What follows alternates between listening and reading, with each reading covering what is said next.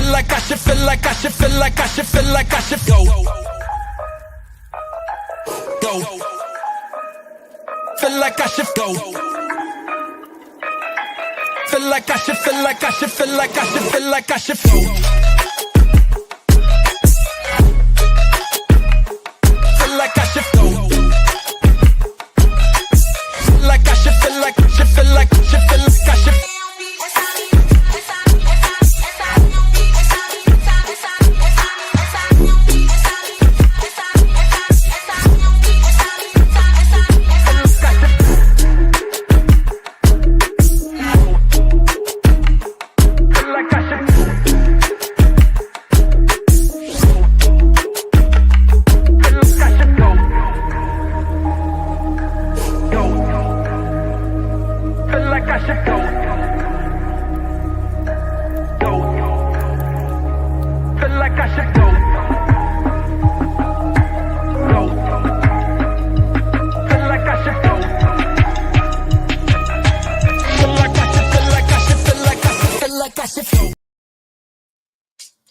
Hey, good evening. What is damn near midnight on a Friday evening?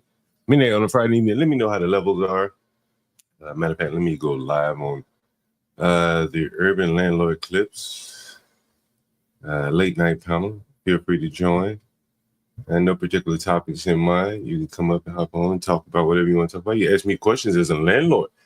I'm going to ask John Galt a question. A landlord question. Or any other kind of question you're going to ask me or talk about. I'll be here for a couple hours till Stanley goes live. I think Stanley's going live tonight. I see MFB in the audience. First man in the audience here. I see you got my text message, MFB. I want to get that lady on the panel.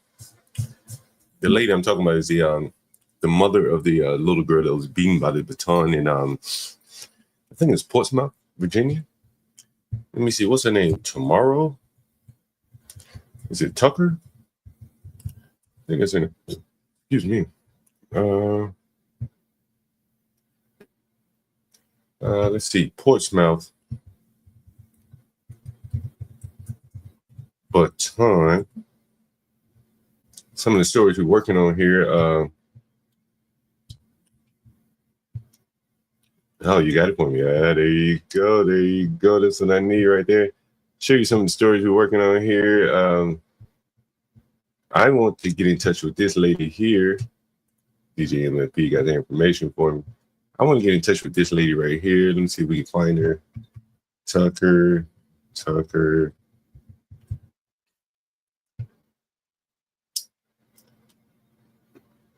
The 16-year-old girl who was attacked with the baton, her name is Caitlin Tucker.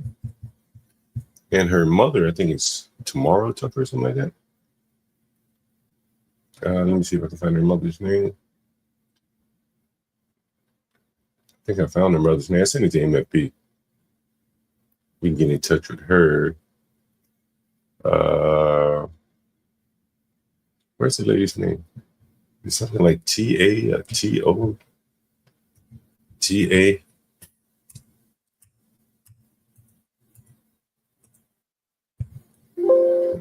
Maybe that's not it.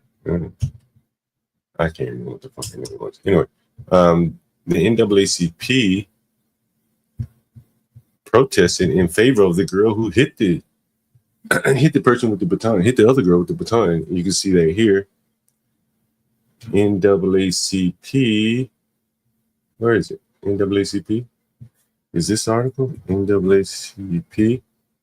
Yeah, the Portsmouth NAACP released a statement about the incident on Wednesday, noting that they are reviewing what happened, expressed their concern for the girl who attacked the other girl and her family during their difficult time, citing a response in which racial slurs and death threats have been used. So, by the fact that I don't know who would have hurled racial slurs at the black girl for hitting another black girl and death threats other than the other blacks.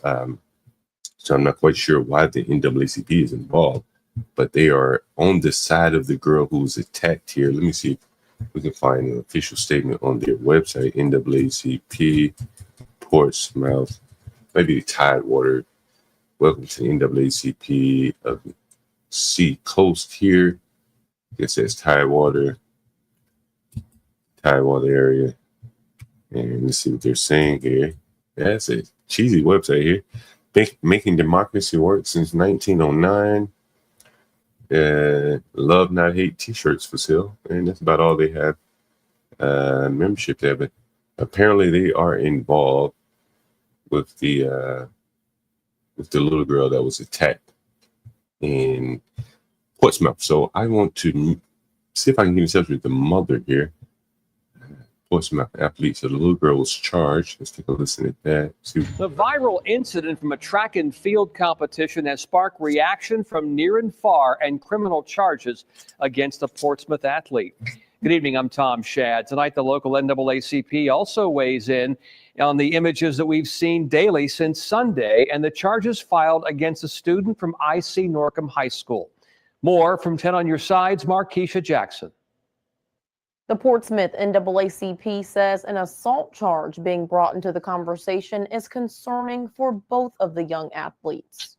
We should not have adults attacking young children on either side. That's what Genoa Everett had to say about the extensive backlash his daughter Alayla has faced after a viral incident brought nationwide attention to the family. In the video, Alayla is seen striking an opponent, Kaylin Tucker, with the baton from behind. Alayla says her opponent was running very close to her. The closeness caused Alayla to lose her balance. Alayla says the only reason she did not apologize at the meet was because she was following the directions from her track coach. Just seeing one video and it looks bad from that angle. A certified USA track and field official even slowed down the video to show just how close the two athletes were competing. Even certain things out did so much damage to our family. The Portsmouth NAACP released this statement in support of both families and called out the racial slurs and death threats that Alayla and her family have received. Lynchburg Commonwealth's attorney Bethany Harrison says a petition for 1 count of assault and battery has been issued. In response to that, Portsmouth NAACP saying, quote, "We are committed collectively to ensuring that the criminal justice system, which we feel is not warranted in this situation, is executed fairly and based on due process." The Portsmouth NAACP's full statement can be found over on wavy.com. Markeisha. So you do have a full statement there. It's rather interesting that the NAACP would take up this case here. Let me know how my mic volume is, if I need to adjust it or not. Guys, if you've heard me talk, I'm a big fan of Anthony Cumia here, and Anthony from Opie and Anthony fame here. So he'll be on WABC Sunday night, again, 8 o'clock, this second episode here. He's asking for suggestions for who his guest should be. Let's see who people are suggesting. Nick DiPaolo, Bill Burr, oh, dude, Ronnie B is still. Who else did they? Tony Danza, okay. Master Poe. I don't know any of these. Someone says Nick Fuentes. How many of you guys are familiar with Opie and Anthony? Anthony Cumia mixes second show there at Ronnie B and Big A. Someone says Opie. I don't think Opie's going to be back there. Anyway, Opie and Anthony show. Good to see he's returning back to ABC. A lot of people thought he was a racist.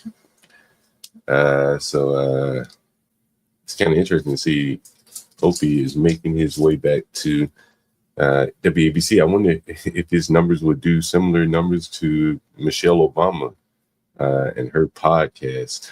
We talked a lot about Michelle Obama this week. We actually even went over her thesis.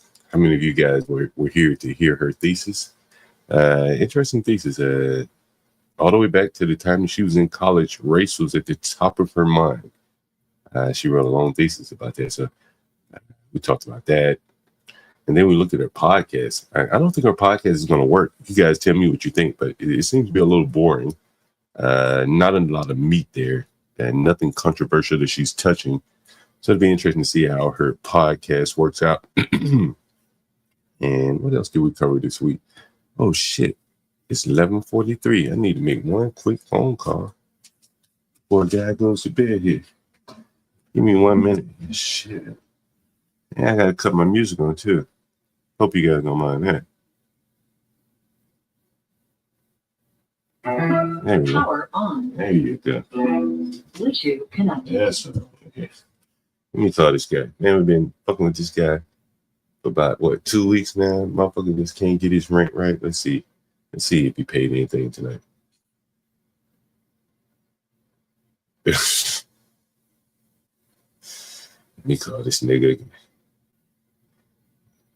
I keep trying to get this nigga opportunity. You know, these niggas. Let me see. Where is this number? All right.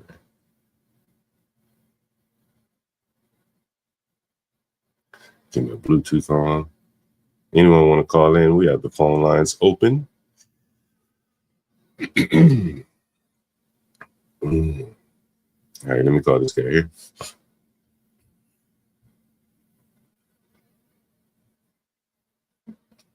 Sure.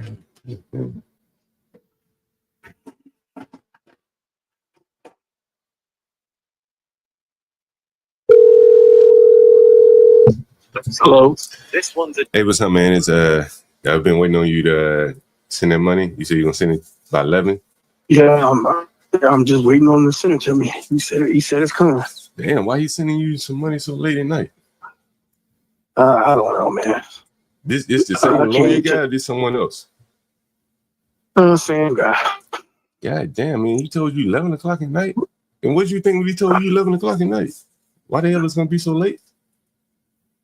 I don't know. Well, it's after I 11. don't know. Well, it's after 11. You want to give him a call? I sent him a text and waiting to hear back from him. Man, As soon as I get it, I'm gonna send it to you. You might need to give him a call, man. Shit, he might not check his text, but he'll at least hear the phone ring. You don't want to wait on that, man. Shit, he owe you. And you need to pay me so you can have a place to stay. You know. Yeah. So give him a call, man. Give me a call right back. Yeah, I've been waiting on you. I gave you a little time after 11, right? Okay. Yeah, call me call you right back. back. Yeah. Damn shit.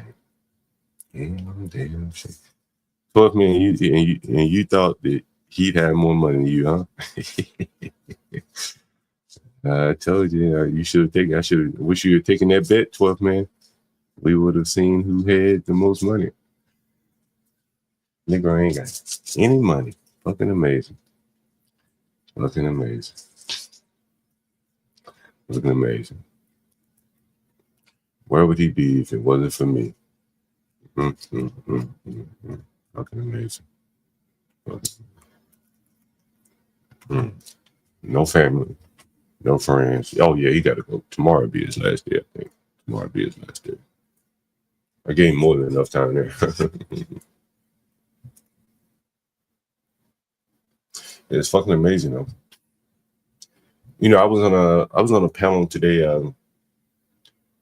The Khazarian, I think, what was the Capiano was there, and I mean, you know, the African guys, they were talking about reparations and shit, and they were just like, they don't understand how the hell the blacks could even be asking for reparations, and you know, I'm kind of the same way. You know, I'm not really a big fan of reparations.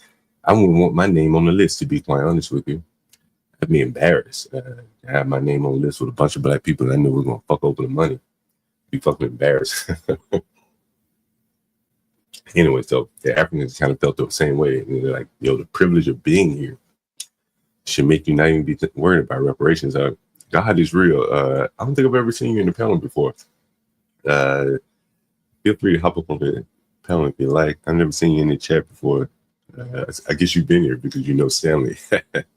You're the original lawyer guy from where? From Khazarian? The Khazarian Empire channel? Which guy are you referring to?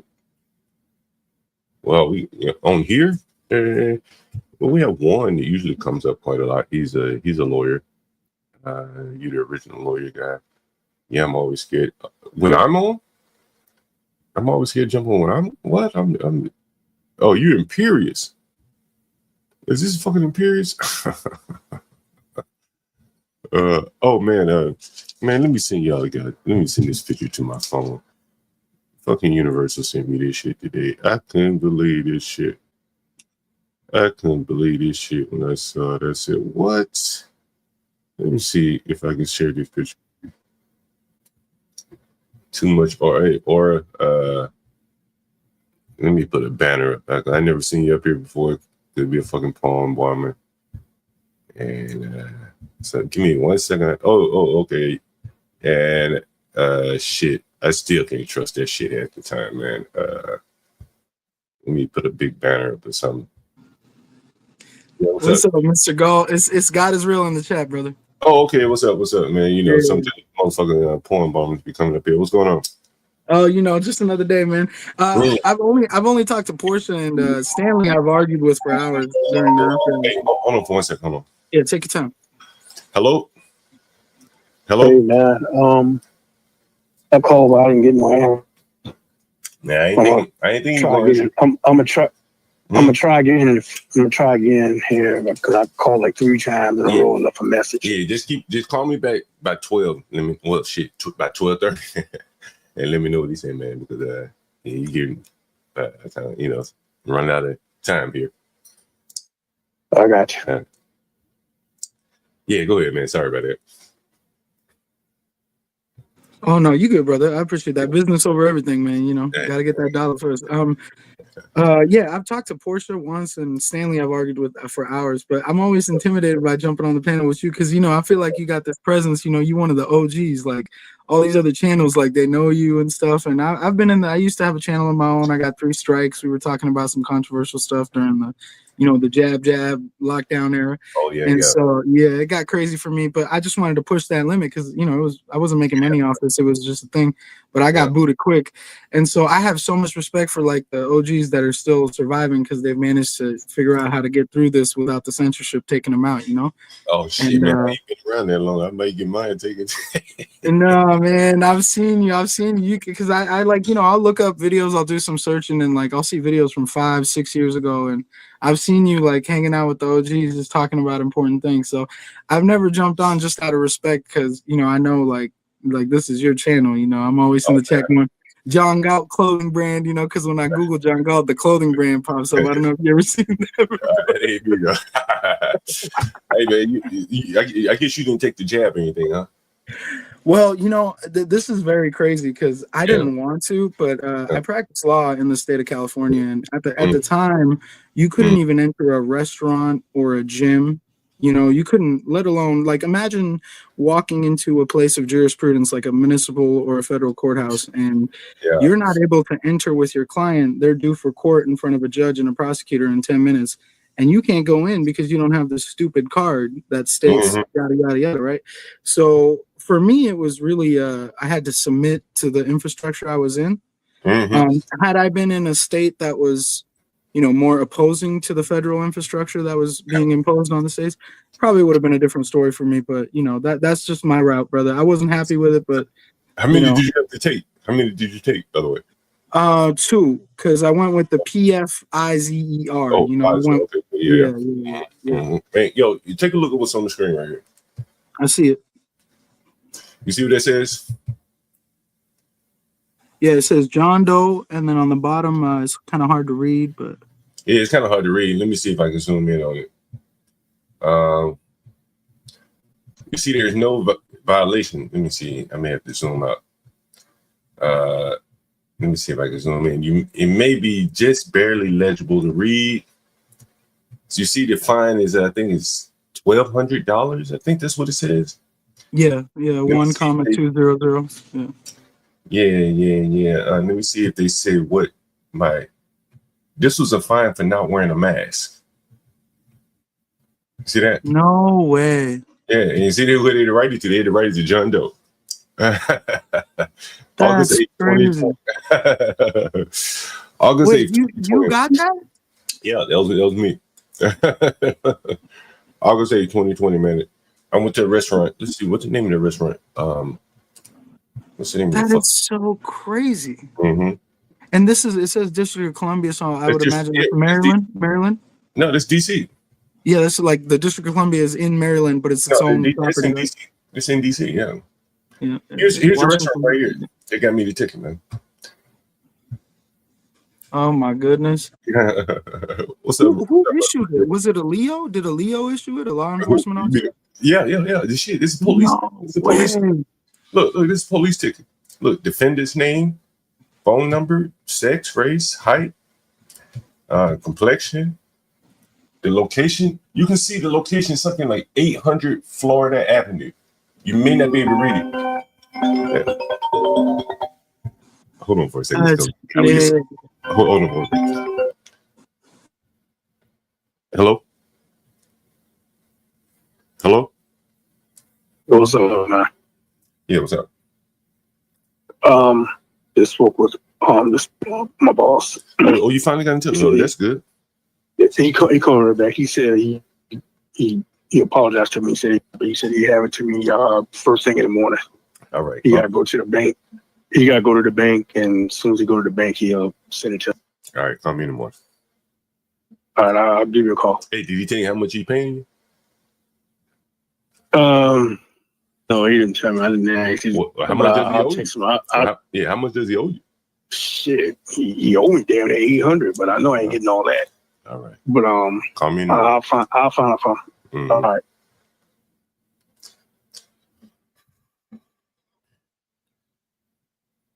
Just can't make it, bro.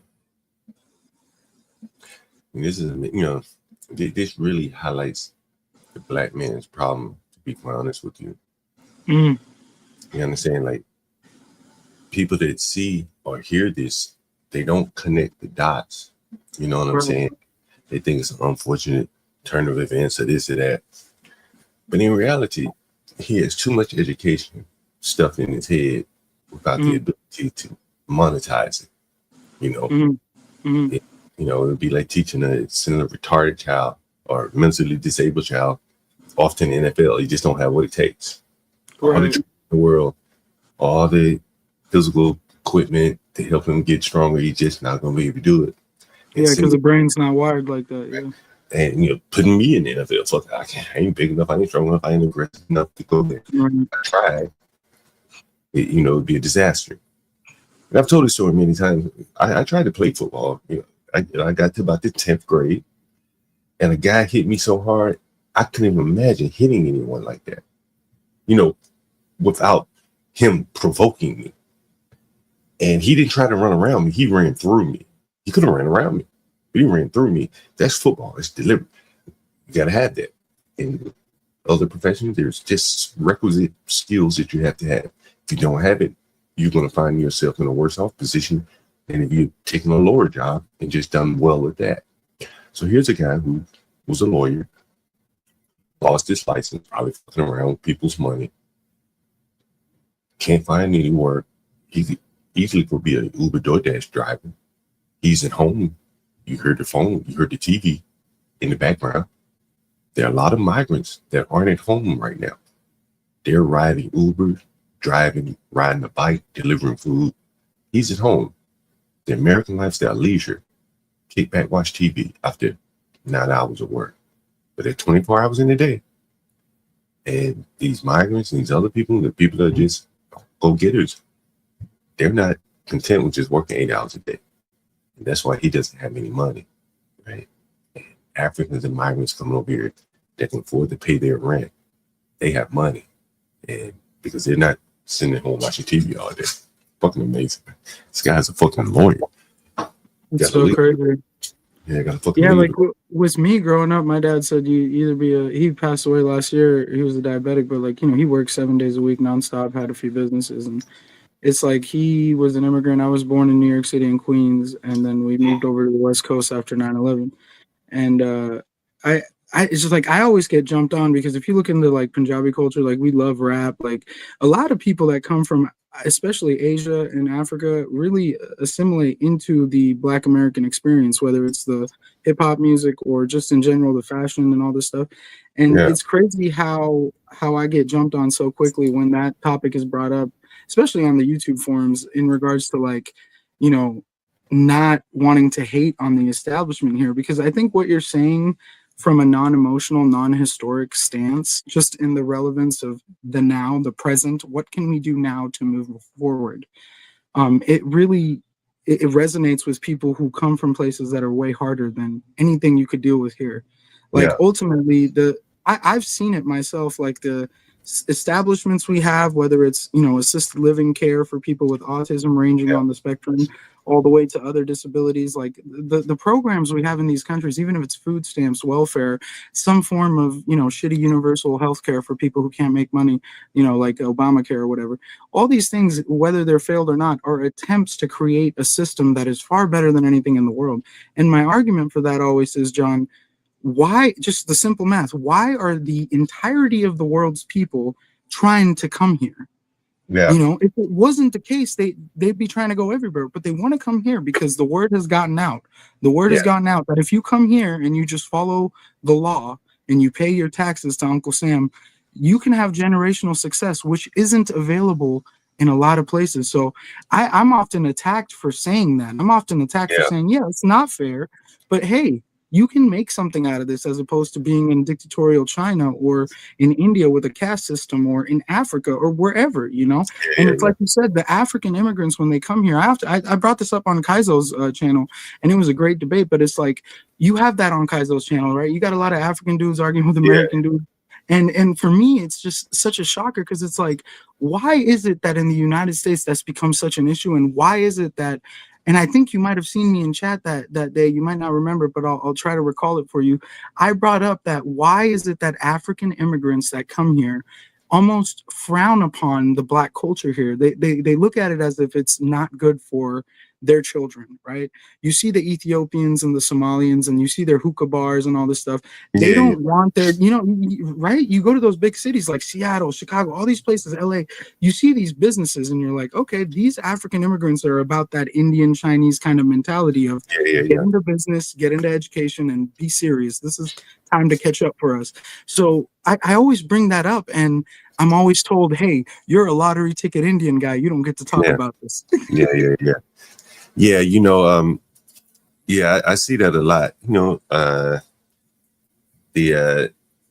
I have African kids, so I see the distinction, and that's not to say that the Africans are better individually or anything like that. I'm not putting them on a pedestal, but I think just the ability to work with each other. You know what I'm saying? And it could be a Ghanaian and a Zambian or Gambian or wherever. They all seem to come together just to do the basic things. Okay. In the kitchen, I've talked about this many times. You put two African women in the kitchen, they could be from different countries, and they kind of can meld washing, cooking carrots, and, shaving carrots, or, just doing every thing to do to prepare food. The food preparation is somewhat similar, vegetables, stuff like that.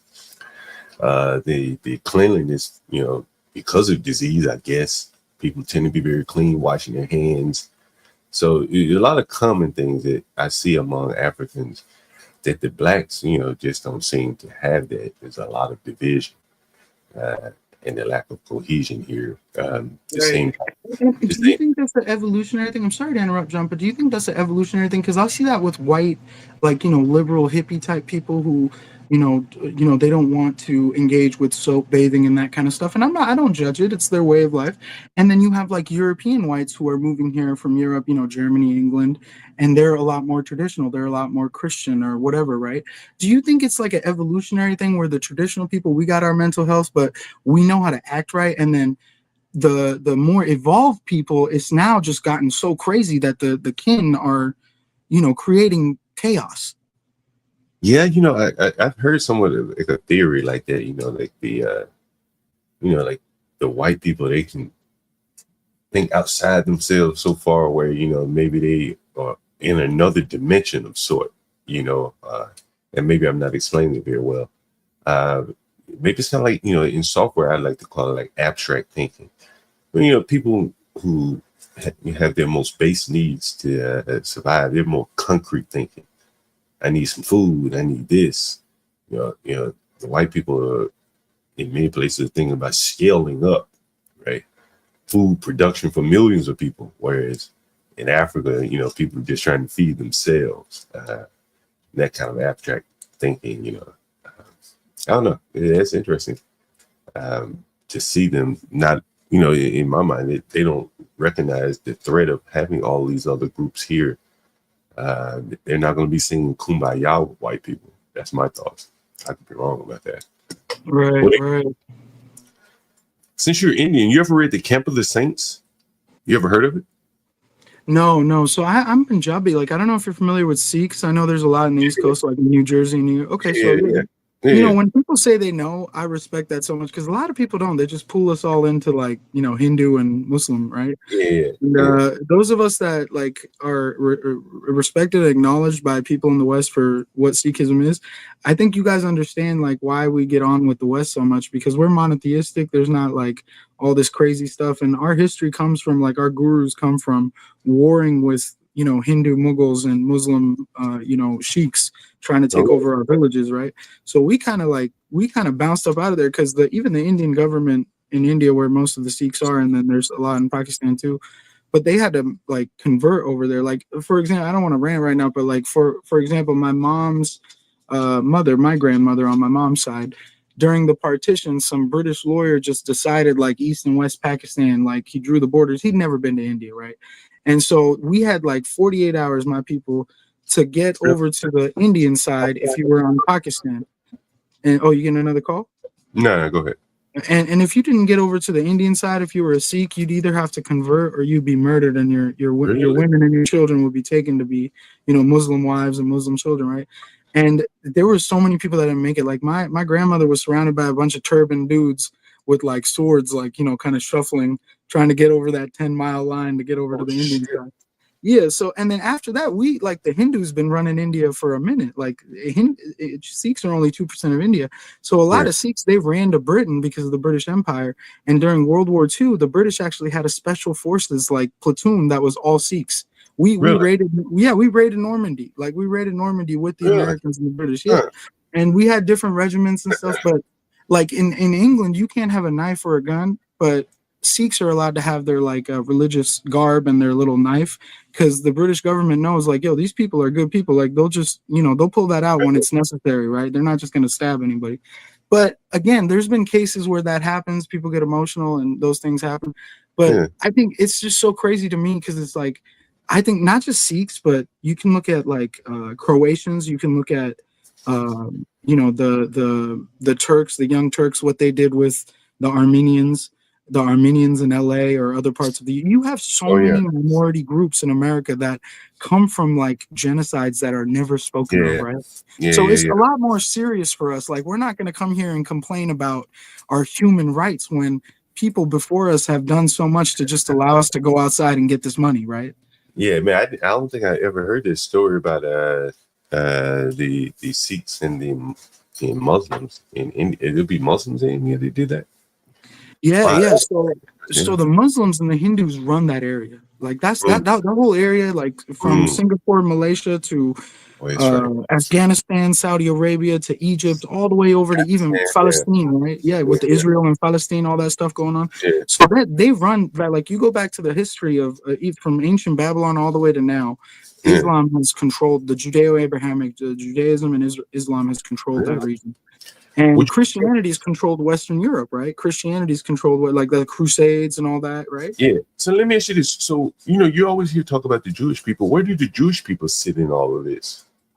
You know, that's such a controversial topic because you have so many rabbis and Jewish, you know, Hasidic Jews that are very opposed to what's happening. They've been protesting in New York, and you don't see it on the media, but if you know, you know. And they're very against this regime in Israel, right? ISIS, Ra-El, you know, the Egyptian ones. And so like they know that these people that run the government of Israel, specifically people like Netanyahu, his name's not even Netanyahu. It's like Milofsky or something. You guys can look this up on Google, right? Or Ben Gurion, his name was Gruen, right? These guys are what we know as Ashkenazi Jews. They're from Europe. Yeah, so, the more European Jews. Yeah, you know, John, without getting into too much, because I respect everybody's platform, I don't want to, you know, all that. But I'll tell you this. There's so much going on with that, and people are waking up to it right now. And I've never seen such a shift in the awareness to it. Than I'm only 31 years old. Maybe you have more, you know, acumen to it. But in my lifetime, I've never seen such a shift, like on the left and the right of politics, or just people. everyone's starting to get it. Like, what's APAC? You know, what's up with all this like donations to our Congress? You know, what's going on with Epstein and him being a Mossad agent? You know, all this stuff. Like, people are starting to, and the internet, you know, although it does a lot of fake news, it's created this tool for every person to just kind of, if you know what you're doing, you can find the truth. You can talk to people, you know? Yeah, I think it's getting harder and harder for them to kind of maintain the narrative, because people are speaking out from all different angles. You know, you got Kanye, you know, go on his rants. And you have someone like Nick Fuentes going on more, you know, sophisticated type rant, and on it goes. And I think I heard some comedian or someone talking about it. Everyone's kind of tiptoeing around it. And it's not just one person where you can just shut him down like it used to be. A lot of people are kind of, you know, nibbling around the edges, and I think that's harder to defend that narrative when people are nibbling away at it. You know, I hear a lot of people, and I haven't much thought about it, to be honest with you, up until recently. Someone was talking about it, just questioning the 6 million Jews, you know, people that were killed. Yeah. I questioned it before. And well, even the commission have changed the number, John. You know, have you heard of that? The commission, they've changed the number because of the scrutiny. But without getting into that, what do you think about Straight Outta Compton? Like, even the Hollywood scene, right? Let's talk about a Hollywood movie to keep it mainstream. That scene where Ice Cube, right, supposedly smashed up that room of the producer, the record producer that they worked with, who happened to be a guy of Jewish descent. In that movie, what does that movie tell you, right? It tells you this guy was trying to scam Ice Cube out of his money. Yeah, I didn't see the episode. Right. And I respect you for that. People who are not in tune with the brainwashing, you know, respect. And there's a lot of us who are trying to keep up with pop culture and be cool and all that, right? So I get that. But I just in that movie, mental to watch it. 2 hours and I can't sit down and watch a movie. But go ahead. I'm telling you though, it's a great sequel, because that's what they do. Symbols will be their downfall, right, John? So what they do is, the truth is the only law of the universe. We can argue about God all day, whether he's real or not, but the truth will always come to light. So they know that. So if they put it in your face and it's in your subliminal, your subconscious, you're never gonna be able to blame them, because it was always there in front of you. That's their argument, and we'll see if it works or not in the end days.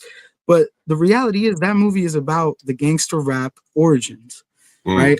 All that stuff about the gangster rap movement, from the origin all the way to Pac and Biggie, and the violence and crime it's created, you know, the distractions it's created for the youth in this country, specifically of a certain descent. And when you look at that movie, even in that movie, they highlight the people behind the production and the people getting, you know, used for the product, right? Who made that movie? Was it F. Gary Gray or someone? You know, let me look it up for you right now, because you know, we live in a time where it takes 2 seconds. Yeah. Who directed Straight Outta Compton? Probably F. Gary Gray. Yep, F. Gary Gray. Yeah. And what do you think about that man? I don't know anything about him. If you know, he used to make a lot of videos back in the day, and for West Coast artists. That's what I remember about him. Let me see if I think I found some to go along with what you're saying. I've been looking for this clip forever. I may not be able to find it. Hell yeah, man. Let me see. It's an honor to be up here with you, man. Real stuff. Man, my pleasure, man. My pleasure, man. Seriously. Let me see if I can find this clip for you. Yeah, let's see if I can find it. Damn. You know who actually put me on this clip was Andrew Anglin. Let me see. You ever heard of Andrew Anglin before? No. But really? I just said okay. Yeah, no. Is he a YouTuber? No, hell no. He's banned from everything. Oh no. Let me see if I can find it. I think I sent it to myself a long time ago. Damn, I'll buy it. Let's see. If not, I'll just tell you about it. Let me see. I may have to just tell you about it. Yeah, no worries. I'm here.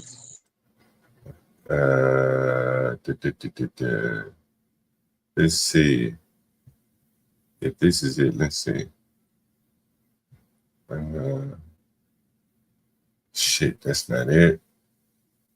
Damn, I want to show this to you. It was an interesting clip. Otherwise, I just play it for you. Power off. So I can't find it. I don't think I can find it. Let's see. Maybe if it's in my other email. One more. No worries. Take your time, man. Take Anyway, your time. I'll tell you about it. I'll lead up to it. So it was in Gucci Mane. I think he was on Breakfast Club. You know the Breakfast Club. And damn, I want to find that shit because I don't want to give it away. Gucci Mane.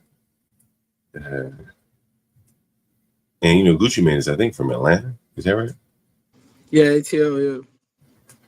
And so, oh, he's banned from the Breakfast Club. Yeah, he did. He was wild on there. He called out Jessica Yee for trying to hook up with him, and she wasn't denying it. Yeah, you remember that? I remember that. She was trying to get all up in his pants, and he called her out on live. Let's see. Was it? Damn, I remember it. Yeah. Damn, I wish I could find it. That's how it always works, man. When you need something in the moment, it's like it's hard, you know. Shit, I've been looking for it for a long time. Well, anyway, Gucci Mane was at a meeting or something. You know, Gucci Mane's kind of a hardcore rapper. I guess that's how they would characterize him. And so these Jewish guys going to him, come and sit down. He didn't know what the hell they were Jewish. And they were like, yo, make your album more gangster than it was.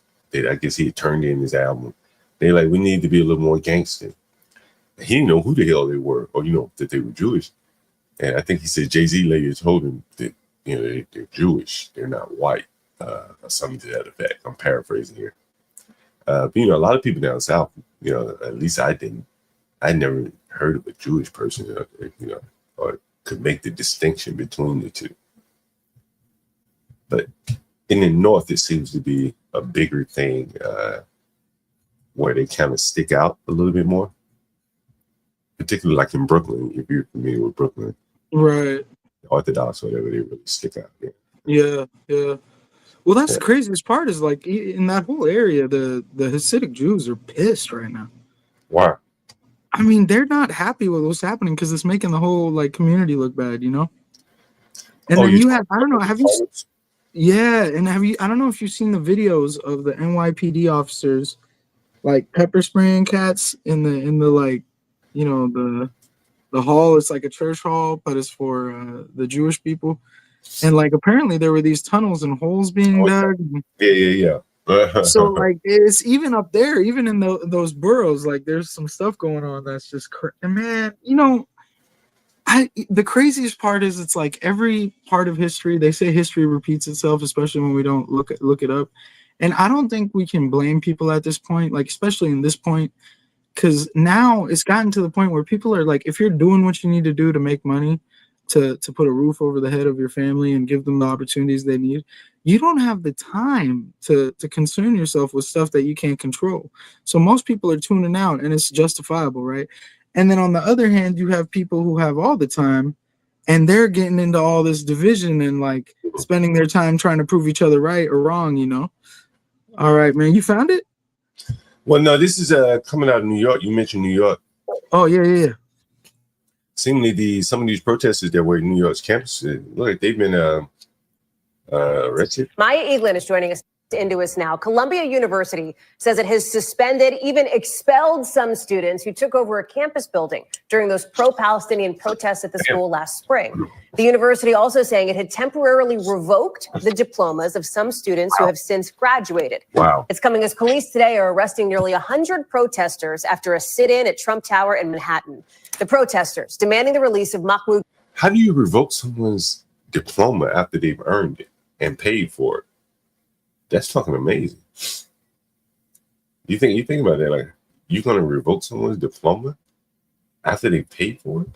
Khalil, that's the pro-Palestinian activist and Columbia grad detained over the weekend by ICE. Maya Eaglin is joining us now from outside Trump Tower. Walk us through what we know about this news out of Columbia University and where Khalil is now and what the status is there. Yeah, Hallie. So this announcement was just released by Columbia University, and they aren't giving exact details on the number of students involved, but they said that their judiciary board has come up with these consequences for the students involved with the pro-Palestinian protest last spring, late April, but more specifically, the students who occupied Hamilton Hall. So they said that some of them are facing multi-year suspension. There's some of them who are going to have their degrees temporarily revoked. And they also said that they're going to expel some students. Again, we don't have specific numbers just yet on how many students are impacted by this, but this is happening all as President Trump recently announced over $400 million, of federal funding had been cut to Columbia University. So a lot happening here. And again, this protest earlier today at Trump Tower behind me, kind of putting a... Man, that's a nice looking woman. Jesus Christ. Just naturally. Oh my goodness. exclamation point on all of this happening at the same time. Oh my Hallie? goodness. Maya Eaglin live for us there from New York outside Trump Tower where we saw those protests today. Maya, thank you so much. That's a nice, natural looking woman, right? She's very nice and natural looking. Damn. Not much makeup or anything, you know. But it shows you there that all is not going the wind, they still have some wind behind their back. These students are really getting a hammer dropped down on them for protesting for the Palestinians. Protesting for George Floyd was one thing, but for the Palestinians is a whole nother thing there. And they're finding that they've crossed the invisible line there. Yeah, she is attractive. I will give her that. She's nice hair. Nice. Real nice. What's her name? Let me look her up. What's her name? Did they say what her name was? I don't think so. It's, a lot of these, I don't know what is up with these people. It's like, have you ever seen those clips where they're saying the same things over and over again? It's like 40 of them at the same time. Oh, yeah. It's like, how can you do this, man? How can you be a part of this? Like, it's worse than being a used car salesman. You know what I mean? Oh, yeah. It shows you the level of the propaganda. I got an example of that. Let me see.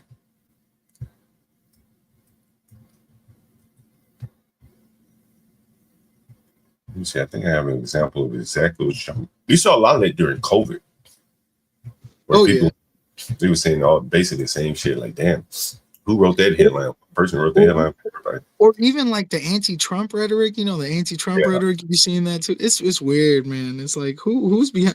You can really narrow it down to the two companies. It's Vanguard and BlackRock. Have you heard about all that? How they own every major? It's crazy, man. I think the Democrats sent out talking points in the morning, and that's really the only thing that would explain how all of them are more or less, own message like that. I think they have. I know they have talking points that they sent out. So it's just a matter of just recognizing. I have an email where I can show that to you. Let me see if I have the email here. Well, that's the thing. It's like trying to get people to watch the other sources. Like, have you ever noticed the people that are plugged into what they watch, whether it's MSNBC, CNN, or Fox, they refuse. Like, the moment they see the other thing on the TV, they start complaining, saying, no, change it to mine. And that's the thing. That's why they don't see it. Take a look at this. Yeah. You may not be able to see this, but this is tweets from 4 Congress members. Yeah, I can read them if you want me to. And they all, go ahead. They all see the same thing, basically. You see it? Okay, yeah, I'll just read one of them. House Democrats stand united for a 4-week funding extension that stops harmful cuts, keeps the government open, and allows Congress to reach a bipartisan funding agreement. I am ready to vote today, tomorrow, or Friday to pass a bipartisan extension. And it's repeated, That's crazy. So all these people just copy and pasted it. They may have one media manager for, the House Democrats, as an example, right? Right. Who has access to send out a tweet on all their accounts. That could be what it is. Right. All their media managers could get together and come up with one tweet all saying the same thing. You know, they do want to show solidarity, and it goes on both sides. They want to be pushing the same message, right? You know, they call it solidarity and messaging. So it just comes off as tacky when they do it this way, where it's just, you know, they don't even put much effort in it to distinguish their messages. They're all just basically saying the exact same thing. And you see people do that with overlays on the TV, where all of the talking heads will say the same thing. Today we had 100,000 deaths from COVID.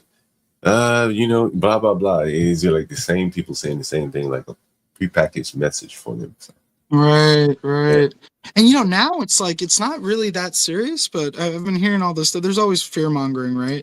But now what we're dealing with is like you hear about the price in eggs rising, all these chickens that were killed off because of the bird, you know, FLU. And it's just like, you know, what the heck, man? There's always something. And I often wonder, you know, regardless of the talking points or the facts, what was the institutional aspect of it all? Like, was that them trying to do a test run and see how gullible people were and how submissive people were, you know? And now they know, like, now they've done it, so they know what we're capable of or what we're not capable of, you know? Well, if that wasn't the goal, that ended up being one of the outcomes, right? It's one of the benefits that they got. They learned how gullible people would be, right? Right. And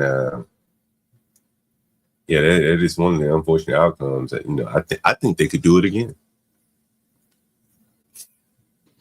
Yeah, man, and that's the craziest thing. Like when I was growing up, I was trying to tell people about the Illuminati and, you know, oh, look at all this, look at the Freemasons, they founded our country. If you look at like the Rosicrucians and the Jesuits and like the Great Pope, there's all this stuff, you know, and people will be like, you're crazy. And now I'm like plugged in. It's like that movie, The Matrix. I'm sure you haven't seen that either, but I've seen that one. Oh, okay. You know that dude who's eating the steak, right? I don't remember it, but I saw it years ago, only once. Mm-hmm. So he's eating the steak and he's like, you know, I know this steak is fake. I know when I put it in my mouth, this taste isn't real, but it tastes so real, right? So it's like he doesn't want to leave the simulation in the computer because he knows what's out there when he wakes out of that little ball of water, you know, and he's this naked baby looking bald dude, right? It's like one of these things, you know, he doesn't want to go into that. So he'd rather be in the fake world. And that's kind of where I'm at now, John. You know, it's like I'm looking at my credit score. I'm like making money. I'm like, okay, I could drive something nice. And, you know, when my family wants to eat food or when I'm trying to, somebody in my circle needs help, I can be there for them.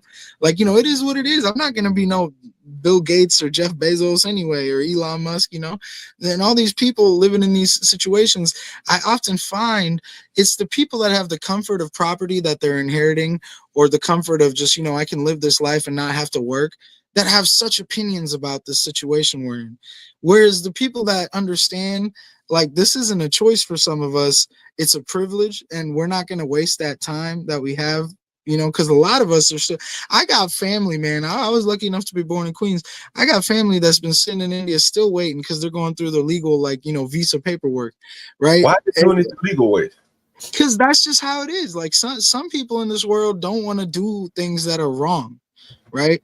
But then there's some people who just look at the system as wrong entirely, and they think anything they do therefore is not incorrect because the system is incorrect. However, if you follow a God or a faith, you know that this world is a test. You know that the dominion has been given to evil, to Lucifer, to whatever you want to call it. So it's almost like a bait, a trap to go, oh, this ain't fair, and, you know, because of this, I'm gonna just do this. Like the whole point is when we look up to people like Yeshua ben Yosef, Jesus Christ, arguably the most influential religious figure in the history of mankind. You know, when you talk about these people that touched this earth and then died, and after this time, we still talk about them. Why is it? It's because they lived their lives in a way that was so different from everybody else, right, John? And whether we love it or hate it, we still talk about it today. So I think a lot of us are trying to, you know, imitate that example, even though we know we'll never be it. And the harder the path is, it's almost like that, meme we see on the internet. You see that little puppy, that wolf with the arrow on its back, and it's like, this is life. And then it shows the puppy growing up, and it's an adult wolf, and it's got like 10 arrows on its back, but it's tougher, right? And that's life, man. It's like Buddha says, to live is to suffer. So once you learn to embrace that suffering, then it's so much easier to move forward. But if you're just going to sit here and harp and mope about everything, then you're going to put yourself in a stationary position. And of course, everyone's going to pass you up, everyone's going to pass you up. I mean, John, think about all the family members that will do their brothers and sisters dirty. We've heard of the stories of Cain and Abel in the Bible, all the way to now.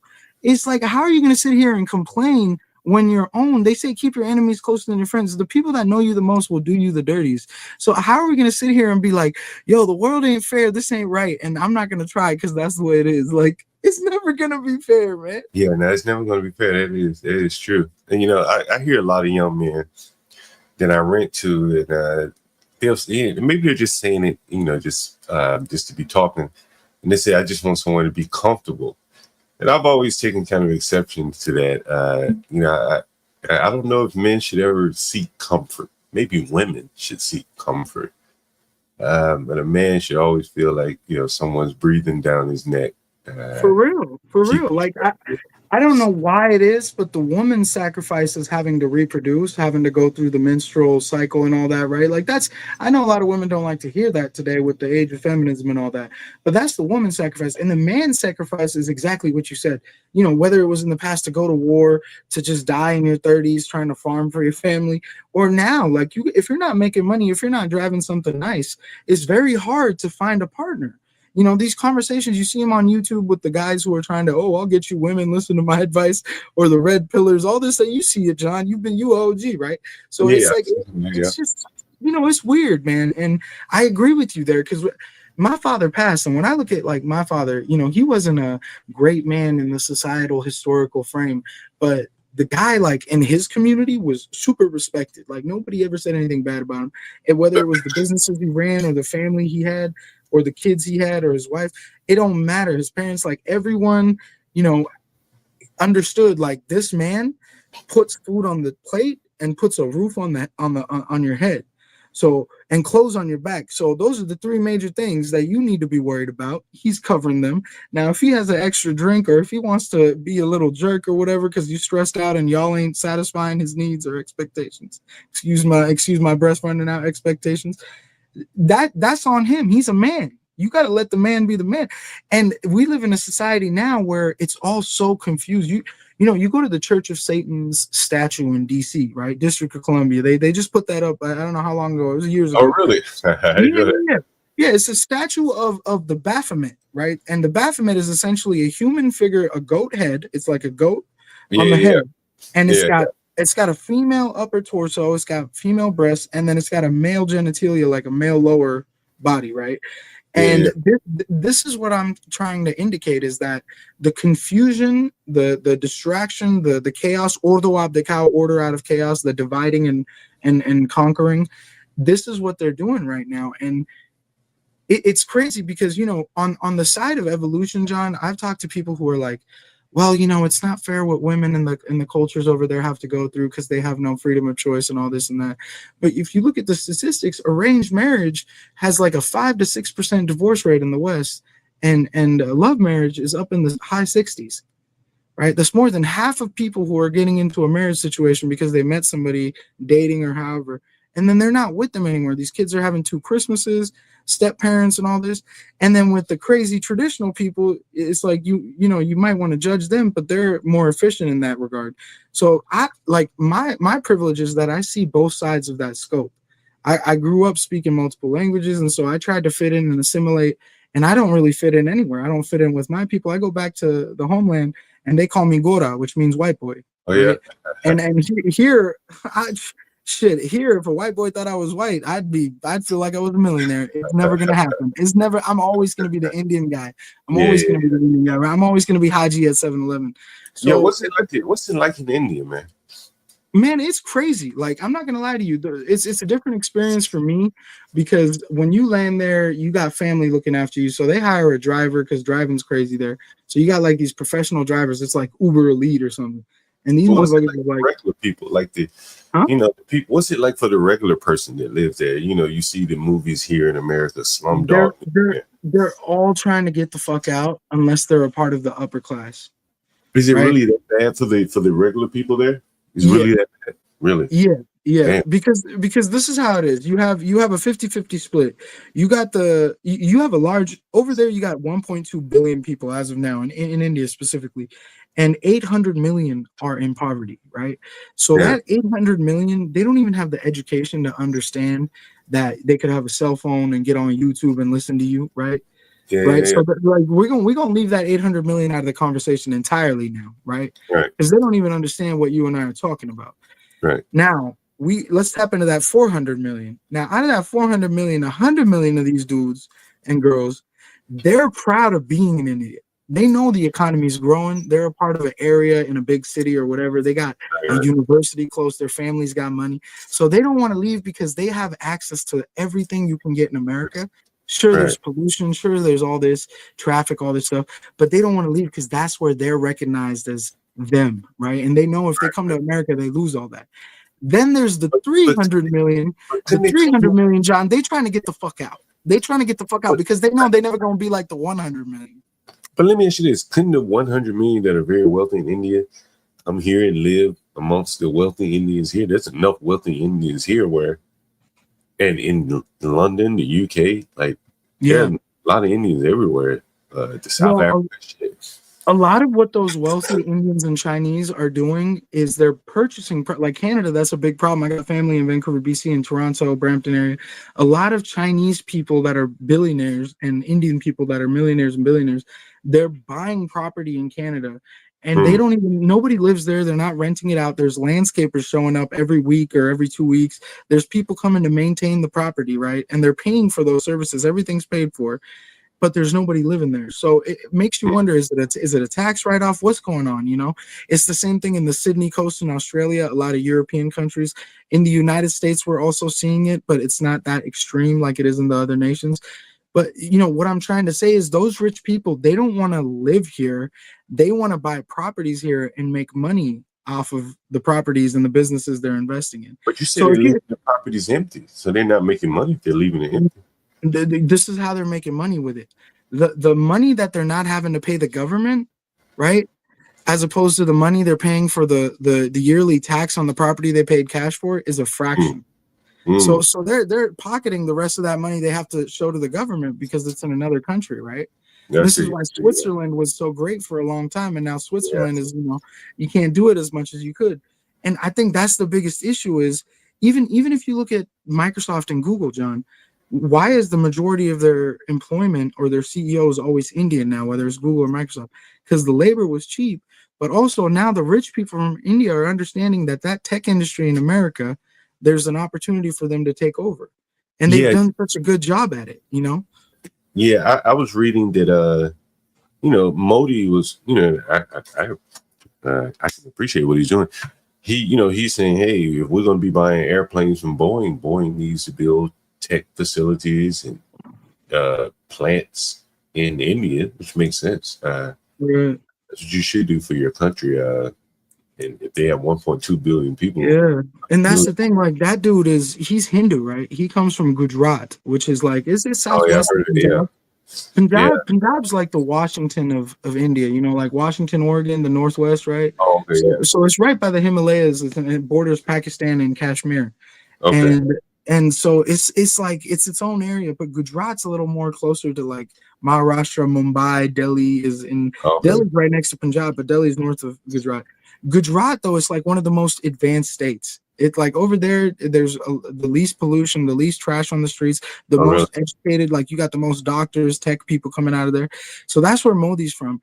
Now here's the problem: that state in Maharashtra where the Bollywood is, Mumbai, right? The Bollywood, Hollywood, all that. Yeah. They make like 4 times the amount of movies Hollywood does every year. Those two states are dominated by the upper castes of the Hindu religion, the Kshatriyas and the Brahmas, right?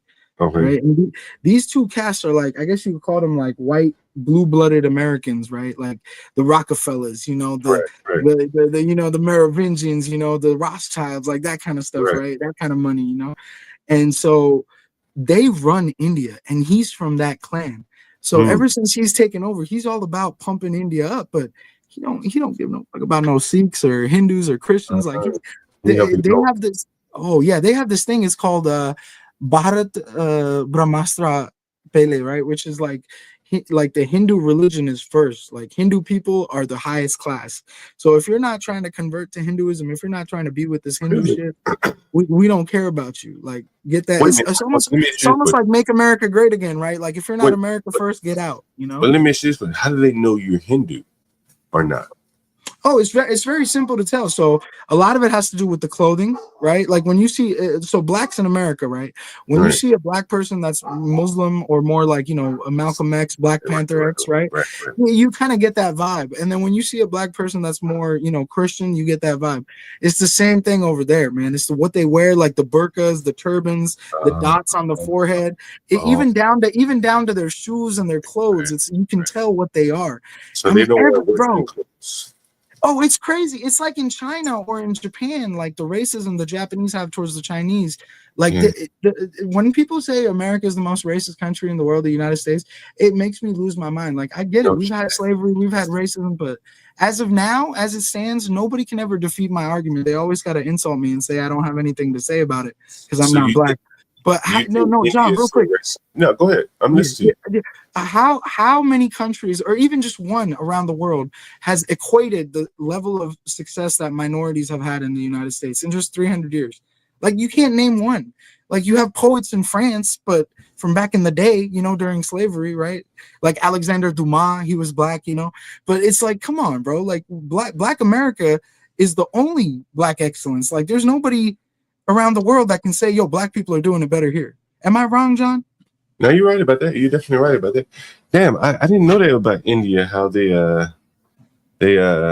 it's like they have a saying, what, Hindus first. Hey, give me 1 second. I'll be right back. Right? No, take your time, bro. Thank you for letting me just rant on here too, by the way. All right, my pleasure. I'm going to ask you some more questions about India. Give me 1 second. Hell yeah, man. I'm here for it.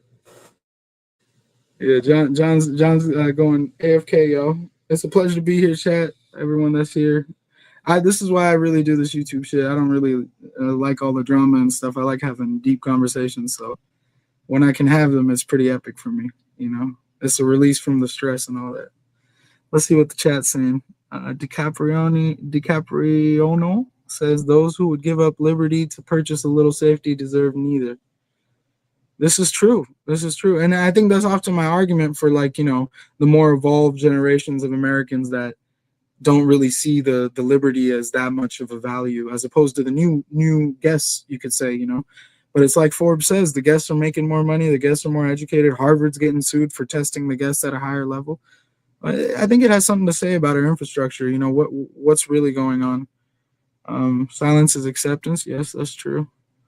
47 can't build that wall soon enough. That shit's crazy. I don't know if you guys know this, though. They're saying that the Mexican border isn't really the biggest threat for terrorism now.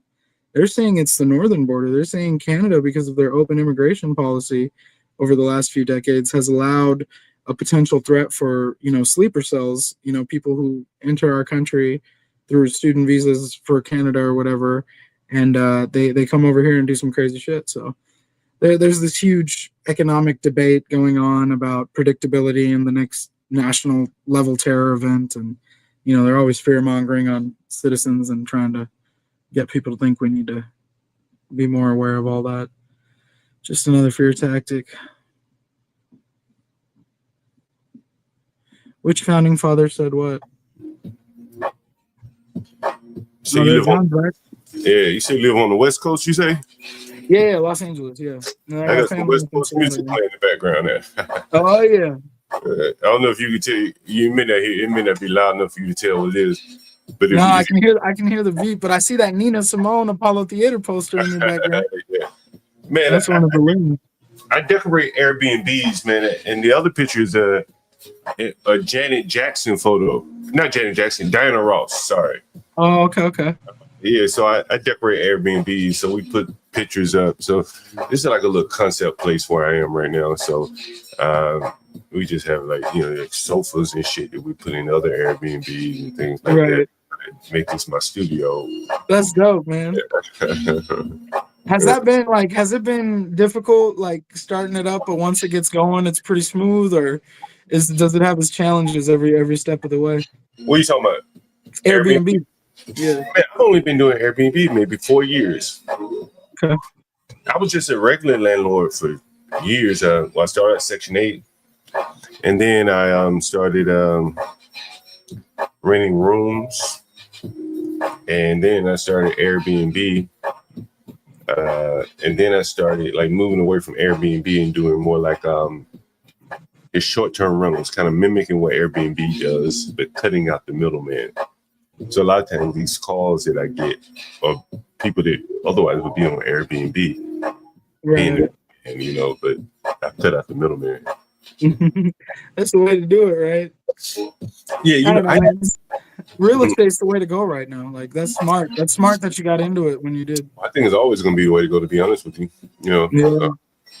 if you don't know how to run a business, if you own the building, you own the business. Right. There was a man. Let me see if I can find it. Let me see if I can find this shit. Yeah, no worries. I gotta take this call real quick, John, but I'm listening to you. I'm gonna just be real quick. It's a work call. Oh yeah, go right ahead, man.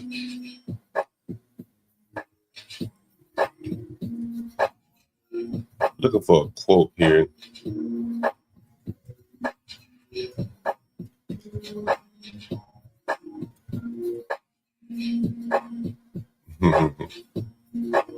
I think I found it here.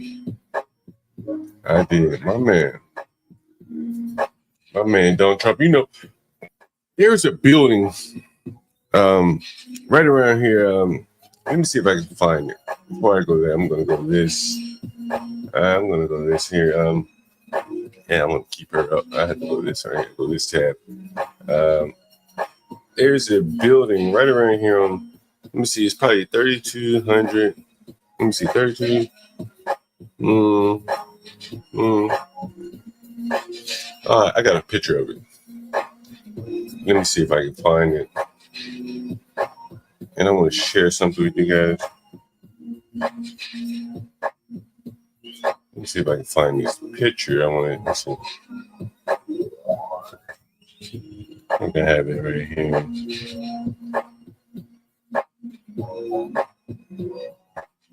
I know I have it. Let's see.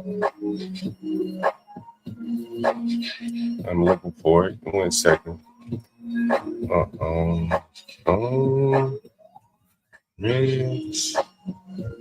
Yeah, let's see. No, I have it somewhere. God damn. Let me just do this. 3,100.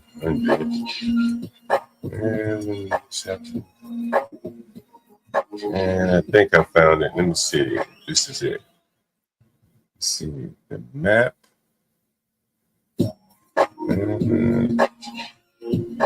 Let's see. I'm pulling up on the map here. Give me 1 second. Oh yeah, it's this way. All right. You should be able to see my screen. Yeah, I'm right here. Man, I saw this years ago. This building still hasn't rented. Let's see if I can zoom in up on this. See if I can zoom in. Damn, please, not that. I want to zoom right in. See if I can zoom in here. Shit. Here. Damn, I'm having a time with this fucking Google map. Anyway, there's this building. I want to show it. Let me see if I can show it. What address? Yeah. Let's see. All right, if you look at this building right here, let me make sure you can see my screen. Yeah, you can see my screen. All right, if you look at this building right here, with the orange, like placards or whatever in the street. Let me see. That should pull up a street view. Let's see, street view. Damn, why can't I get this right here? Anyway. At this little building here, I wish I could show the lettering on the sign. Is it a church? Well, anyway, it says Rent Your Dreams. And it's a Chinese-owned company that owns this building right here. and it said "Rent Your Dreams." This is a Chinese number up there, and I have a picture in my phone. And it made me think about this quote from Donald Trump here. Here's a quote from Donald Trump, and I'm pulling it up here.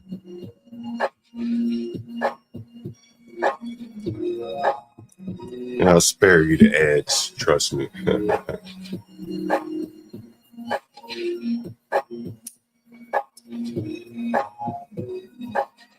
There's always ads here, always ads. I'll spare you the ads.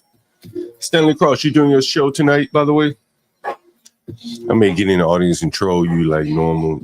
Instead of early morning trolling you, I'll troll you late night. Since I'm up and wide awake here.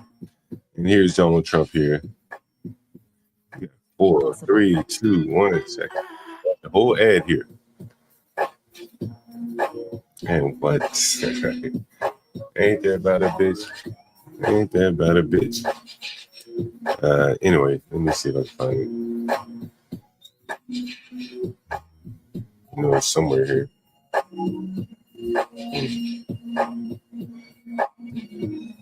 I can't believe that didn't play. Let me see. Here it is. They don't want you to play it, brother. Yeah. They don't. One of the things I know they didn't see.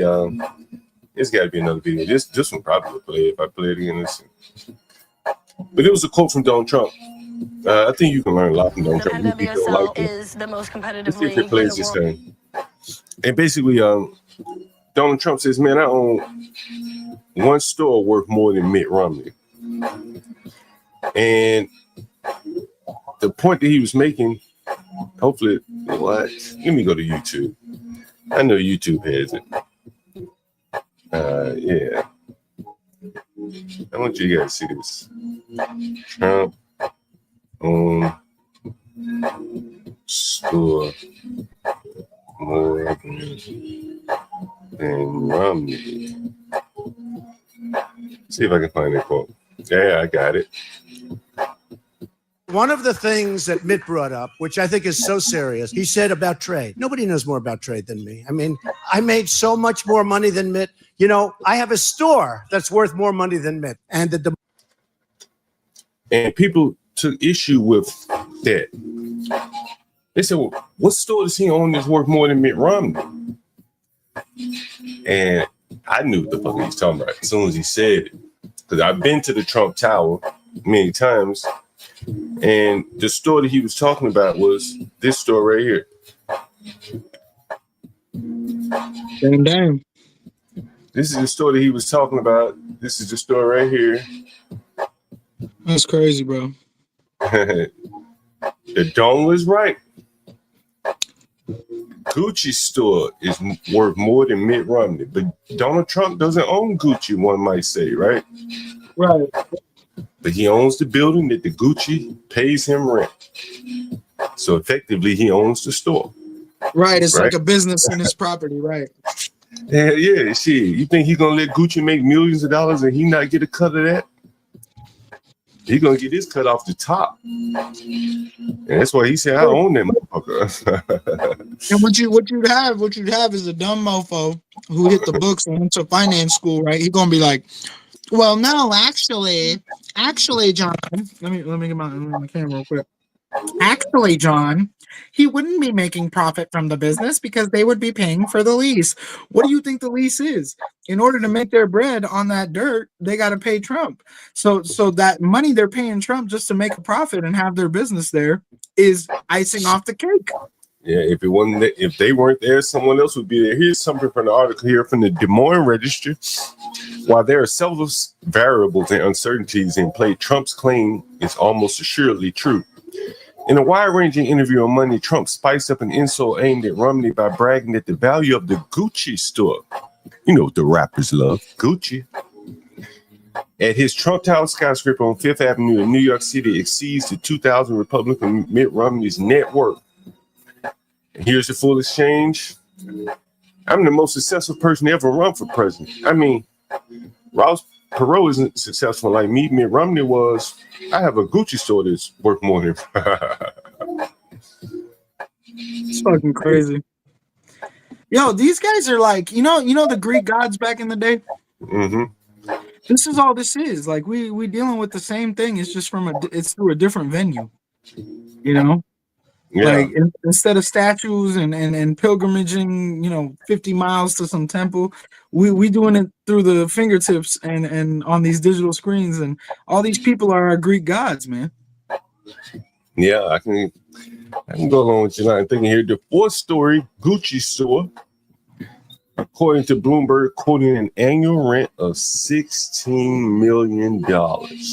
Can you imagine, bruh? Annual. So annual, for folks that aren't aware, is yearly, right? So that's basically, if we break that into 12, you're talking multi-millions per month in your bank account. Now, let's just stop and remove the ego and our bias for how we feel about any individual, specifically Trump right now, and just think about that for a second. What kind of moves you're making and what kind of connections you have when you have that many zeros just pulling in every 30 days. Man, I ain't even looking at the chat, but Stanley Cross got to be sick when I read this right here. Stanley hates it. One way to estimate the value of the Gucci at Trump Tower is to compare it to similar properties that have recently sold as retail condos. Right. In 2014, that was 10 years ago. That was a long time ago, 11 years. How much is the Gucci store worth now? 24,000 square feet of retail space in the St. Regis Hotel at 5th Ave and 55th. A block from Trump Tower sold for $700 million. If the Gucci sold at the same price per square foot, the price would be $1.3 billion. Far higher. That's one location. That's one location, ladies and gentlemen. Now, John, let me ask you this, because we got to bring this up. We're going to have a real, this is some Joe Rogan shit we doing tonight. Why did ATL City fall? Why did Atlantic City fall? Like, everyone says Trump's a terrible businessman. That's why the city fell, because of his fraudulent businesses. But in your opinion, because you're older than me, I was born in 93. So by the time I was even old enough, all I had was opinions. I don't know. But you were alive for that. So it's like, what do you think in that regard? The opinions I've heard, what's your opinion? I wasn't really, that's more of an East Coast thing for me. Most of the gambling, when I heard about people gambling, is more Mississippi. I don't know a lot about, but all the New Jersey cities have had a lot of problems. Right. Well, but they haven't seemed to get a good hold of having a thriving city. So you don't think it has anything to do with Trump necessarily? It's more so just the geography of the area. Shit, everybody else failed there too. Like he got out early, I think. I think the rest of the people may have gotten out late. And that is the thing about business. It's like you got sometimes the smart businessman gets out early. That's crazy, man. That's so crazy. I think Trump has spoken on that. Let's see what he says. YouTube, Trump, Atlantic City. I remember him saying something like he got out early, and he advised him. Now we got one off. That was a great answer. And John, I would only do this because I trust you to have the wisdom for this, right? Let's do the other two, because these are the three things that they got on this, man. Now we're gonna do the other two, right? The other one is the rental agreements and the housing agreements. There's these rumors that he kind of shifted, people of minorities, minority ethnicity to the side and created more opportunities for people that look like him. How do you feel about that? Have you heard about that with the real estate stuff? Like, him and his father got a lot of scrutiny for that. Obviously, I'm asking from a student perspective. Man, I think that was in Cincinnati, right? Yeah. Man, if you're dealing with people in Cincinnati or any inner city, you're gonna have those complaints. I mean, it goes both ways. Let me tell you. I used to have to turn down honest, hardworking blacks for Section 8 blacks. Yeah. Right? I was discriminating against them. They're both black, but I was discriminating against them based upon their income levels. I was discriminating against a man who's working for himself in favor of the person who didn't. Is that fair? Right? Right. If it had been a white person, I would have discriminated in favor of the black person who had a Section 8 voucher. When you're in the cities in real estate, a lot of this shit that normally would make sense doesn't make sense. And I would have to let people who I knew I wouldn't rent to come all the way over, waste their time and energy, and see the place, even though I knew I wouldn't rent to them. How is that fair? Right?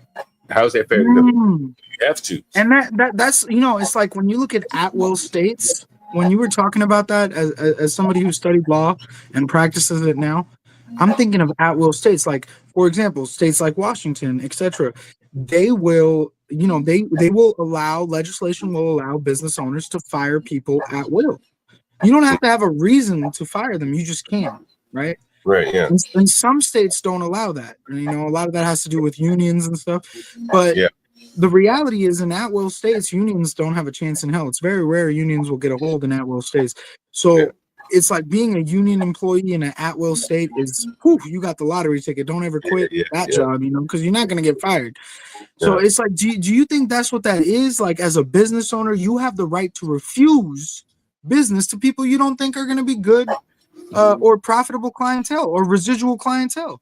And residual in real estate is so different from residual in retail, right? Because in retail, you just come back for a 6-pack and it could be 30 cents off, 50 cents off. It might push you to go to another gas station or whatever.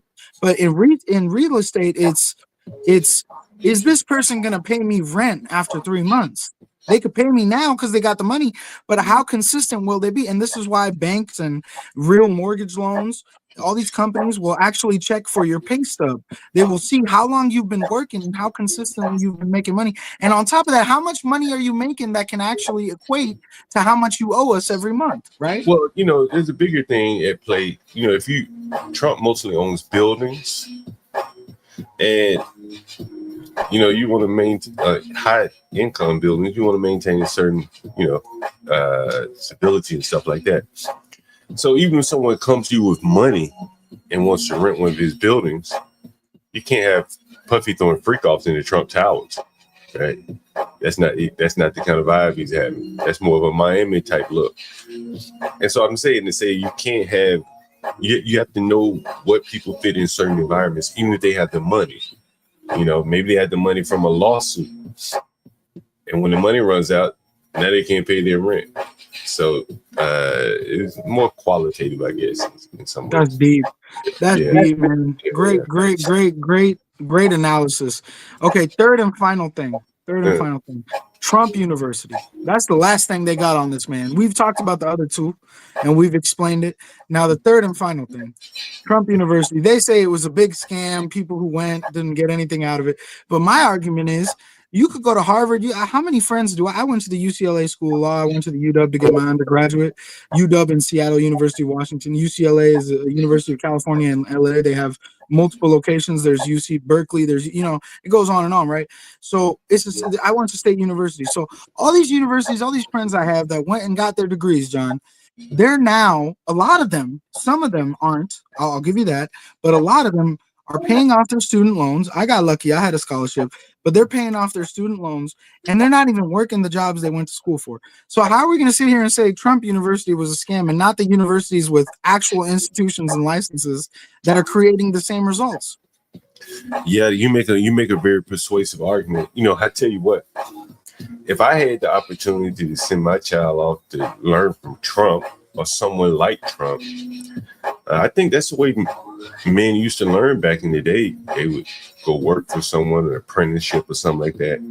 And, if you didn't have the means to show your son the way in college wasn't necessarily the avenue for him, learning from someone who knows what he's talking about and knows what he's doing is, you can learn from that. I don't know much about Trump's university, so I can't really speak on it. But, my first thought when you brought it up is that some of this alternative learning is going to be is going to be a threat to these public schools making all this money. Someone's going to pierce the veil, and I don't know who it'll be. It probably won't be Trump, but someone's going to pierce the veil and going to present a situation where it's going to be hard for the universities to defend charging these kids $60,000-$70,000 a year, and as you said, they're not being able to apply it, right? Exactly, and it's like you got Stanley in the chat saying, "Who got a degree at Trump University?" Stupid argument. Stanley, how many people do we have in this country that have had degrees at Ivy League universities or accredited state universities, and they're not applying their degrees in their current employment? This is a trend in this country that has existed for years now. So it's almost ironic. It's like, all these online universities, John, like you see the commercials on TV. You know what you do. You go into an online university, it's an online university like that. Like Trump University never had a physical institution. So how are we going to sit here and criticize these online universities when the physical institutions are failing their students, right? Am I crazy, John? Am I crazy? No, they're definitely failing. We see it all the time. Hell, we just took a phone call from a guy who probably had $300,000 or $400,000 in student loans and can't even pay rent. So clearly there was a failure on some part.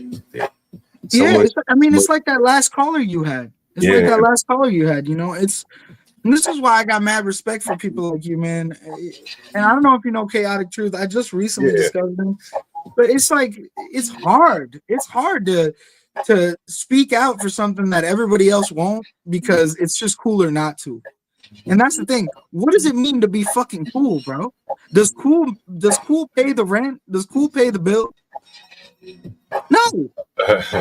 No. You know what I'm saying? It does. For very few, it does. And let me answer a drill of Aquarius. She said Section 8 is guaranteed rent, though, right? That's the thing. If they don't work, it's guaranteed rent. If they do work, then you're rolling the dice and you become somewhat of a social worker. Right. I much prefer the ones that didn't work at all. As I said, I had one lady, she only paid $1. $1, literally. Her portion of the rent was $1. Then on the other hand, I had a lady, she was living in this house actually, and she would work during the school year and then take off during the summer. School's out. And so her rent would go up during the school year. Sorry, I don't understand. And then her rent would there's my phone there. So her rent would go up during the school year and then it would go down during the summer. Well, in the summertime, she's taking advantage of not working. And then when the school year comes, she doesn't tell the welfare department that she's now back to work. Well, they're going to find out. As soon as they find out, they punish the landlord, not her. The way that they make her pay me back is like they'll short me the rent and tell her to pay me back. Well, she's not going to be able to pay me back. So it's better to just get them not working at all, maybe on disability or something like that. Not having any more children, but definitely not working because they're cycling in and out of working. And if they don't turn their paperwork in time, you're going to get a short check at some point. So that's how that works, man. And no more Section 8 for me. That's just a bad deal in most of these cities today. I just ordered some beer here before cutoff hour. I ain't had beer in like 2 days. This is my opinion. Beer's all right, man. It just makes me pee too much. I'd rather have some Hennessy or vodka, but hard liquor's not good for your liver. So alcohol in general. It's crazy how they be criticizing people that smoke weed, but alcohol's, This is my thing about Section 8. Right. I think of it as another program that's allowed for people in a country that is just that privileged, right? Because when you think about Section 8, when you think about EBT, right, food stamps, welfare programs, when you think about housing, social welfare, you're basically talking about the individuals who are making money every month, annually, every year, that can put a portion of the profits they're making, and the companies, therefore, also the billionaires, the big corporations, therefore, their taxes, all of this is pooled to a government that we hold liable to redistribute, right? And this is the issue now. This government is being caught out with the Department of Government Efficiency, Elon Musk, all this. And even before that, we saw signs of it with FEMA, with the natural disasters and the money going to illegal immigrants, all this stuff. Even before that, you're driving your car and there's potholes in the road for the last 10 years, but we're bombing countries with drones, and a little kid with an Xbox controller in Nevada in a little container on Dolce Air Base is playing a video game and dropping bombs and wherever, and that's costing $40,000 a minute or whatever. So we all were kind of aware of this. Now we're in a situation where it's like, okay, am I going to be mad at people that are on Section 8, or am I going to be mad at the individuals that are abusing this money that's going towards Section 8? Because I think a lot of this money could be spent towards re-educating people who are on Section 8 and putting them in positions that would remove them from those programs. Because a lot of people forget the welfare system was created by a World War II president, FDR. He created welfare for veterans who had PTSD and couldn't re-assimilate into society. So they could live off of that program and not have to work. Now it's turned into a generational thing, right, John, where, hey, you know, if your mommy and daddy are doing it, why would you want to go work for some bum? You could just do it too. I think times are moving too fast for the government to try to train up people. Right. You can move people around quicker. You need talent. Talent is global now. There's really no impetus to train someone up, particularly pull someone up from very dire circumstances. There's no reason for that. The government will be very good at it, but again, things are moving too fast. You're trying to build a data center. You don't have time to teach someone how to read and write and show up to work on time and then get to the real meat of the matter of building a data center. It's going to have to be kind of self-driven. We have enough people in this country that can learn on their own and figure these things out. Exactly. And that's the thing with the internet. Like, you got Stanley in the chat right now. Stanley, we've debated the law multiple times. You know I'm an attorney, so we don't even have to have that conversation through the chat. Like, this is the thing. On the internet, people have this ideology where getting attention, like if you're a kid, your mom and dad not being disappointed but being proud of you, that feeling, you guys are all chasing it. And I'm not blaming you. Don't blame yourself. You can look at the TED Talks. You can look at all these Indian dudes who helped Mark Zuckerberg create Facebook, talk about how they design these apps, these internet apps to push for our dopamine release. Right. So we all look to be, like I said, cool. But when we're talking about the truth, we need to address what's really going on. You know, John, I've often said this, which I said this to Stanley too, and it pissed him off. He didn't agree. But I've often said this. Trump is a symptom of the disease that is politics in DC. How are you going to blame a man that just showed up because he was the symptom of the corruption in our political infrastructure for all of the problems that occurred before his presence? It's like you're blaming the fact that you got cancer in the lungs now and not the fact that you were smoking cigarettes for however many years, right? As a smoker, you just got to accept that. I chose to smoke. That's why I got this shit. I smoke too. You know, honestly, you lighten a paper, weed or tobacco. I used to smoke cigarettes. I moved on to these vapes. It's insane. It's insane what society's being put through.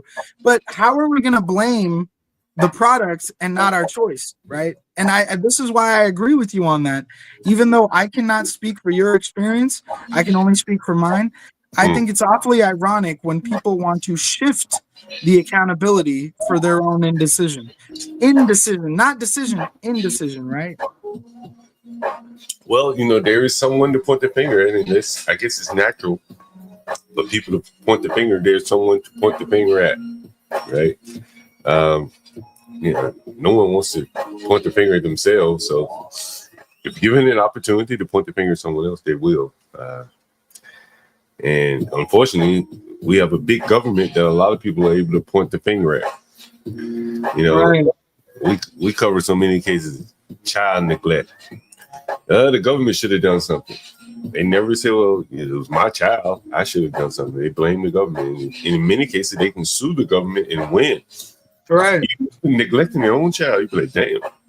Well, it's the reason why that is because it's so splintered. Litigation is specifically like whether I work in criminal defense, but like whether you work in injury law or family law or elder law or commercial law, any kind of law, it surrounds the concept of splintered law, and that's the United States. I can't think of any country in the world outside of the United States where there are governments within governments that hold authority locally over the highest law of the land. Right? The United States is the only place in the world where you have three branches of government, the legislative, the judicial, and the executive, and they can all supersede each other according to territory. So a great example is when sanctuary cities were becoming a thing in this country. Oh, yeah. During Trump's first term, it was determined that this is what was going to happen. There was a narrative that was placed. But then also there were local judges in cities around liberal states in the country that were standing up against it, and it was allowing legislation to pass. There was litigation occurring that would allow an absolute opposition to the highest law of the land, which is arguably the executive branch, through the power of the judicial, the Department of Justice. So I don't think there's any country in the world where a small town lawyer or a small town judge can stand up to the leader of the nation outside of the USA. It's only here we do this shit. That's interesting. I never thought about that. Well, I didn't know that. I'm not into law like that. But yeah, I mean, I spent 4 years studying this shit, so it's like this shit's like the back of my ass, Hey, Stanley has a comment for you in the chat here. Let me pull it up. Yeah, let's pull him up, bro. Stanley and I are always debating. Okay, this is what I mean, Stanley. What is they check? You're using a layman's term ideology, right?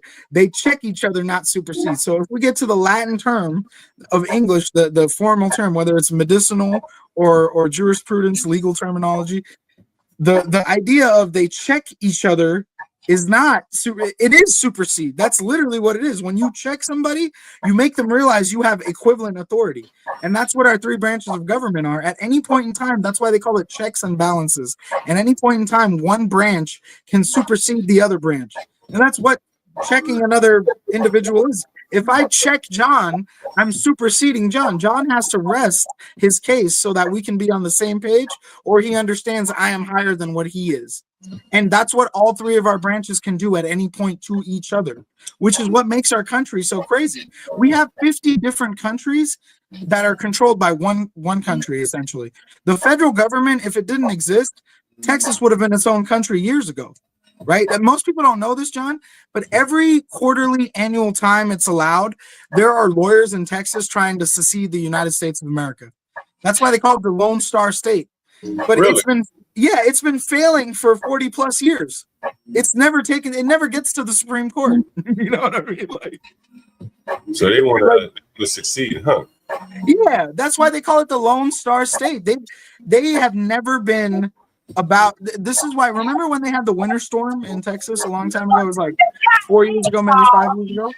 Mm-hmm. You remember how the gas stations were frozen, people were dying in their cars, and all that crazy stuff was happening? Yeah.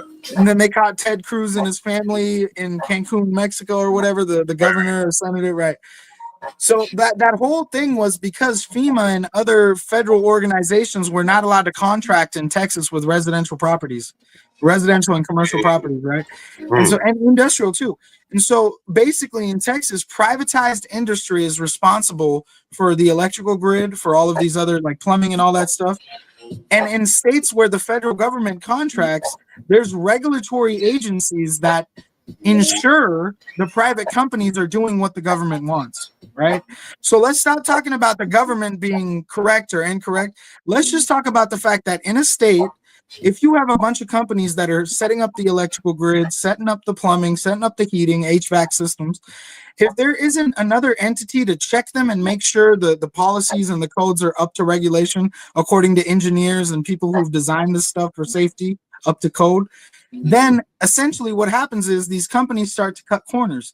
They start going down the cheap route. And you'll see that in countries like India, in countries in Africa. You have bridges collapse. Hundreds of people die at one time instantly. Why? Because these people use cheap materials. There was nobody to regulate them. So even though we hate our liberal neighbors as conservatives, I'm sure you can tell I'm a conservative by now. Yeah. We need to respect the fact that there is some kind of regulation there that is more beneficial than privatized regulation, because there is no regulation in privatized competition. It's all about the bottom dollar. So all these companies in Texas clearly didn't do a good enough job to protect their people that they were setting up this infrastructure for. But in liberal states, you could argue the same thing with the fires in California and all that stuff. It's just the argument therein is there's a federal employee that will show up and audit what's going on in said state and make sure things are up to code. In Texas, that was not happening. So it's like, this is what I'm talking about. Texas has always been independent, and that's a great example of why, but it backfired on them during that winter storm heavily. Yeah, I hear there's a lot going on there. Don't they have windmills or something like that in Texas as well? Something I heard. Are they allocated a lot of energy to electric? I don't know about. I remember reading about that when it happened. Universal sent me this. For those of you that may remember, one of the tenants that we had on here, her name was Shatarika. Anyone remember her? Anyone remember Shatarika, the tenant that didn't have any money? Mm-hmm. We did a fundraiser for her on here. But Universal, I think he followed her on Instagram or somewhere. And so he sent me this. John, how do you feel about military service, brother? I wouldn't join this shit. Let me tell you what to do. Do you have any friends or anything like that did? Yeah. Mm-hmm. What's their opinion on it now, since it's all over and done with? That's a good question. I don't know what they think now. I'd have to ask them. Some of them probably aren't really aware of what's going on, so they probably would join. You know what I mean? Some people just aren't really aware of what's going on. Let me know if you can see the screen here. Yeah, I can. Screen. Yeah. It's full screen. The best I can do for you guys. Remember that woman that couldn't pay the rent? She had that nigga in the house with them ragged ass shoes on. She was talking for him. I ain't got no money. We did a fundraiser for her. I think Portia J gave her a bunch of money. And other people gave her money. Crack gave her money. No way. And then the next day she came back and cursed everybody out. Well, here she is in New Orleans, y'all.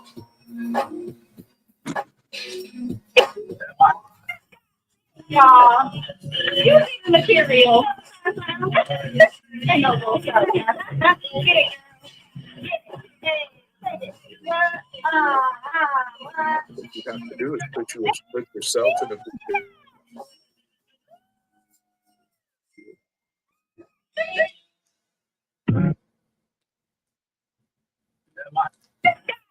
Y'all, material.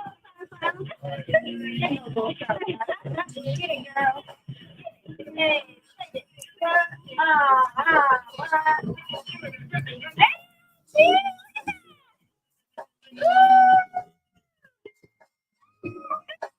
That's the woman that couldn't pay her rent. Now she in New Orleans shaking her ass. Ain't that something? Universal sent that to me, yeah. She might be making money on TikTok. You might be right.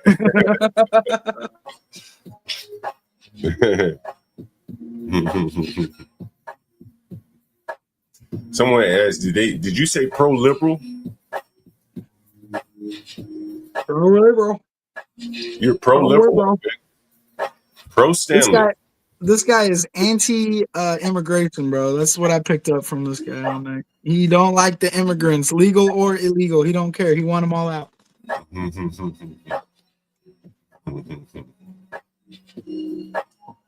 I can sympathize with that. Uh-oh. What is this right here? Let me play this right here. I was on a panel today with a bunch of Africans, and they were talking about blacks. And so here's.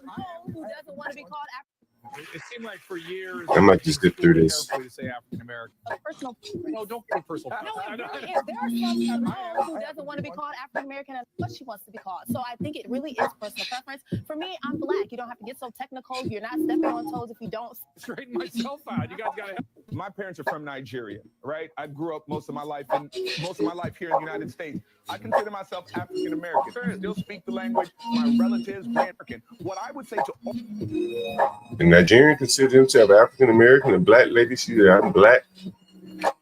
Oh, what's up, Midlife? Yo, Midlife, I saw you on there with Themis, bro, today. I was like, God, how does he deal with this shit? I don't know how you did it, bro.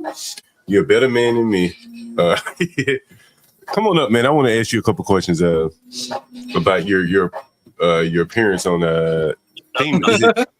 Has anyone seen that show before? You guys should check out Midlife Bro Logic. He was on Themis today. Themis and somebody, I don't know who the fuck the other guy was. He kept talking over the guy. A very effeminate black guy. I'm not quite sure if he was gay or not. Not that this matters, but a very effeminate black guy. So that was very interesting. But yeah, Midlife, if you want to hop up, I would love to question you about your time up there on the panel there. That was very interesting.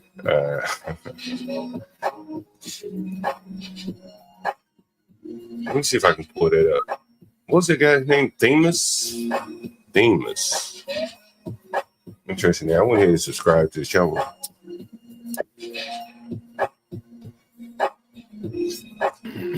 What's up, Midlife? Yo. What's going on? How are you, man? One day at a time, man. One day at a time.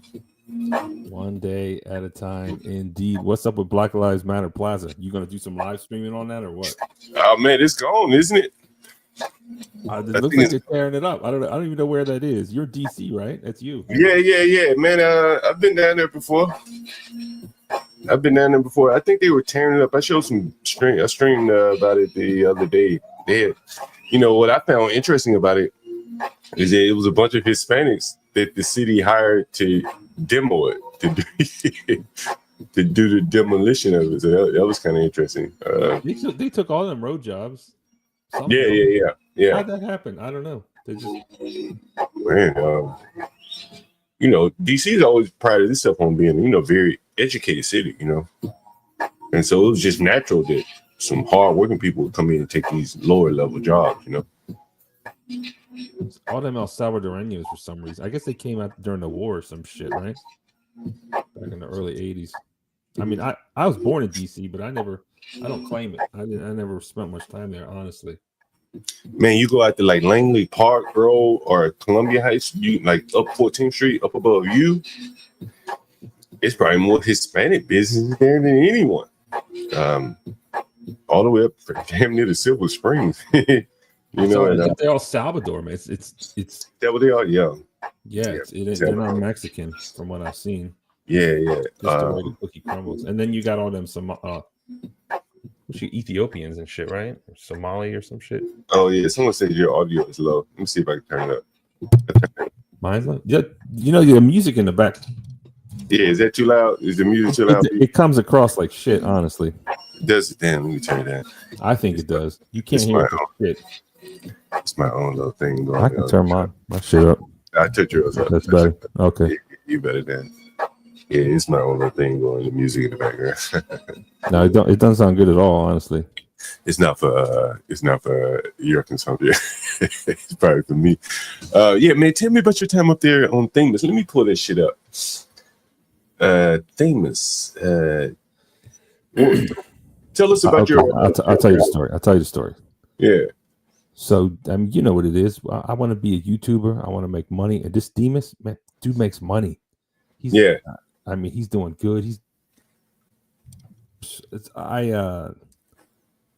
I'm trying to make it happen, right? I mean, I got a lot going on in the world, but I have a dream. Yeah. I want to be I want to be successful like CT. I want to be successful like Themis, right? Right. I want to get them super chats. I want to get them numbers up.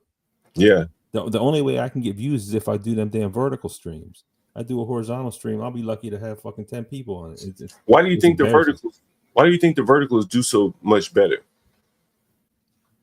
it's not that it's like if you look at the views on my verticals, I get like I have like Yeah. 50 fucking thousand. Yeah, But I see that. It's not like they clicked on it. It's just like they're trying to compete with TikTok, so they just scroll through. Oh, You I got like see. 1 billion people and they scroll through.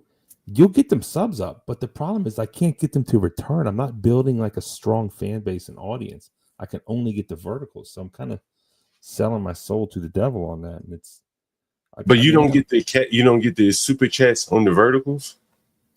You can, but like them vertical people, they're not as good as the horizontal people. It's not like, I'm not building like a quality audience. You know. So you have a lot of viewers in the audience, but you don't think the quality is good. Well, in terms quality in that super chat quality. That's what I mean. Yeah, I mean, I almost got 5,000 fucking subs. It's huge. Right. It's fucking Wait a minute, huge. is that all you have? I thought you had more than that. No, but when you look at my engagement, it's shit, man. Like I can do big numbers vertical, but I can't do shit horizontal. They're pushing it. So, you know. That's very interesting. I don't like more vertical. But you have subs. Wait a minute. I'm a little distracted. I'm pulling you up on Themis. I'm just gonna put it up on the screen. So I can better concentrate here. No, pull up on my channel because I streamed it too. Come on, at least give me some. Oh, okay. Sorry about that. Yeah. Get an extra watch.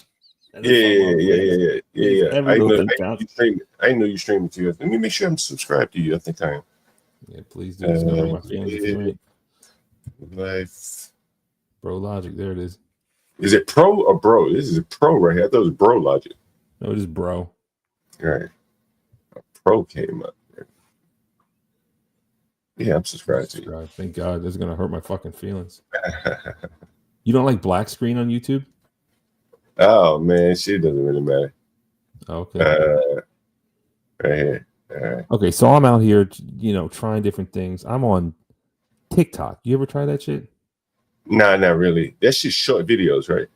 No, they got lives, and they're all libtards, and they want Trumpers, and they want people who don't like BLM. It's like they want you to come on, and then you come on, and then they all gang up on you, ask you a bunch of questions. As soon as you try to answer, they call you racist, homophobic, and stupid. It's like a thing. And it's always like, and then there's always like a trans person, and they're like, trans women are women. Debate me. So you go on, and they, it's all this back and forth bullshit. But this guy was doing the same thing, and he said, "Have you heard of him before?" You talking about Themis? Yeah, have you heard of him before? Nah, hell no, I ain't never. No, Is he gay? Is he gay? I mean, I didn't suck him off, but he probably wouldn't tell me no. But he seems gay, right? Very effeminate, I should say. Yeah. Yeah. Okay. All right. That's a fucking understatement. But he was on TikTok, and it said like, black women are winning. Why is that? Or, because they're getting all the degrees, they're out earning, they're doing this, they're doing that. So I pulled up, and the dude, apparently he's a lawyer. He speaks very eloquently. He's got big words. I mean, he was kind of fair on TikTok for a TikToker. He's pretty cool. And then he's got big numbers. He gets big super chats. I thought he's cool. I'm always looking for people to team up and just try to, work together, whatever, get some subs up. And he was kind of game. So we set some shit up, and then he was like, "Why don't you bring a friend?" And I was like, "Okay." So Pan-Africanism Strikes Back. Do you know Brandon? Do you know the MAGA hat? Do you know the guy in the red hat? No, I don't know either one of them. Oh. Okay, well, let me drop you his link. He's cool. He's smart. He used to be called Pan-Africanism Strikes Back, but now he's called just fucking changed his name. This guy got sued. This guy got sued by Tariq Nasheed. Do you know that? He got sued by him for what? What the fuck? Did he get sued? I think he got sued, or did he get a restraining order or some shit? This dude here lives in LA. The black guy, the one to Make America Great head on. Yeah. Okay. Is this StreamYard? Yeah, it's StreamYard. What you want to put in the back chat? Where's the private chat? It's at the should be at the bottom where it says people or something like that. I'm not sure how. I did.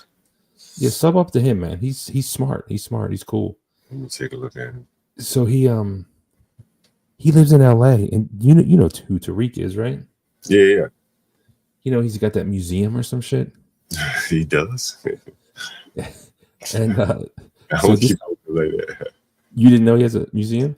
No, hell no. What's the museum about? What do you think it's about? It's about black. So this guy lives in LA, so he went out there and he was just like, just giving it some shit. I mean, this was like years ago. I forget what it was. But then Tariq made videos about this guy called Bucci Bear. He called him Bucci Bear, made fun of him because he's fat. He's like fat strong. But he's cool, man. He's cool. Definitely sub up, listen to him. Yeah. He seemed like a decent guy on the panel there. He's smart. I mean, he overtalked me like a motherfucker. It's kind of embarrassing. But I mean, and I just wanted to do a show with this guy, but he wants to do, let's do a debate.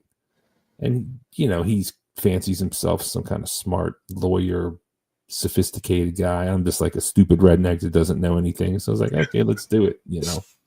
That was, I mean, the best thing I got is the opener if you really want to watch it.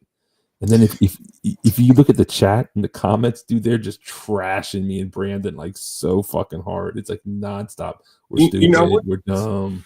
What's up? I wanted to ask you about your aspirations on YouTube. I'm always interested in hearing like other people's approach, their mission, their goals. Some people are into making money, some people are into just spreading a message. So you want to be like kind of you describe it. Don't let me put words in your mouth.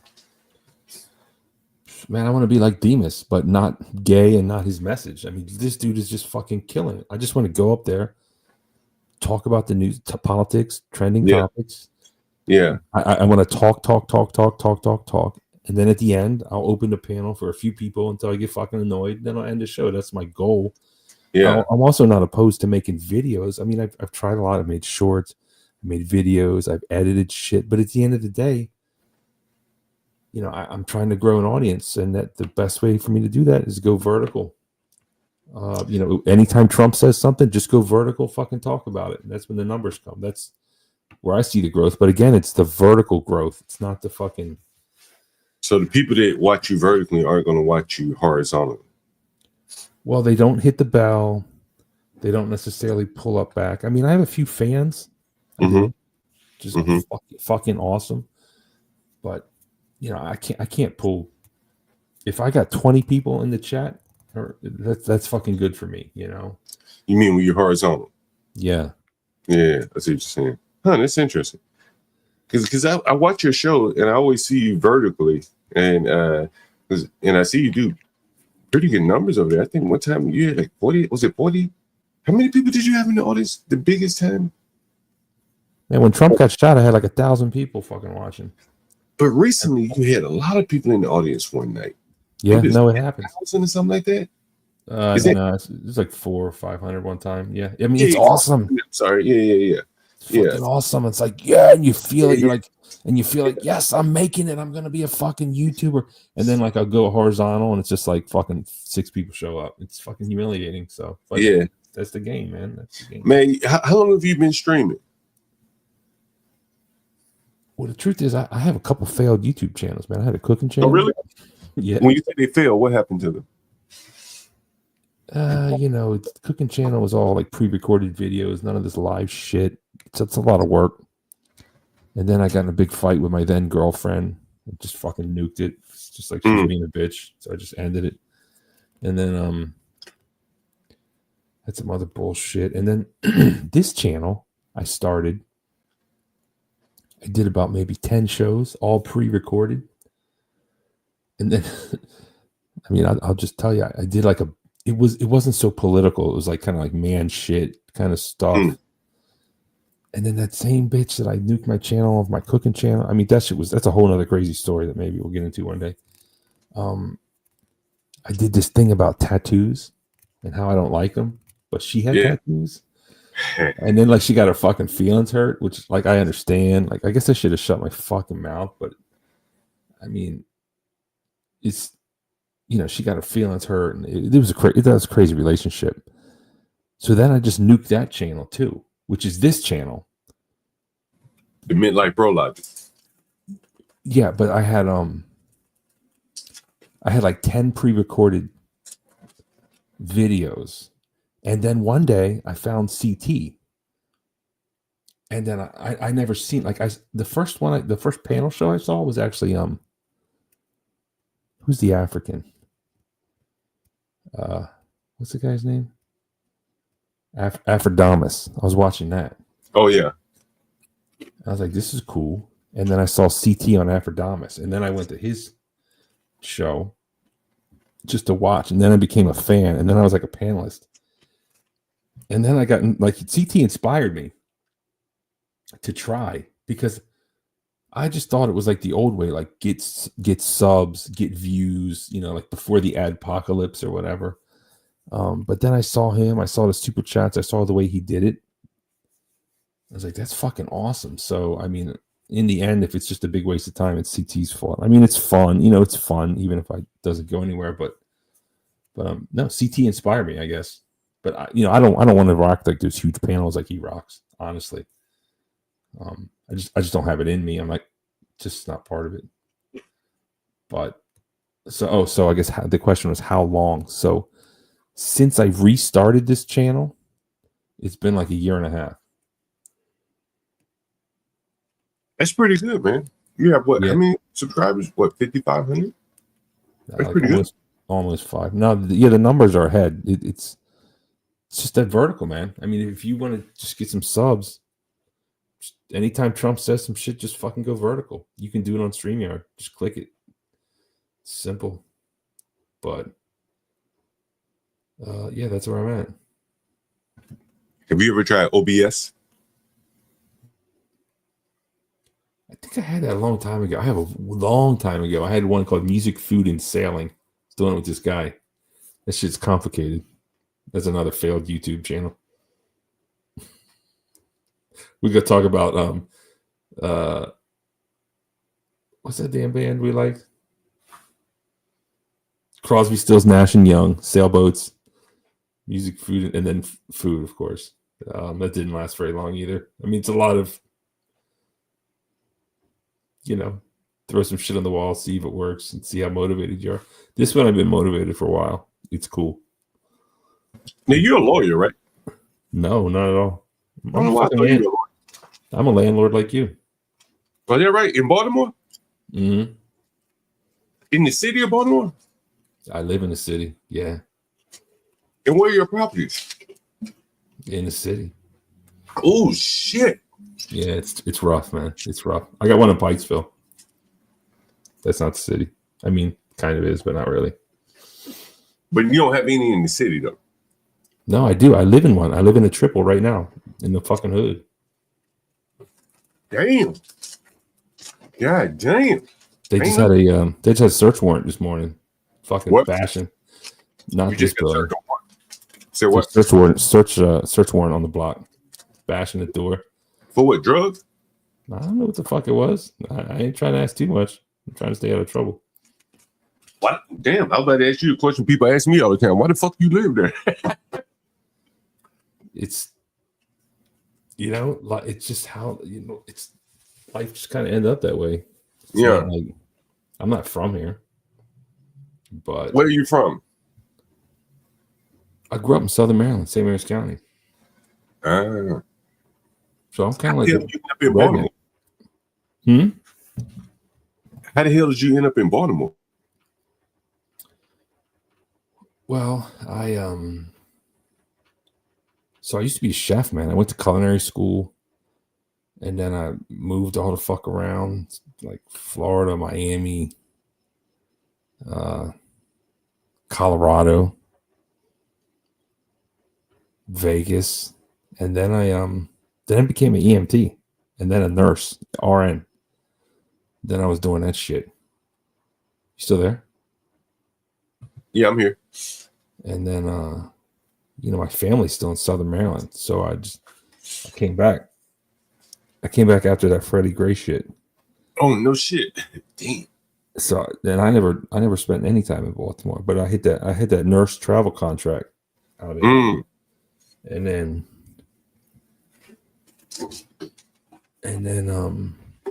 You mean as a landlord you hit the nurse travel contract?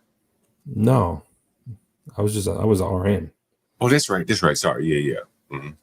But I had a property in Colorado, and then I was just managing it remotely with the manager. And then I sold it and I bought some shit out here. And then it got to the point where I got enough properties. I'm poor. I am. That's fact. But once you get enough, and it's it's like it's a real leap of faith. Like, let me just fucking stop working and work for myself. It's a big change for someone like me who never even really thought about it. It's cool, but I feel like trapped too. You feel trapped? Or do you have a big team? I mean, are you rich? You got like 1 million properties? Oh shit! Oh shit! Hey, if John had 1 million properties, he would not be wasting his time on YouTube. I think that's my theory anyway. Yeah, I probably would. You think you would? Oh fuck, dude! Man. If I had that kind of money, if I had those kind of assets, I would just be like in the Amalfi Coast, with Ibiza. I would just be constant. I'd purchase a cruise ship or like one of those yachts and have those like licensed people to maintain it and drive it seasonally, and just I would never spend time on the internet. Fuck that. For me, this is like a release because of the grind, Monday through Friday, right? It's a grind. So Friday night you can go out, spend hundreds of dollars at clubs, bars, whatever. But then at a point you get married, have kids, and then it's like, what are you gonna do? And the internet is really a place of solitude, whether you're doom scrolling on TikTok or talking to people on these open platforms, which I don't know if you guys have noticed, but over the years, it's like when I was growing up, I could find open chat forums, like live open chat forums or live video call conference forums, all kinds of websites, all kinds of apps. Now it's like far and few in between. It's so censored. It's like, even on YouTube, if you put an open panel and you change the filter to live, it doesn't pop up with all the people doing what we're doing right now. Like, you got to know the name. You got to know the channels. It's crazy how am I crazy? Like, am I not catching it, or am I seeing what you guys are seeing? I think you're right. Yeah, I think you're right. You said a lot. I'm a little confused, honestly, but I'm trying to catch up. I'm sorry. I'm slow. I mean, do you have a channel too? I guess basically what I was saying is like free speech has been really limited over the years on the internet. Well, yes. I'm a YouTube degenerate. Do you remember the adpocalypse or not? Do you know what that is? Yeah, it's when the ads started taking over YouTube, right? And then premium came out. No. Oh, okay.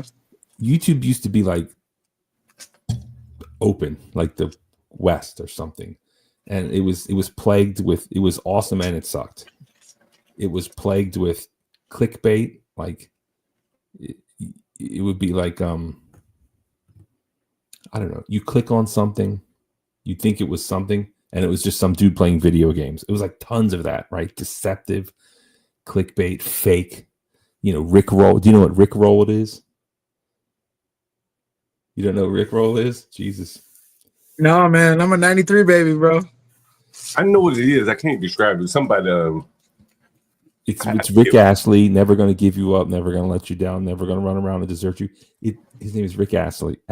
Oh, the song. And when you click on something, you think it's something, but it's Rick Astley. And it's like, oh, you got Rickrolled. It was like tons of Rickrolling. Yeah, never gonna give you up. Never gonna run around. That's called getting Rickrolled, and it was ubiquitous. But it used to damn, here I was being ageist, thinking that was like some 70s or 80s pop phrase. Wow, I'm sorry, brother. No, it's fine. But YouTube used to not have like Fox News and MSNBC. It used to not be corporate. Like, can you imagine? Like, if there wasn't the White House, there wasn't Fox News, and now it's been kind of taken over by big, corporate news channels. So, like, people like us, the independents, it's harder to get to the top, I guess. Oh yeah. I'm not sure what my point is there, but I want to No, say your point is basically simply this: that you had your Walter Cronkites, now you have your Joe Rogans, and then you have your mainstream news, and the independent, journalists. Whether it's the licensure or the influence, it's being restricted. Like that's kind of what I got from what you're saying. Like talent isn't really like fame used to be the byproduct for talent, but now it's like talent.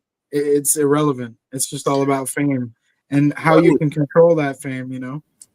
I think that I look at excuse me, some of the I guess some of the streamers that are making a lot of money. Who is it? Like Tyson Knott and all those guys. I think they're crazy right now. Yeah. I think they appeal to like very young people, from what I've heard. Yeah, but you know how I see that, John? I see that as like the new version of gangster rap, the new version of punk rock, the new version of heavy metal or whatever, right? It's just like it's a new thing to get the youth to feel like they can bypass all the hard work and patience it takes to have those things that we all want. Those of us that are materialistic enough to think that's what's important, like we grow out of it, some of us don't.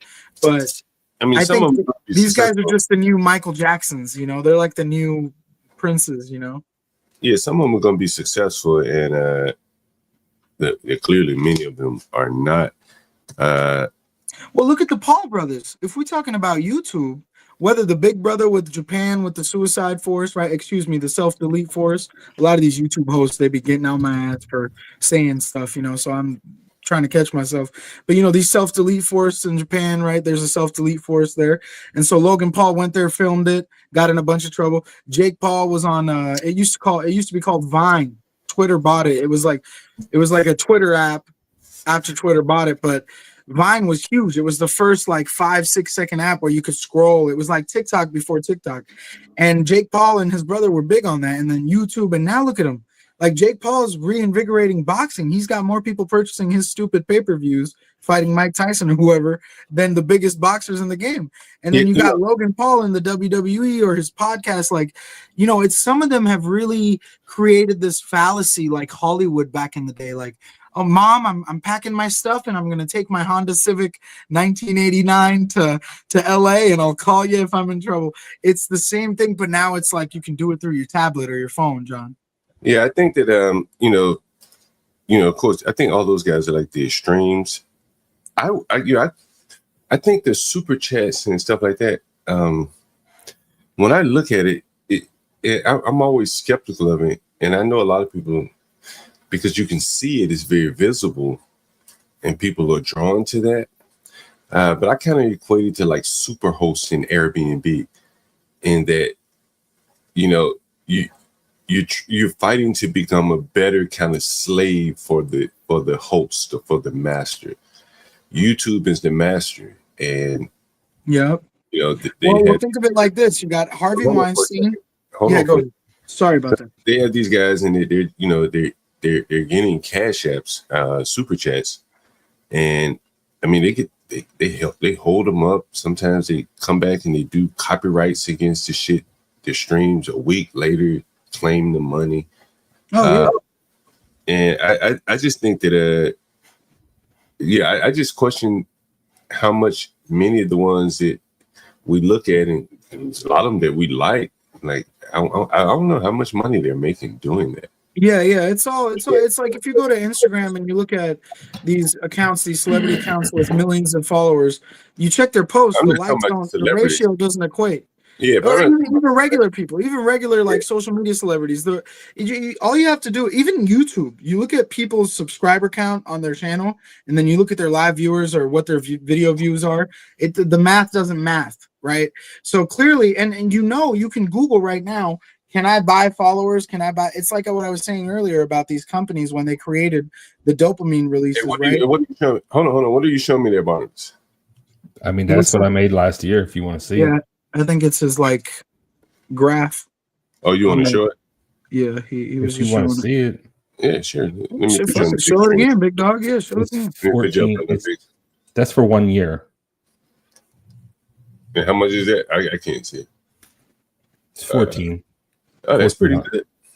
That's not bad. $14,000. No, I wish. No, Oh, you said 1,400. 1,400. Oh shit.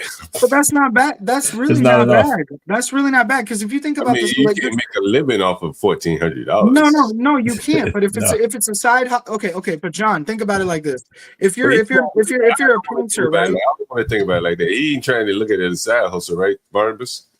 Oh, I didn't know that. It as a side hustle, though, are you? You don't want to look at it as a side hustle, though, right? No, I want to be a fucking YouTuber, man. Right, that's what I'm saying. I want to sell these properties, man. I want to sell. I'll sell you my properties. I want to. He wants to be able to do that, right? That's what he's saying. Right. Yeah. So as of now, that 1,400 isn't getting you those clothes or this technology you're using, right? Like you're doing other stuff to do that. Now, hey, Barnabas, let me ask you this question: how many properties you manage? You do all your management yourself, or you hire? How many properties you manage? I just have 6, but really 5 because I live in one. Yeah. We're about in the same boat there. So what's your how do you killing it? I pay a mortgage. I don't have any properties. Bro. How do you manage your what's your composition of your properties? You rent them out as houses, rooms, what? They're all so the one I live in, yeah, it's like 100 years old, and it I wish I could see it back when it was built 100 years ago. It must have been like beautiful. One single family home, right?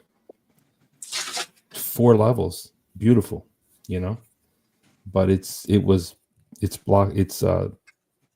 3 apartments is what it is now. So that's the only one. That's the only multi I have. Okay. And then I got one in Pikesville. Say that's where all the Jews live. Or oops. Yeah. It's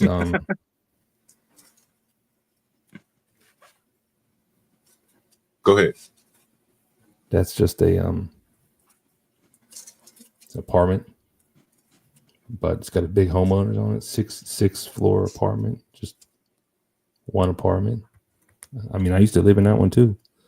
And then, you said it's an apartment building, or you just own like a condo in there? I mean, I own just one unit. Oh, okay, gotcha. Okay, I wasn't sure. And then I got a row home out here next to me, West Baltimore. And then I got one I used to live in next to Bayview Hopkins, another row home. But that was built in the 50s, though. That's in Baltimore. Mm-hmm. Someone wants to know: have you tried Airbnbs? I keep thinking about it, but I haven't. Do you do that? Yeah. But like Airbnb again, man, it's like see, before YouTube, I was I came into YouTube by way of I was doing Airbnb. That I started getting on YouTube, and so I see a lot of similarities between super hosts on YouTube and super chats on YouTube, and it's just like a scam to me. That ain't got nothing in common except for the name, but keep going. Well, because basically, I know what it is. I've used Airbnb quite a bit. Yeah, they make you kind of like, as a super host, you think that you're like above your friend. You proved your medal, but you can lose that shit like that. Just like a super host or someone who's monetized on YouTube. I saw Fresh and Fit crying. They had all these subscribers. They ended up losing their monetization. I saw Grace Thorpe lose their monetization and the ability to take super chats. Superhost and Airbnb is somewhat similar. Airbnb sits in between you and your customer, and effectively, you don't have a customer anymore. You end up being Airbnb slave. A customer can get you thrown off of Airbnb. Someone who listens to you on YouTube can get you thrown off YouTube, like Grace Thorpe. So it's kind of a similar situation, not exactly cleanly aligned, but both of them take a cut of your money for you doing the work. And that is where they're very much aligned. And both of them can take your money back from you after the fact, which is very similar as well. So I was always just skeptical of whole monetization, super host shit. They as easy as they give it to you, they can take it away from you. So hold on. Hold that thought. I'll be right back. I'll be right back. Hold on. I didn't know Barnabas was a landlord. Oh, we got something in common here.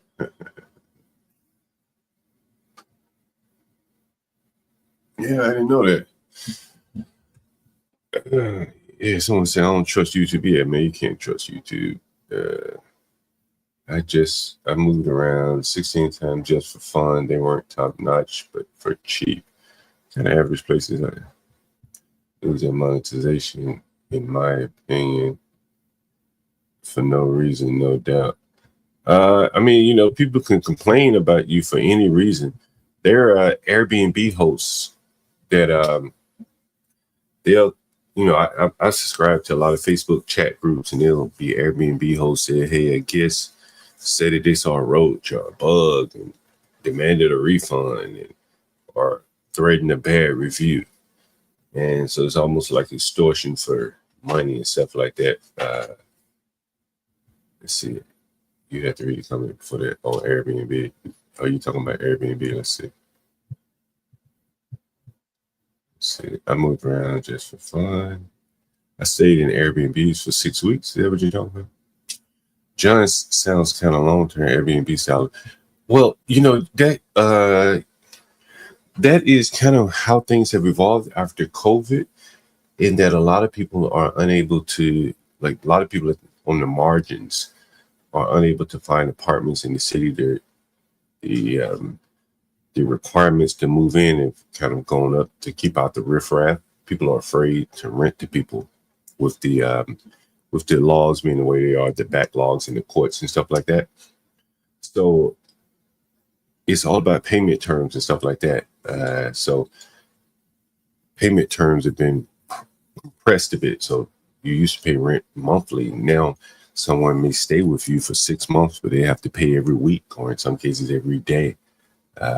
It's to mitigate the risk of someone not paying you. At least that's how I've approached it. I told the reason why. Most people are getting paid daily now, so it makes more sense to get paid as they get paid. That's one of the ways that I've approached my business after COVID, and I think it works out very, very well, as opposed to floating a whole month.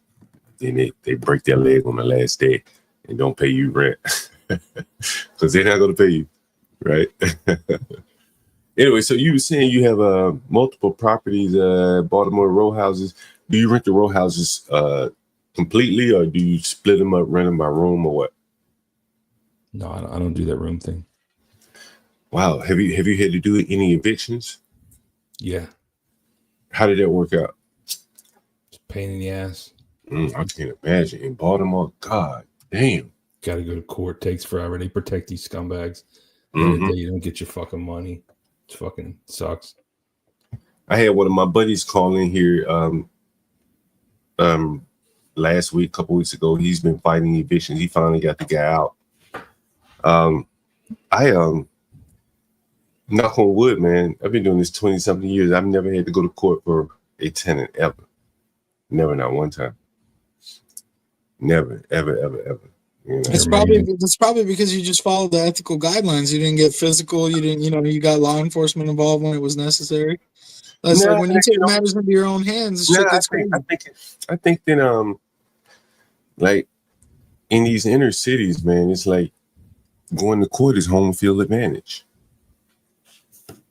You gotta stay out of court. Yeah. And so if you find yourself renting a house to someone and they don't pay you rent, you're going to court. You're going. And so I refuse to ever rent a house to anyone unless they want Section 8. That's the only time I ever did it. And after that, I always rented rooms. I always found it to be safer, easier to put people out. Wink, wink. Nah. And I've never had a problem. You know, I mean, I've had problems, but never had a court problem. You know what I'm saying? Easy to get them out, you know. I got some little tips and tricks I'll share with you behind the scenes. It doesn't really work for you if you rent houses stuff. But yeah.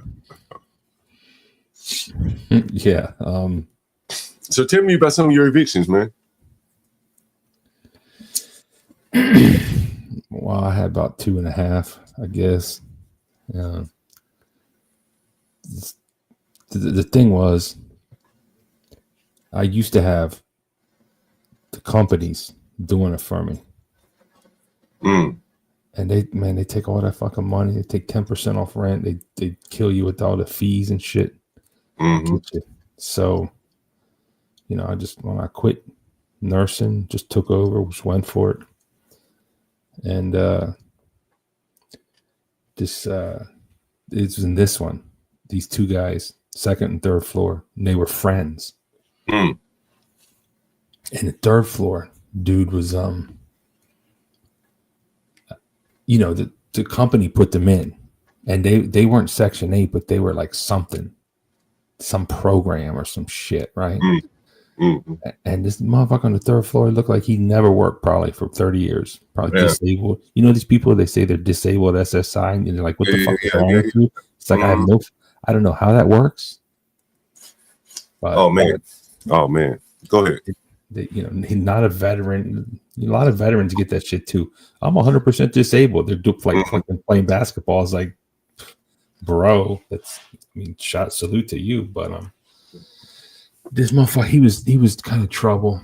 I mean, he was all right, but he, you know, I didn't live here back then. I lived somewhere else, but he's always blasting that music, smoking that weed, acting crazy. And took over. One time I was like, can you turn the music down? Because the first floor I got like, you know, single mom, daughter, keep it real clean, you know, real nice. He's up there smoking weed, fucking blasting music. And I'm like, can you turn it down? I was like, okay, I mean, you know, just I pay for it. He's like, he really doesn't pay for it. Someone else does.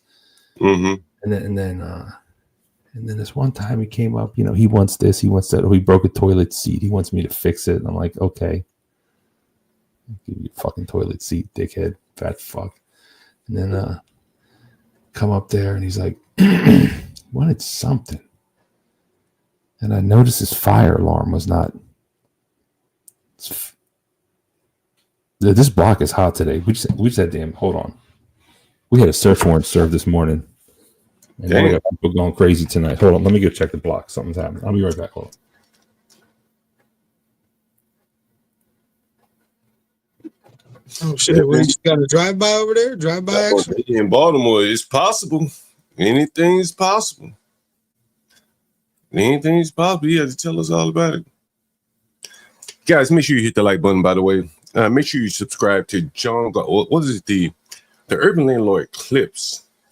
That's where you'll see John Galt, Universal, and HB2N. We debuted our inaugural show today. That's a morning roast. 3 guys in the morning talking about a little bit of this and a little bit of that. But man, I've seen a lot of what I'm back. You back? Yeah, so I noticed his fire alarm was like unplugged. I was like, you gotta get that fire alarm. Oh, I can't do it every time I smoke. It was off. It's like, well, you ain't supposed. This is like, I don't know what they just legalized weed in Maryland. It was or something. Is it even legal in Maryland? I can't even fucking remember. I think so because they have But that was like the last 5 years, right? Yeah, I'm pretty sure it's legalized. So go ahead. You tell me about this eviction. I was like, you ain't supposed to be smoking weed anyway. He's like, I do whatever the fuck I want. Blah, blah, blah, blah. And then he starts popping off. Then he gets a fucking broomstick, like not without the broom on it. It's just a stick. Yeah. He starts brandishing his broomstick on my ass. I'm like, you must be.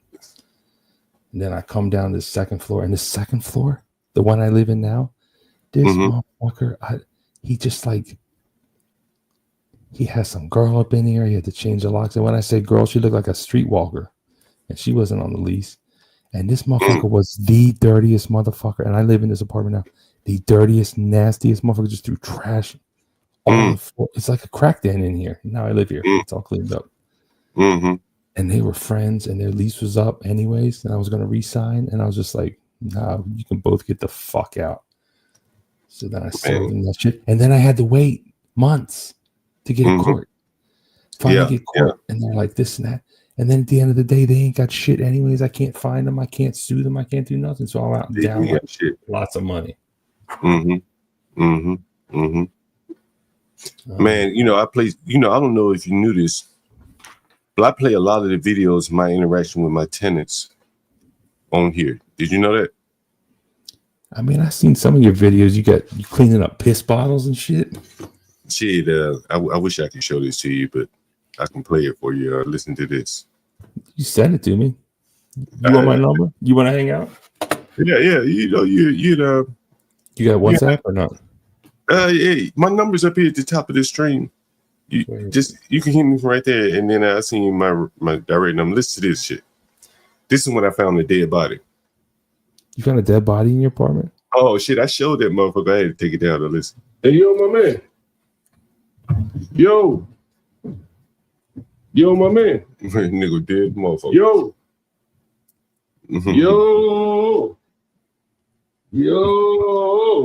Is that shit scary or what? Yo, my man. Hell no. He wasn't the first motherfucker I done found. Man, I remember when he called me, Barnaby. He told me this, Barnaby. I played it so many times. And I'm blessed. I'm blessed that you're a brother. You call me back, man. I got the whole conversation on stream. I got to send it to his. That's the dead guy? Yeah, that was the dead guy. I got the whole conversation on the stream when he called in looking for the room. I take all the phone calls on the room, man. I read all my rooms and shit myself. And so, man, I did some slick shit. I'm gonna tell you about it. So here's what I did, Barnabas. I'm gonna share this with you. It may not work for you, but it works for me.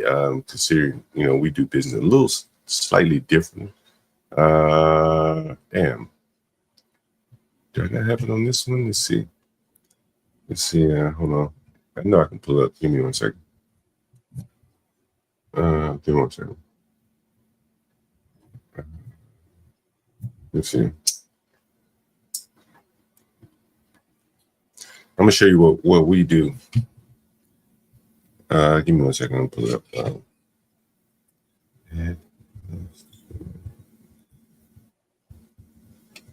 Is that your WhatsApp? You got WhatsApp? Yeah, I got WhatsApp. Did you get my message? Oh shit, I ain't checking. Let me see. 970. That's the international shit, right? All the international people use it. WhatsApp. Yeah, but it's good. You can send pictures and video full. I don't have an iPhone. It's good for that. You send it to me?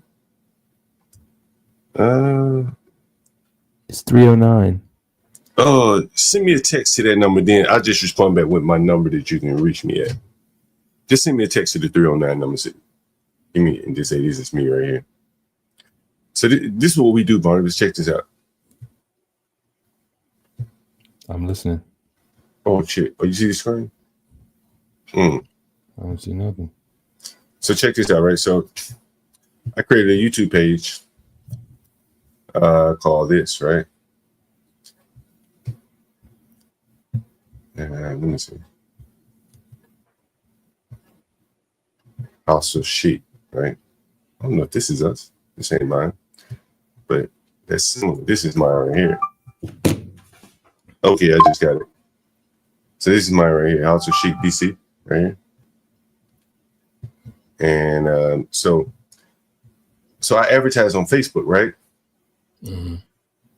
And so I create a playlist. And so so when people respond to me on Craigslist or Facebook, either one, I send them this playlist. They can just go through it. I have more, but I haven't updated all of them. So they just go through here. You can kind of see, you see this right here? Here's your dead guy right here. Some of this shit. Let me see what's it called? Hostel Chic? Hostel Chic DC. What's that dead body shit? Mm-hmm. You clean that up yourself? Zoom in here. You're gonna see a clump of his hair. Hell yeah. Right, what did he die of? That's a clump of his hair. Nigga was missing a foot and shit. That must have been stuck to the floor. Yeah. People tell y'all. I'm gonna zoom in here. You're gonna see a clump of his hair. Diabetes and shit. Right here. Yeah. That's a clump of his hair there. Nigga fucked up, man. Real fucked up. You know what I'm saying? I used to be a nurse. I seen that shit. Yeah. Yeah, he real fucked up, bro. Just that, yeah. Diabetes, man. Was he fat? Nah, he wasn't even fat, bro. He see he had undiagnosed diabetes, and there ain't no way that shit was undiagnosed by the time he get his motherfucking foot chopped off. And then he had kidney failure. I mean, he had all kind of shit. Was he on dialysis? Niggas on dialysis. That's 3 times a week, man. Man, he was shitting on himself, bro. Like, had my whole house fucked up, stinking. You know what I mean? Like, the whole shit was fucked up. Drop the link to your channel in the chat so I can find it. I can't find this shit. Hey, what? Drop the link to your hostel. Okay, hold on. Let me shit, man. Let me see. Where is it? So shit. Do you live in the hostel? No, I live in one of my houses, but I rent the basement out.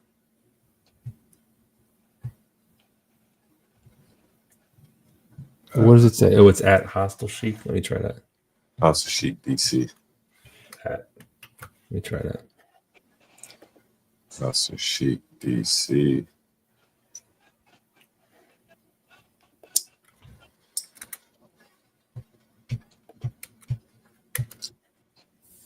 Oh, I was gonna show you. Let's see. I got you. Let me see if this is it.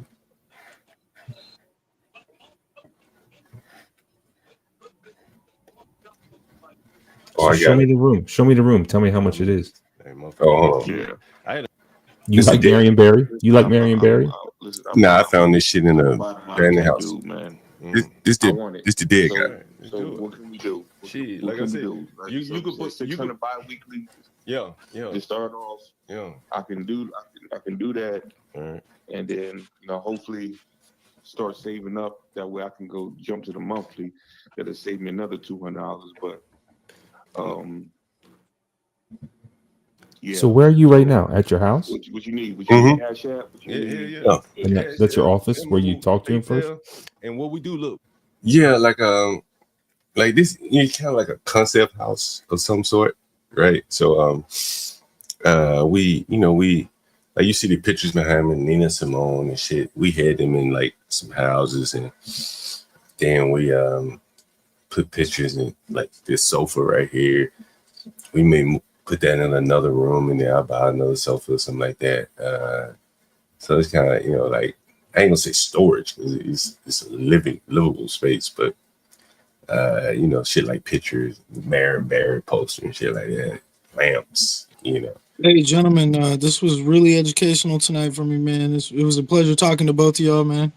Same John, here, hopefully I'll catch you again, brother. God bless y'all, man. I gotta jump off. Yeah, catch me in the mornings anytime. We usually stream from OBS in the morning. You can't join the panel, but you can call in. Hell yeah, man. All right, brother. Take it easy, guys. Keep educating the people and awakening. It's all about making people aware, being awake. That's really what it's about, man. What we can do to help ourselves, and that's the deep talk, bro. Indeed. Yeah, amen. Dude. One love, guys.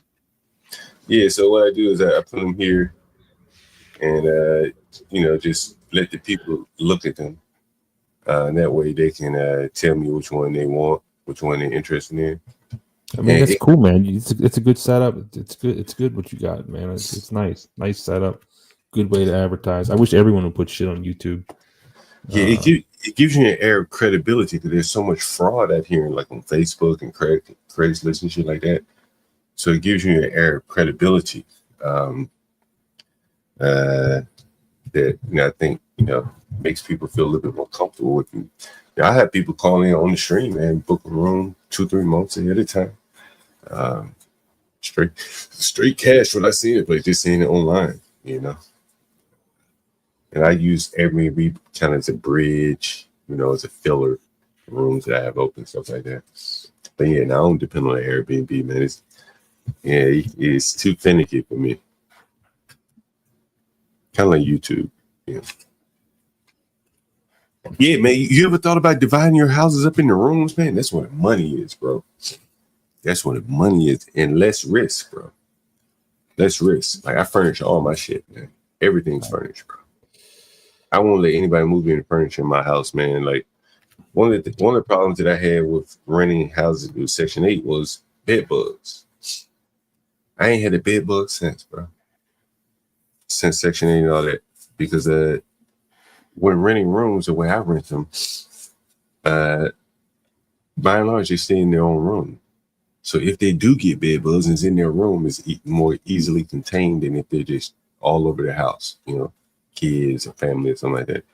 So it's a much easier way to manage, you know, much easier, bro. Much more profitable too. It's something to consider. I mean, I've thought about. I think about a lot of things, but it just depends on what the fuck I do. At the end of the day, tell you the truth. You want to do a real estate show, man? We could talk shop. I mean, I'm not exactly encouraging people to do it because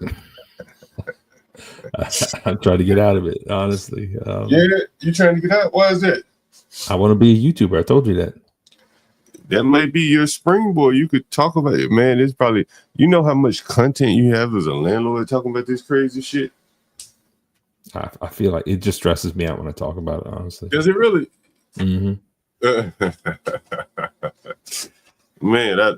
I swear to you, I love it, bro. I ain't gonna lie to you. I think it's my calling, you know, like what I was born to do.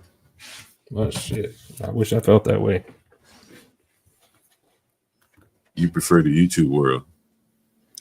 Well, I don't make no money off YouTube. That's the problem. I tell you, look at that Demis guy, man. Look how many motherfucking super chats he got. Look at his views. How many did he get that day? Fuck, man, he got like 60 some super chats. No shit. No How shit. often does he do that? I don't fucking know. I don't know. I met him on TikTok, like I said, but I lost 2 subs for 3.5 hours, so I'm not even interested in going back to tell you the truth. But wait a minute, you lost 2 subs by going on his channel? You think that was related to his channel? Well, 2 people unsubbed during his show that I was restreaming, so man, you know it's pointless to do shit if I'm trying to get subs. Ain't no sense in doing the same shit over again. Like, what's the fucking point? I'm trying to grow. Man, you know, I think it's like one of those things you can't really look at your sub count. You know what I'm saying? Like, and I know that's hard not to do, but I think, you know, if you really want to do it, you know, because it could just be YouTube resetting, It's not. It's not. You think so? Some people tuned in, they saw that sassy dude, and they're like, what the fuck is this? Yeah. They unsubbed. That's just exactly what it is. And it's probably some of them are like my vertical streamers, and they saw me talking about Trump. They tune in, they see Mr. Sassy, and they're like, fuck this. Oh, yeah. Yeah, you know, I don't restream from other people's channel. I usually don't. I think I've done it maybe once or twice early on when I first started streaming. But yeah, I don't do that. I may talk about it on my channel, but I don't restream it. I thought it'd be good. I mean, dude's got a mouthpiece. You know, he uses big words. It's interesting. But Brandon took over. Honestly, he just took over because he talks a lot. He's very forceful. Those 2 got in on it. Yes. but it's cool. Yeah, I don't think you can focus on the counts that much. Not on a day-to-day basis. Maybe a trend, a pattern. Make sure you're going in the right pattern. But I think it's really about the quality of the audience. You have a lot of subscribers. How many those tune in? You say on a horizontal. Those are probably your regulars, right? Yeah, I mean, I can barely hold 10 people. Really? Yeah. And you have all those. Damn, that is interesting. How YouTube's. Do you think that's just the algorithm?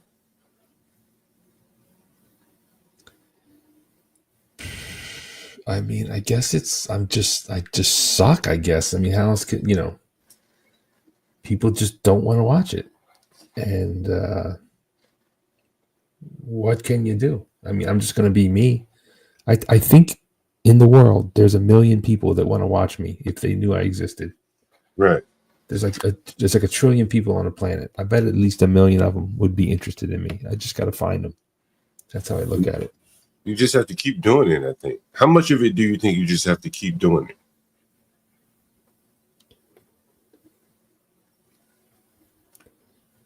Like, at what point would you say, like, right now, you probably, if you gave up, you'd be like, I should have kept going. I could have reached those people.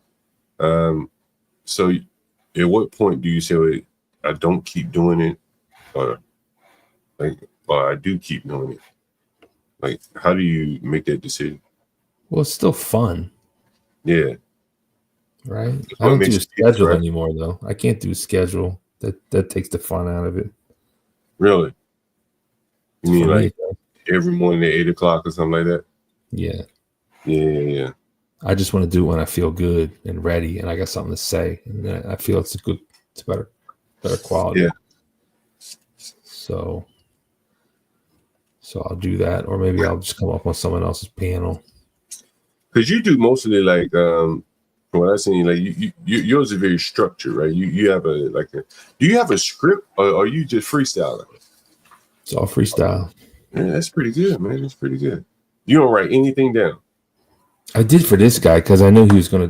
Here's my notes. I know he was gonna try to make me look like a stupid Trumper. But I can show you my notes. It's just like points. Yeah. It ain't. It's just like I don't type nothing out. No, it's good. I develop my. I mean, the thing is, I could just sit out and chop it up with you. If YouTube was never invented, we could hang out and talk. Right. And we could have an interesting conversation. And I can go off on rants and get all pissed off about what's happening in the world. And that's just kind of, I feel like if I just do that in front of the camera and pretend there's no camera there, then it's cool. I think that's kind of what I'm going for. Some people like it. I have a few hate watchers, but they're fucking cool too. Even the hate watchers sometimes donate. Which is cool. Yeah. You need them too. Yeah, they're cool. They're like friendly hate watchers. I mean, I'm like a hate watcher to some channels too. Let's see what the audience is saying here. Some I feel like doing it live about every 2 or 3 months. Blue Jay has a channel? Okay. All right. Yeah. Let us know. I will subscribe. I've been thinking Abiola is a channel. I've been thinking to start my own channel. 70s immigrants in Europe. Okay. I did Blue Jay's first show. I did her opener. Oh, did you? Yeah, me. What does Blue Jay talk about on her channel? Perfect opportunity to talk about her channel. Pull it up. Blue Jay, we're gonna make you come up here, Blue Jay. How about that? You have a channel, you can come up here and tell us all about it. Barney, Even better. Hey, Barney, man. Sweeten the pot. Barney, man, let me tell you. So, speaking of since you're in the DC area, I don't know if you saw when Grace Thorpe came to DC. I met up with her, right? So I had this garage, man, and I was thinking it's kind of I ain't gonna say it's a pipe dream because I could make it come true, but it's something that I haven't really worked on, putting movement toward. But I was thinking about building that like a podcast studio for rent. I don't know how much that would work, but it would be my place to use as well. And then I could have hosts, when people come to DC for so many events, it would be perfect for people to either rent or do a live stream with me. And so we should get together and do a live stream together. I have a place to do it. Ever since I found out you in DC, it's always been on my mind to come see you at some point. We did a live stream the other day. I did a street interview the other day at Busboy and Poets, man. What's it called? Busboy and Poets. It's like a real. I've been there. I've been there when one of them one of those pundits went there. I went there, my old lady. Yeah, I've been there. Yeah, I did a live stream there, man. We probably could do something there, man. There's a good setup. It's about to be summertime. The cherry blossom. It's a lively street. People will stop. We probably get some good interviews there. It'd be interesting. We can sit there, have drinks, eat. I want to I want to go to one of these marches. That's what we got to meet up, maybe. We'd have to have like equipment on the live stream down there, though, right? I don't want to do that shit. I mean, you just get a tripod and a fucking phone. What else do you need? Or not? Yeah, Okay, you can. I guess I don't like going out in the fray. Oh, okay. I ain't much for the fray, man. You never know what goes on in DC these days. I rarely ever go downtown. But I would like to go see some of this shit. It is kind of interesting. Maybe I ride my scooter through it, film it like that. I don't know if I want to be stuck down in the middle of those people. What area you live in? I'm in Southeast. Southeast? Yeah. Let me look on a map because I don't know. You know what? Like you've probably heard of like Anacostia, right? I mean, I heard of that shit, but let me just look at the map. I've heard of like Oxon Hill and Temple Hills. See, I'm in between Oxon Hill and Anacostia. So that'll be like Congress Heights. Once you go into DC, like the Congress Heights Metro, I'm a stone's throw away from there. I don't know what that is. It's a subway station. Look at the subway station. Yeah, I never rode that damn subway there. Yeah, it's on the green line. Yeah. Like soon as you leave. Do you roller skate? Nah, I ride my bike or my scooter. No, but you don't just go to. I mean, you got Temple Hills skate pals. You don't go to that shit. Man, I never go to PG County, bro. Why? Never, bro. That shit ghetto as fuck out there, man. Like violent, like all them parking lots and shit. I tell my mother don't go out there, but she like going out there. I don't like fucking around out there. Nah, it's too much going out there. They have crime like the city, but it's more opportunistic because it's like they could just hop in the car and dip out. You can't really do that in the city. It's different types of crime. If you do it on a scooter or a bike or something, but I'm not a big fan of PG County. Gotcha. Years ago, I was looking at buying property. I never would even buy out there. I'm going to be doing a stream with Sharisa, the realist. I'll pull up her channel. You ever heard of her? I don't think so. Maybe. I think that's a good way to grow too, Barney. Let me pull her up. I mean, I'm tried tonight. Just lost 2 subs, 3.5 hours. Total waste of fucking time. Man, you know what? With the blacks, bro, like, man, they give it and they take it all at the same damn time. You know what I mean? This motherfucker, it pained him to drop my link, and at the end of the day, that motherfucker didn't even sub to me because he couldn't highlight me in the title. Didn't even sub to me. What a shithead.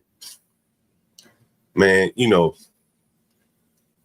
get me to talking, but anyway, I was going to say something, but I better not. So she's from DC. We're going to do, man, me, you, and her, all 3 of us, we could do something together if you like. I mean, what does she do? Tarot cards and bullshit like that? She do bullshit tarot cards? No, I mean, she holds a panel. It's pretty lively. She has about 30 people in all this, give or take. On the, and maybe more than one time. She seems nice, She's DC. She's DC. Yeah, she's DC local, so we could do like a DC centric. I think you don't see a lot of that in DC. I think DC, there's a lot to talk about in DC, in the DC area, in my opinion. I could be biased, but it's a major city. It's an international city at this point. I mean, it's the capital of America. Of course, it's a happening city. Absolutely. There's a lot. But it used to not be as international as it is now. Now it's much more international. And I think, it is almost gets as much attention as New York. But I don't think there's a developed network of people talking about DC news, DC DMV news that have kind of understanding DMV. me being a landlord, I got my perspective. You live in the area, you got your perspective. She's born and raised here. I think, you know, there may be something there between the three of us. But I think it's a market for that, honestly. A lot of DC people here, a lot of proud DC area people. They're not going anywhere, you know. I mean, I'm definitely looking to collab with people. I definitely like you. If she's down, I'm down. I don't, you know, if she's going to talk about, you know, most black people don't want a white person to talk about Umar. That's on her page. But I think she talks about real estate. She talks about like some DC shit. That's what got me interested. And I don't even know the difference between Umar and what's the other nigga? Tariq. Yeah, if you put both of them in front of me, I can distinguish the two of them. I don't know the difference between them. I don't follow them that much, so I couldn't really carry a conversation with that. But I think a DC-centric conversation, I could kind of carry a conversation with that. And I think it would appeal to a fairly wide audience. You know what I mean? DC news. What's shaking the city council, the city, the gentrification, the Trump. I mean, listen, I would love to be like I used to do Baltimore shows. Like I kind of want to be like the local guy, but it's hard to find the people. I mean, maybe you can have luck and be in DC.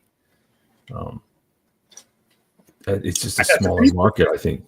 I got the people, man. Like, look, shit, I could just hell and nothing else. All my plumbers, electricians, painters, some of my tenants, former tenants. You know, I could put all of them on the stream. You know, it's a lot wide berth for content there. If you know, we wanted to just exploit it there. I mean, I'm down. Anything you want me to do, tell me when to pull up. Tell me what we're gonna talk about or what you want. Like, I'm gonna talk to her. Like, I like the look of OBS. And if we could do it together, we could do it OBS. You know what I'm saying? I got the setup and shit. But yeah, Flavor Maeve says people like watching DC shit outside of DC though, Barney. Yeah. Okay. I mean, I could be wrong. I don't know. Oh, what did you say? You think they didn't, or you think they did? I mean, look, if I knew the secret to having a big ass YouTube channel, I'd fucking do it. But you know, off the top of my head, I don't think anyone outside of DC is really going to give a shit about city council personally. Well, it may not city council. I could be wrong. I could be wrong. That's city council, you're right. I just threw that in there. But like, you know, like Rayful Edmonds, Trump, you know, the stories about gentrification. I mean, hell, there's 8 million people in DC alone, right? In the DC area alone. Stretch it out to Baltimore, you about damn near 10 million people. I think there's a lot there. Someone said, oops, they were banned in DC. For some reason, who is oops? Who's banned in DC? Oh, Pump Band, Bad Brains. Yeah, no, it's a lot. And then, you know, you throw in New York. I mean, you know, DC, New York. It's a lot of, it's a, you know, close relationship between, you know, the back and forth there. Hell, I live in New York part-time. So I go to New York, you know, when I want to go, you know. So I did a lot of streaming from the migrant shelters and shit from up there. Yo, I was thinking about that. That'd be cool. I went to one here too. You didn't see the one I went in the whorehouse here? No, I went in the whorehouse in Queens. That was in Queens, right? Yeah, that was in Queens. Let's see if I have a video there. How did that happen? Was it Colombians and Venezuelans, or what the fuck was it? No, it's an Asian woman. Let me see if I can show you. Bro, you probably get in trouble. You see it? Oh God! What else you got? Oh, somebody been in there with her. Hurry up and come! Hurry up and come! Tomorrow, no money today. Tomorrow. I promise you tomorrow. I went in. This is me in the mother. I'll come back tomorrow. Did y'all miss the train? Look, in my people. These are my people right here. Say hello. You train me in here. You train me in here. So I'll come back tomorrow, I promise. Let me see what it look like. Let me at least see what it look like. Are you drunk? I'm always drinking a liquor. Oh my God. This motherfucker being hard. Oh God. What else? Dude, Dude, Oh, somebody been in there. what the fuck is this, man? Hurry up and come. Come on. No money to this. Is that a whorehouse or a Robin tub? Yeah, that's a whorehouse, man, in Queens. Look, I'll show you when I'm walking out. Wait, you're supposed to have sex in that with just the curtain? Tomorrow. With the guy next to you? You say what? You're supposed to have sex on that bed? Yeah, Just the bed was with a hard as curtain shit around too. you? Yeah. And then I'm walking out. I would rather jerk off 5 trillion times than do that. I don't Look, give a these shit are what she hoes looks out here. Look, well, you made that be seen. Them hoes right there. Them hoes right there too. Right? You see what I'm saying? They were all They're up not and down the Asian. street, bro. I Well, the lived lady in was- New York. I lived in New York. I lived in East Harlem, Brooklyn, Yeah. Jersey City. I've been out to Queens. That's Queen right there. Roosevelt Avenue, yeah. Can tell by the train up top. Yeah, it's Queen right there. Yeah, I was like walking all through that motherfucker. How did you find it? Shit, man, I read about this shit in the newspaper, right? And I said, damn, I'm gonna go down there. What the fuck is going on down there? And I went down there. I was like, what? Let's see. I got a lot of, man, I got a lot of footage, bro, from down there. Look at this shit. Yo, we had a dude from a migrant shelter come on the panel, and we interviewed the motherfucker. He worked there. Look at this shit, bro.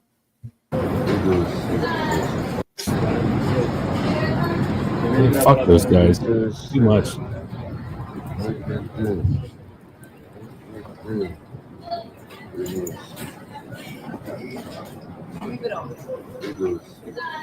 Yeah, man, big nice suitcase.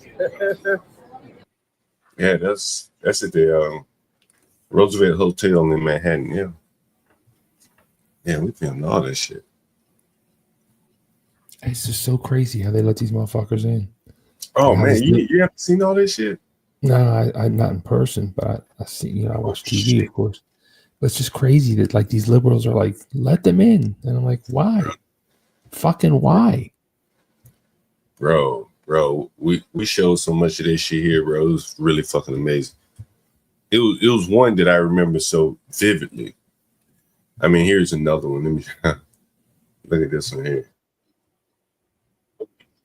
That is amazing, no?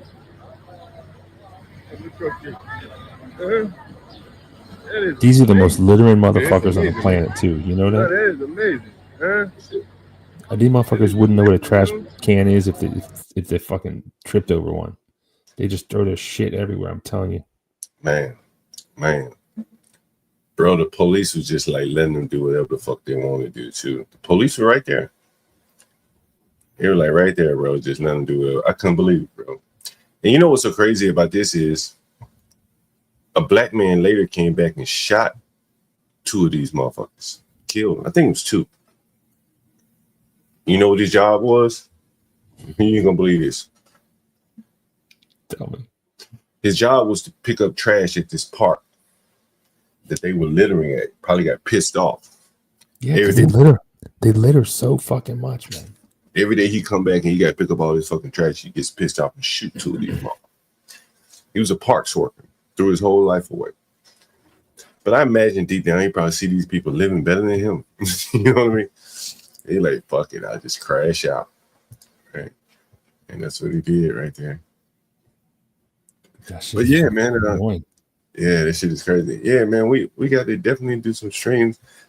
We get it going, man. I set this studio up for real, serious. This shit's it's big, got a lot of space. We have couches, everything. But I got space to do it anyway. Yeah, I'm And telling I you. got the equipment, I got the mics and everything. Hey, what's the rent? What are your rents like in Baltimore? How you doing your rents?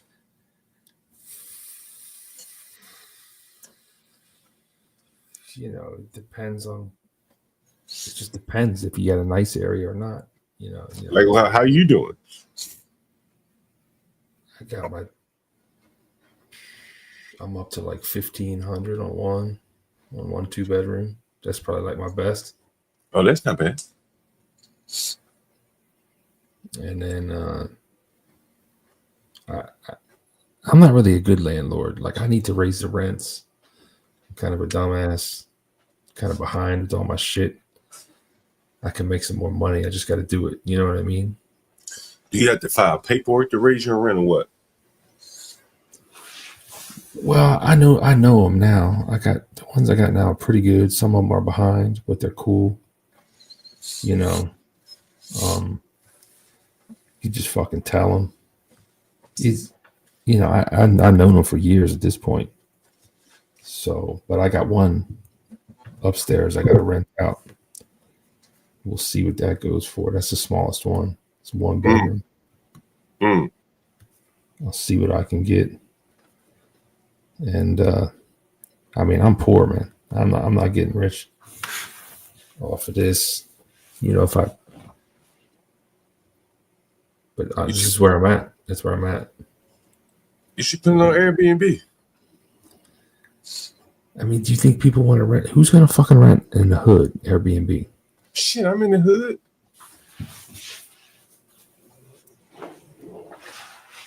How bad of a hood is it? It's fucking bad. It's like The Wire. You know, the thing is, man, like with Airbnb in the hood, it's like your place can be as nice as possible. Then somebody robs them on the way to your place and they write you a bad review. You be like, what? Like, why are you writing me a bad review? Like, I could show you so many, bro. Like, let me show you this. I don't even know where I should start. Hey, Moxie. I see you in CT all the time. It's West Baltimore. You in Baltimore, Moxie? She's in Baltimore? Okay. No, I'm asking. Why does she want to know? Like she's familiar with the area. Look, check this out, man. Check this out. This is just one of many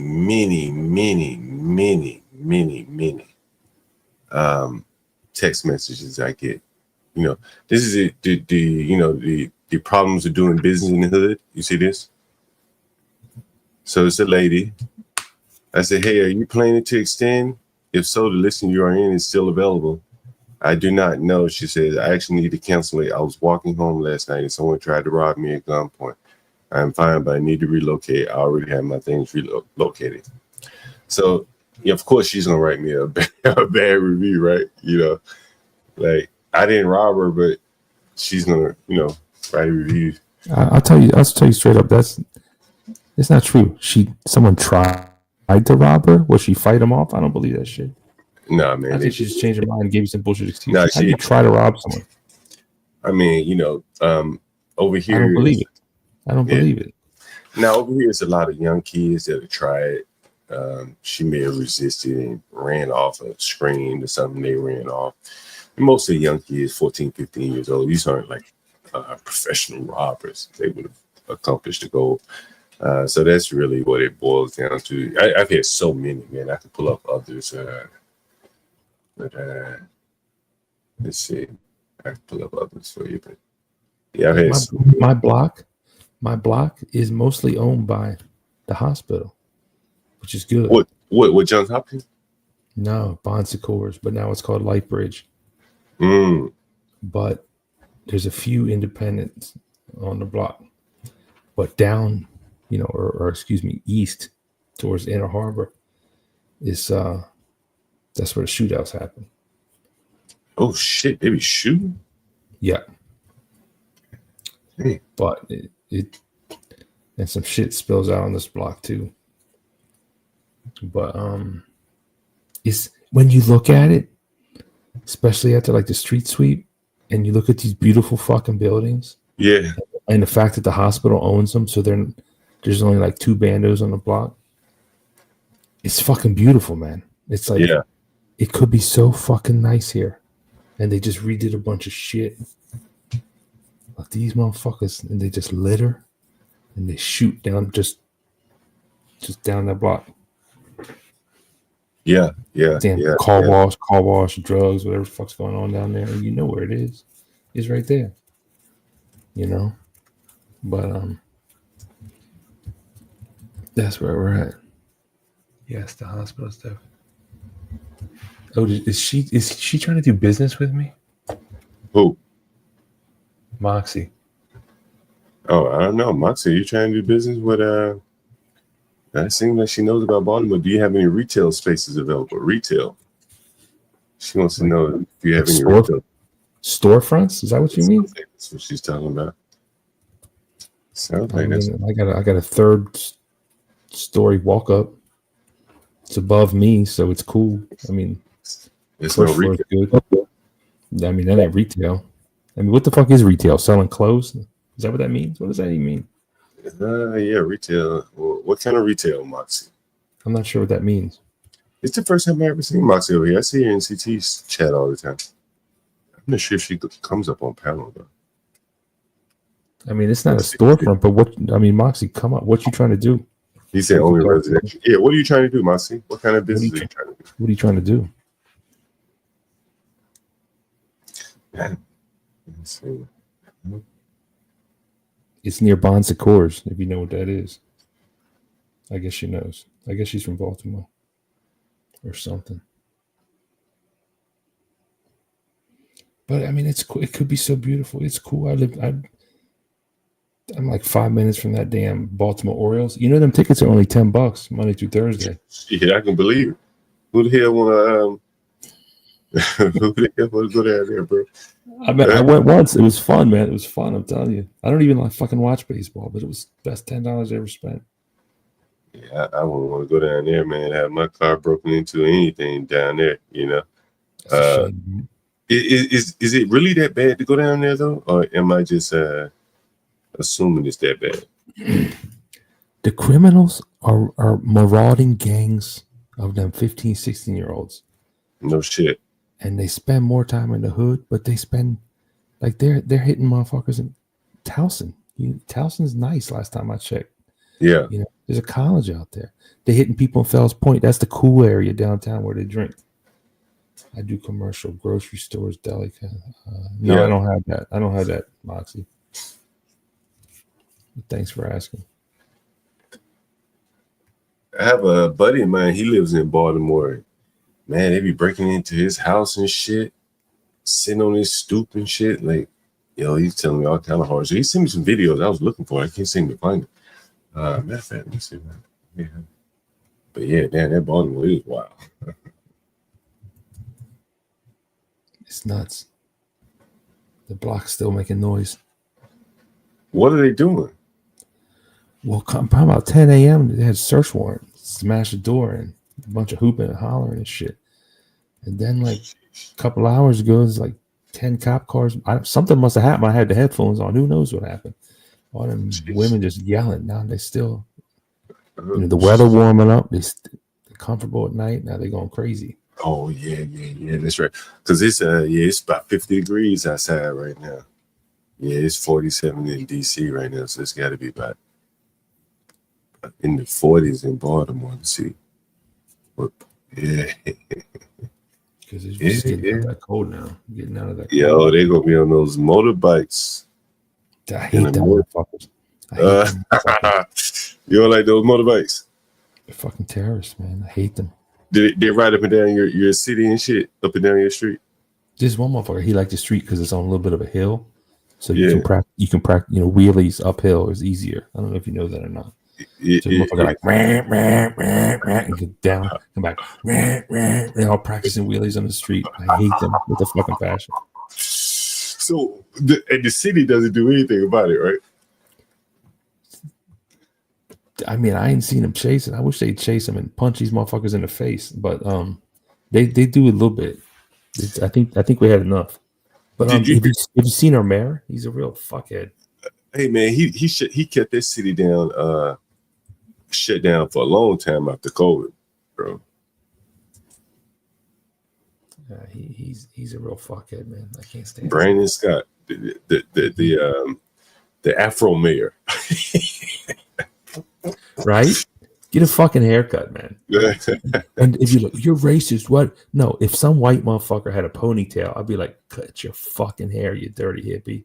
The fuck you think this is? You know, I covered Baltimore a lot here And this is a story I've been meaning to cover here. Oh wow, I had quite a bit here. Here's a guy. Let's see, up on the screen. I don't know if you've ever heard of this guy. You ever seen this guy before? Let me put him up here. You ever seen this guy? He's a Baltimore chef, apparently. No. And a lot of places fail because he's got music. Anyway, here's another video of him. As you can see him there. And here he is. Let me see if this comes up. Give me a second. But yeah, I've been following Baltimore Hill. I got pictures of me. Let's see. While it's loading.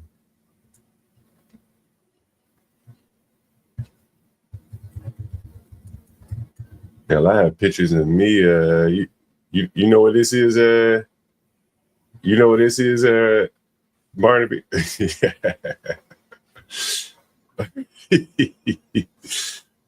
What? No, where is that? The Freddie Gray Memorial. You don't know what it is? I'm not from here. That shit happened before I moved here. I've seen that. Hold on, what street is that on? Hold on. What street is that? I don't know what fucking street that's on. Hold on. No, because listen.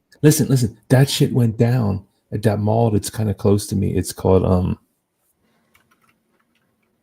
the fuck is that mall called? There's always a shooting there. You talking about Mondawmin Mall? Mondawmin. Yeah, that was the whole Freddie Gray shit right there. You live close to Mondawmin? I have a couple minutes. Oh, so you where I live is worse than Mondawmin. Like Mondawmin around it's kind of nice because it's close to Drew Park too. It's true. Oh my goodness, man! You make me want to come up there and visit, Martin. You come up. Let's go see Orioles. Is that shit? Is that? Damn. How much do you think the property values have been affected by all that crime and violence and shit? ATV riders. Hold on, I'm trying to see where this. I'm looking at a map. I'm seeing where I am compared to this. Oh, okay. Where is that on? Oh, that's at Presbury and Fulton. I live off Fulton actually, but I don't live there. How does the neighborhood look up there? Like, is motherfuckers hanging out on street corners and stuff like that? I'll put the camera out the window. You want to see it? Yeah. All right, hold up. There are people outside right now? Some people yelling. Oh, shit. Yeah, put that outside. Hold up. You know, I like this ghetto shit, Barbie. You came to the right channel for this ghetto shit. You know, I love it. I hope we get some shoot. Shine some light on that shit. We can't really see anything.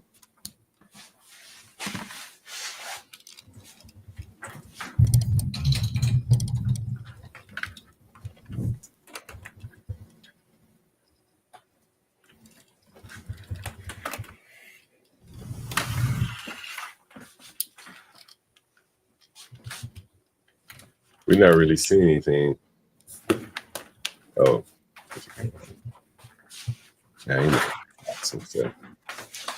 Yo, you there? Yeah. We can't see it. It's a black screen. This shit don't look bad, man. If it was just fucking clean, I'm telling you, the buildings, the architecture is fucking beautiful, man. It's just dark right now. We can't see anything though. No, they got street light. It's a good block because no, we don't see shit though. Hold on.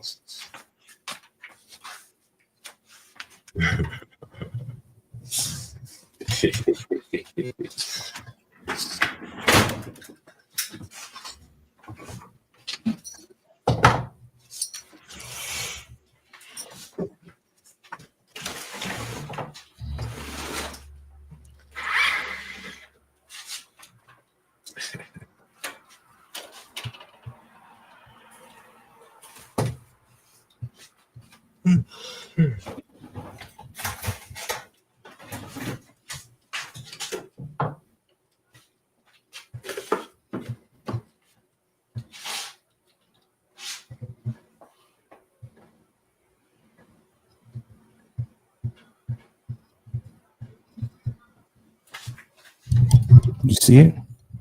Oh shit! Let me put it up. Oh yeah. Yeah, I see it. Anybody out there though? There goes bike right there. My wire's too short. I can't get further. I can't look down up and down the street. Somebody said a wire. No, my cord on my No, somebody said a wire like the TV show. Now, where are the people to the left or to the right? I mean, typically they're down to the right is where the criminals are.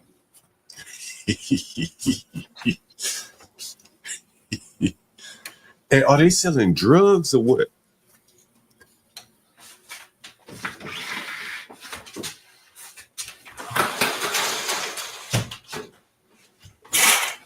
Do you have a corner store down there? Hold up.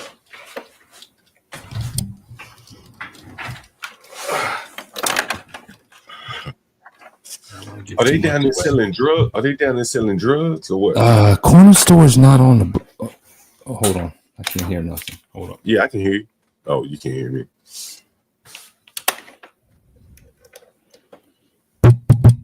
Yeah, I can hear you. There's no corner store on the block, thank God. But there's bodega probably. You think it's open? You think it's open? Down, and there's. I mean, I know where the corner stores are that don't close. So what are they doing? Are they? Do they live in your block or do they? Are they just hanging out at the corner store or something? Typically, that's where they hang out, right? The corner? No, I know where the corner stores are. They're not on the block. But I got. So I'm in the middle of the block, and you go east, it's downhill. That's to the right. And then and that's Fulton. Then that's near that Freddie Gray shit.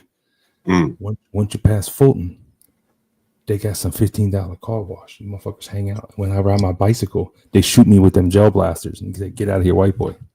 Well, what's a gel blaster? Like the water gun? It's like a BB gun, but not. It's like plastic, but not. Oh shit! It's not hard. It's not like bad. It's not bad, but it's they just, shoot the motherfuckers at you. They just like if they don't know you or whatever. If you're white, they'll fucking shoot you with them. I mean, it's like it's not cool, but it's not as bad as like a fucking paintball. That shit hurts and fucking make a mess of you. You know that's bad. So it's What not is like it that. called? A gel blaster? Yeah, gel blaster. Damn. I mean, they were fucked up, but that's the kids. But you know, they're selling drugs or some shit because they have shootouts every now and again. It's always there. But see, this block is owned by the hospital, so this block is pretty cool. Like I know they had a search warrant, forced entry, but most of them was like some old people and shit. It's not so bad on the block. I mean, bad shit happens, but it's not like. It's good that the hospital owns the shit because they even got 2 Mexican ladies come by and pick up the motherfuckers' trash twice a week. Get the fuck out of here. It's true. And it's still a fucking mess. The motherfuckers just throw shit everywhere. It's all blacks, right? Is it mostly blacks and doing all this shit? Yeah, you be honest. I mean, you already know. You ain't got to ask. Hey, are your tenants black? I got one. He's white. He lives on the east side, but he's from here.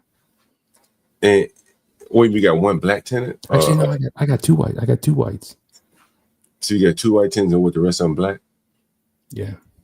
Oof. Somebody said, Barney, you really in the trenches, bro. You need to be doing the shit I'm doing. Like, you need to be talking about your real estate experience. Nigga, a Baltimore landlord, nigga, that's gangster. Dude, I'm not gangster. I'm not. Oh, just to be in that business, boy, you got, man, just going to pick up your money. Yeah, just going to do some maintenance. Good Lord. Man, I've known people that done business in Baltimore. They say, don't do it, man. Like, don't do it. The guy owns some property across the street from me. He owns some property in Baltimore. He's like, don't do it. He's like, Yeah, them Baltimore niggas is worse than anything. They're bad. Damn, that's They're bad. crazy. That's like, so do the black tenants pay? Are they the ones that behind on rent? I mean, I got one on the east side. The motherfucker got behind. He had about 1,000 stories too. Yeah, they do. But he finally got up. He going to cop school. He's gonna be a cop. I'm like, great, fucking great. Yeah, that sounds good, right? Fuck yeah. Now he starts paying. I'm like, keep the money flowing, bro. You're way behind. We got another one. We got another one. We got another one. She behind, but she's like the cleanest one out there, man. She clean. When you go to the apartment, it's fucking clean. Yeah. When that shit is so clean, you're like, you're a little bit late, but this shit is clean. It's fucking nice. Yeah. It's fucking nice to see. And it smells good. And they keep up with the shit. And I'm like, okay. It's just a lot of considerations there. What do I want to do? Kick her out because she's behind? Get some dirty motherfucker down there smoking weed, blasting music? Like, yeah, she'd be behind. Keep it clean. Keep quiet. Hey, when you say they're behind, how much are they behind? I mean, bro, it's just, and you're asking too much. I'm just asking. You don't have to give me a dollar amount, like months, 2 months, 3 months, 4 months. I mean, I don't want to say. I feel bad. I don't even want to talk about this. Let's talk about something else. Come on, man. You need me to come up there and help you. I can come and give you some landlord. All right, I'll help you out one day. It's my interest, man. What do you want to talk about? You want to talk about Themis? Should I play some of the Themis? Yeah, you might lose you more subscribers. I play that shit. It's fine. It was cool. Yeah, I saw you up there. I was like, damn, Marvin, you moving up in the world. And then you said you left there, you lost 2 subscribers. Just check how much money this motherfucker makes. Look at his views. This motherfucker's killing it. Let me play a little bit of this shit, man. Yo, you don't think this bitch copyright me, dude? You don't think this motherfucker will copyright me, right? I don't know. Well, then don't play it. I don't know. I don't know this motherfucker. So he might. He's kind of a dickhead. So he might. Yeah, you might be right. All right, I'm gonna skim through it then. How about that? I'll do that. Let's see. This is like Kamala or Trump or something to say what? No, go ahead. Oh, I thought you were saying something. Go ahead. All right. tune of Trumpers come in and tell you why they're happy that Trump won, and that is me. I voted for Trump. I'm not ashamed of that. I'm proud of that. I'm happy about that. I'm not happy with everything he did. I can see that he has obvious flaws. I don't co-sign everything he does, so I'm not a hardcore Trumper. Sorry to disappoint you, but I just have a few notes to why Kamala would be a horrible president right now. And thank you for the chat. All chats regarding me is loved and accepted. Even the hate chat, bring it on. I love it. Okay, but let's do it. Some of the shit kids, this guy want to copyright me and shit. For 3 heads That's fine. of the same evil monster that wants to destroy boundaries, destroy borders, pro-globalization, and pro-globalization of the corporate world. That's all they are trying to push for. She didn't even stand for what she used to stand for. If she's a real Democrat, why don't you stand up for the people? Oh, I got a message. We all out. She used to. Let me get the Themis. Let me see this thing. Let me see. I thought he was just too. I thought he was just a little too effeminate for me. Yeah, I'll go back to you in a minute. I want to see this guy. Let's see something. Yo, the super chats are coming. Why not just do it? Yeah, all right. The super chats are coming in. He is in no. Love it or hate it, he got rid of Roe versus Wade. That's what he ran on, and he actually did it. That's insane, right? He got rid of NAFTA, North American Free Trade Agreement. Wait a minute, is this the guy that was on the show today as well? Yeah, this Themis guy, he fancies himself as an intellectual, and he looks at me as a retard. So he's like, "Why don't you bring a friend? Because I'm so smart. I want to go 2 versus 1." That was his whole fucking thing. So this is the guy you brought on right here, this black guy. Yeah, he's cool. But I mean, he overtalked me, and they wouldn't let me fucking talk, so it was kind of bullshit. But I still like him. You Yeah, fucked good yourself. Agreement. He changed it with 2020. I mean, the guy has a record of success. The man has DEI. What it is? DEI is state-sponsored anti-white racism. Call it by what it is. He instills a. So this is this is an anti-Trump tweet. He's getting anti-Trump super chat. He's getting for $5 right here. Take down your thing so I can read it. Oh, you can't see it. Oh shit. Oh damn. You highlight the comment. Yeah. This dude was rocking 600 strong current viewers, and they were just rolling these super chats. And the more he argued with Brandon, man, I've said them motherfucking. There was small donation, but there was like constant, man. He just had such good numbers. It was like, fuck, man. I basically want to do what the Themis does, but become a liberal. That'd be a total grip, right? I mean, but can I be myself and have a success and something like that? You probably won't be able to do it as well as he does it. You know what I'm saying? Because he really believes that shit. How many viewers did he have? He had like 600 the whole time. The whole time? Yeah, man. Oh, this is your channel. Let me see how many he had on his channel. Themis. Just killing it. Themis and Charles. This is it right here. Let's see. Let's see how many he has. He has 24,000, give or take. Damn, he had 4,500 views. Is that good? I don't know what that is relative to the number of subscribers, but it seems good. 475 likes. Oh, you can't see that. Pull it up. Themis. Who is Thoth? There's some Greek mythology shit. It's not really his name. I don't know what the fuck it is. Oh, that's not his name. Okay, okay. He looked down on me because I don't know what it is. But this guy Brandon actually knew what it was. Damn, he is gay. Jeez Louise. I mean, he got like what? 46 comments off this shit. I'm telling you, man, he's got fans. They're all women too. They're all women, all black women. Yeah, all of his fans. Yeah. You have to be very liberal to get those women like that. Well, I mean, can I do it and just get those numbers? Obviously, not be gay and not be liberal. I mean, do you know what I'm saying? I mean, you ever seen Sharon Bracey? He does numbers like that. You ever seen him? No, you can show it. You never heard of Sharon Bracey? Look at the comments though. They hate us. It's funny. Yeah, I see that. Yeah. The only thing these two proved was what a terrible mistake the nation made putting these type of people in charge. They all have the same rigid, unmovable personality types. Loud and wrong, consistent traits among Trump's most ardent supporters. Just won the intro alone. The debate was over before it started. It's just the whole thing. It's those are the kind of fans. I mean, I like hate fans too, though. So it's interesting that he only has positive fans, right? Every single one. Usually, if I get a bunch of comments, I'll get a few like, "Hey, Barney, you're fucking stupid," and I think those are great. I love those. Those are fucking cool. But someone said Sharon Jason's broke adjacent. The broke genius. Yo, what's up, man? We up here talking landlord stuff. You said he sent landlords on fire. Ooh, boy. That's no bueno. Here's what I hate though. Look, here's something I want to talk landlord. Yeah. Anytime that term comes up, everyone acts like motherfucking landlords are rich and greedy and all this bullshit. And it's like motherfucker. Like, I'm not rich.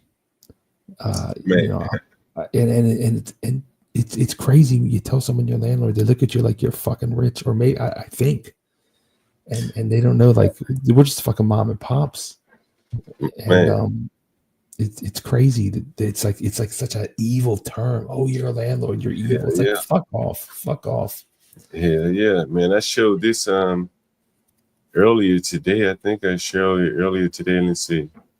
No, that's not it. Where is it?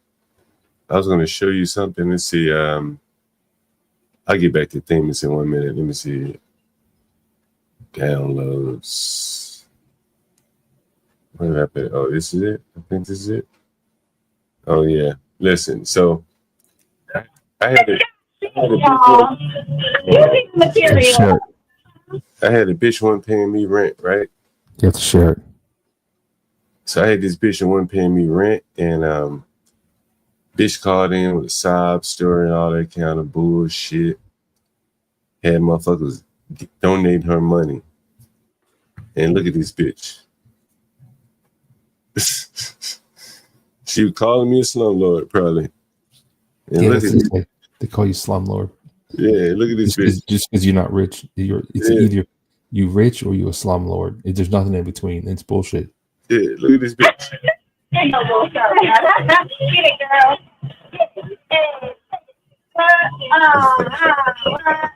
All right, pause it. I mean, sometimes for research purposes, I watch adult movies for research. And there's always this fantasy that comes up. Now, you're a landlord for 20 plus years. Tell the truth. Yes or no? Everybody asks me that. I know what you're about to ask me. So answer it. And I just seen you in a whorehouse, right? It's not looking good for you. I think the answer is yes. Out of the whorehouse. I think the answer is yes. Tell me the truth. Nah, man, never, ever. Man, I could call people on the phone right now, and they'll tell you, they'll be like, hell no, he don't do that shit. What about from that one right there? Man, I had better than that. I had something look better than that, much better than that. You know, with careers and shit. You know, never ever, man. Mm-mm. You got an old lady or not? Shit, it don't matter. Shit. When I did or didn't, you know, the same rules apply, man. That's the one thing, you know. I think I'm looking for my fucking phone here. Can't keep up with these motherfuckers. I got like 2 phones. You got 2, you ain't got 1. But now that's the one rule, man, I never ever broke, man. Never mess around with the tenants, bro. It can always go really bad for you, and then, you know, you'll be kicking yourself like, I could have had another woman better than that one. You know, you'll be mad at yourself. You know, that's just the way I look at it. But you know, there's no right or wrong answer. Well, I think so. I think it's the right answer to that. Nah, I've never done it, man. Never, ever. I had a good friend of mine came up here from Alabama to do some work for me, and he slept with one of my tenants, and I ain't like that shit. You know, because she comes short on her rent, she's gonna be asking me for a discount, not him. You know. Matter of fact, listen. You know, I got a funny clip. I'll play for you. Right. Let's see. Do you need work done? I got a fucking team. Man, I got so many people. What kind of people you got there? Painting floors and tile roof. Paint. I got drywall, paint, vinyl floors. Hold on for a minute. We can do ceramic tile too. Backsplash. Yeah, I've been doing. I may get back on my Airbnb. Oh, I think it was a short. I may get back on my tiling. Right now, I've been doing damn. We got so many videos. Sometimes I have to remember how to search for them. If you need someone, man, give me a call. I got the guy. Man, you know, hold on for 1 second. Let me find something. Shit. Yo, is Moxie still in here? You need some tile, some paint, some shingle roof, or some vinyl floors. Moxie, hit me up. Listen to this. Listen to this right here. Yeah, what that shit at? Listen to this shit. Hello? Yeah. Who is this? Yeah, I got. Who is this? Jerry.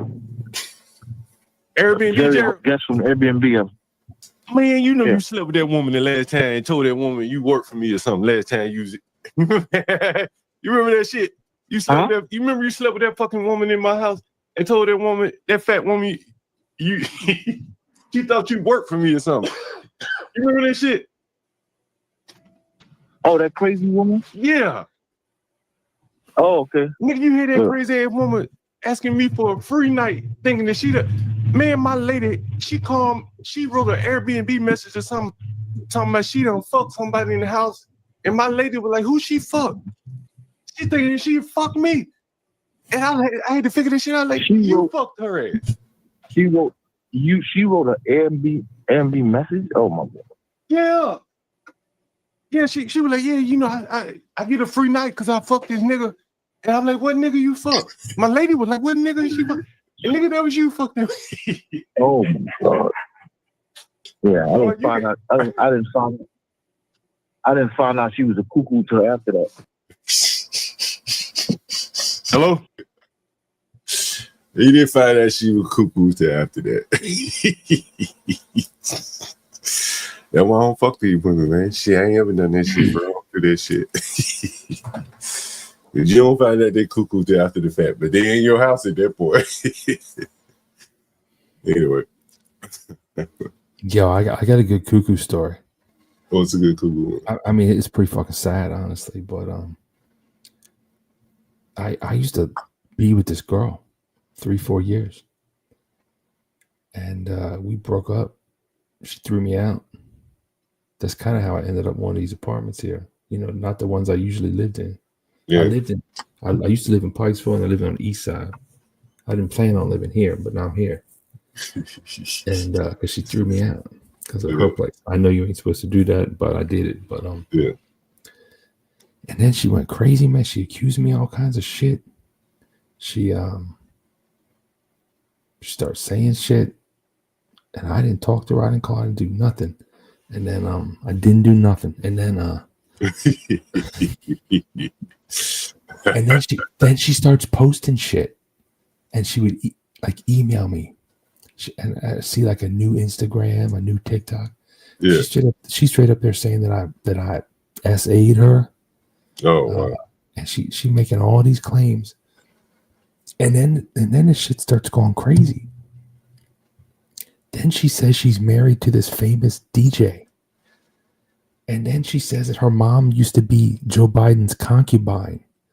And then she starts saying all this crazy shit. I mean, it's a DC woman who was a lawyer. Oh, shit. Fucking lawyer. Yeah. And I get emails to this day from her. She's a homeless bag lady in New York with a cell phone going from hotspot to hotspot. Talking like I checked the email she sent me today. I tried to get a restraining order on her, but they wouldn't give it. Even then, like I mean, I can read this shit. How you gonna serve her restraining order if she don't have anywhere to live? Yeah, but this is like before she became homeless. I tried to serve her. Okay. But she thinks she's married to some dude who lives some DJ stalking some famous person. All the while coming back and harassing me. And then she harassed my sister, my nephew. She said that my nephew had child movies on his computer in school. He was 16.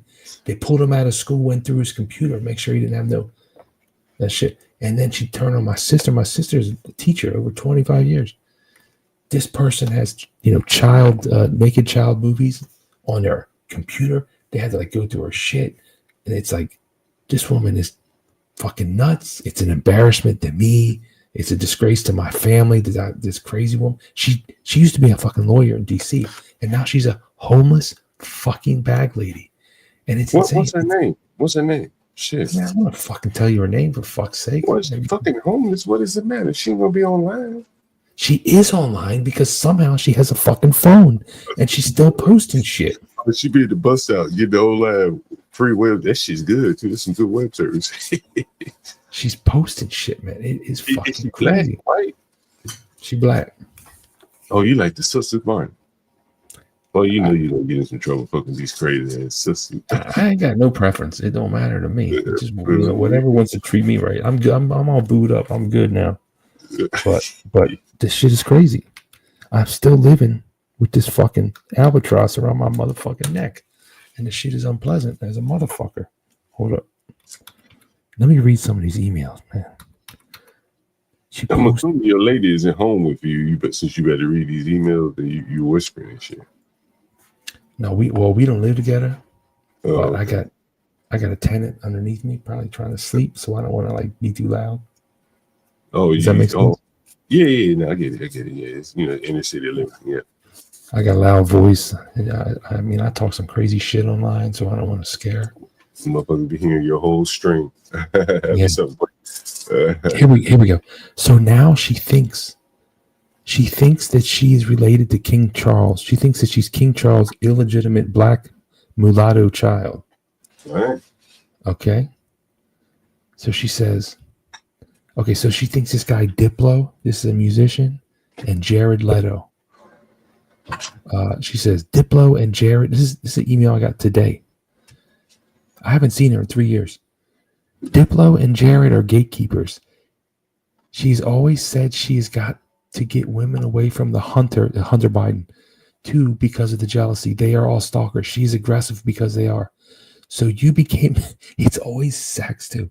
So you became a lesbian or bisexual or whatever, so they do not desire you anymore. Now that does not work because so many people are bisexual. I do not know what to do because this time is interested in my house.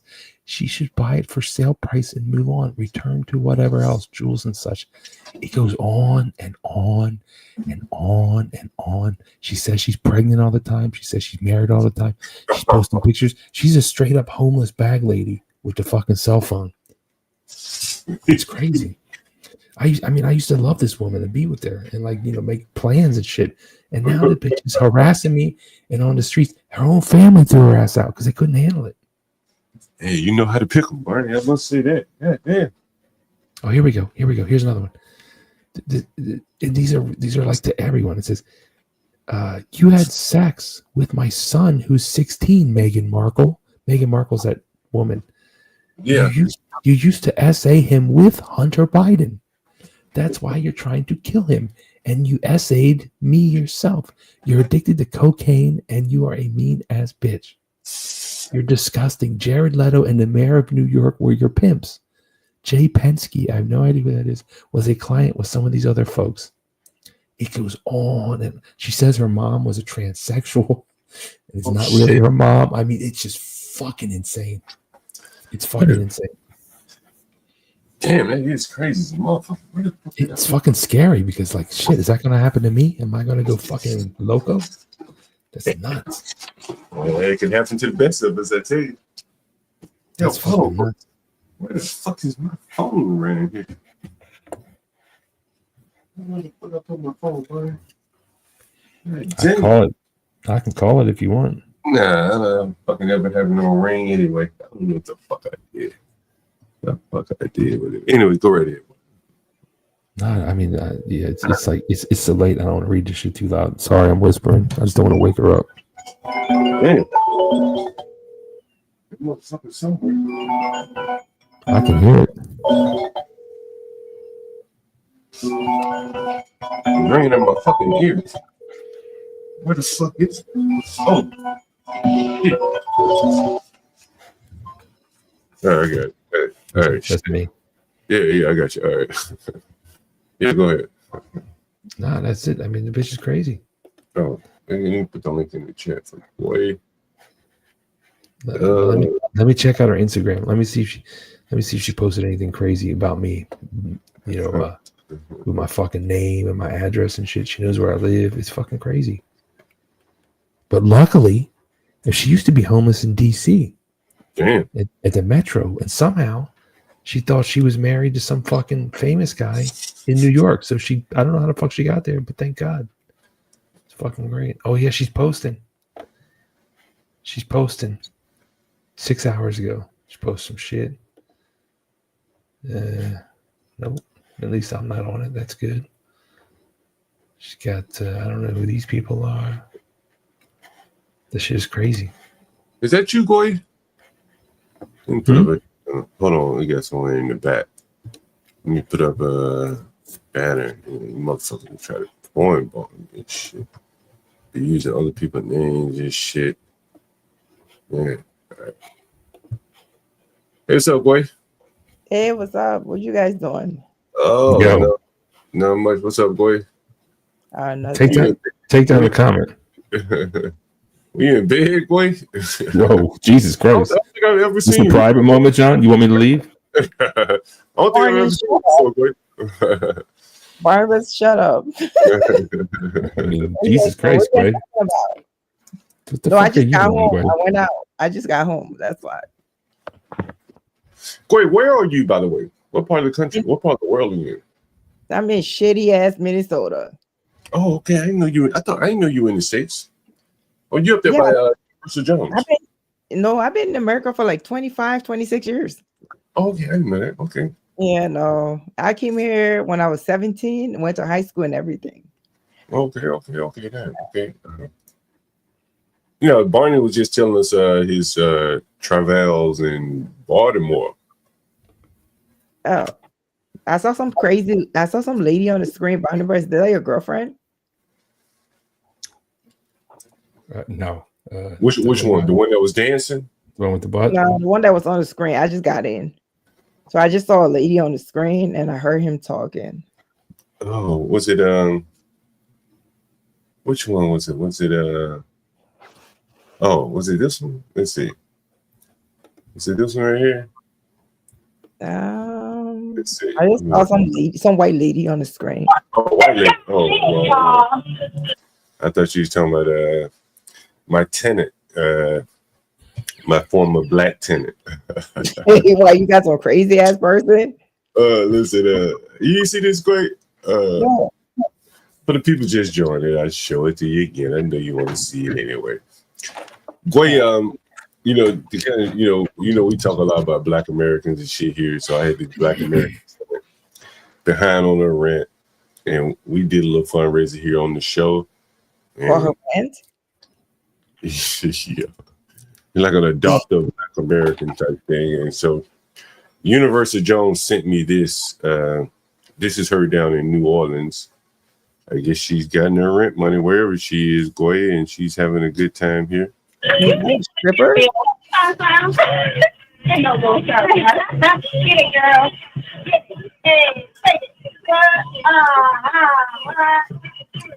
Is she stripping? Oh my god. I don't want to see that.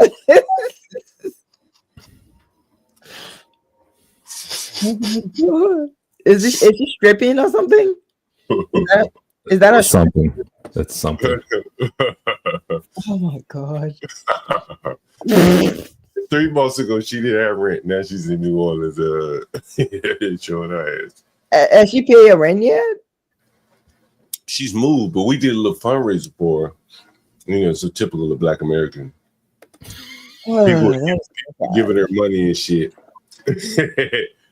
And she has like all her ass cheeks out. not even a day later, right? She called in and cursed everybody out that donated her money. You know,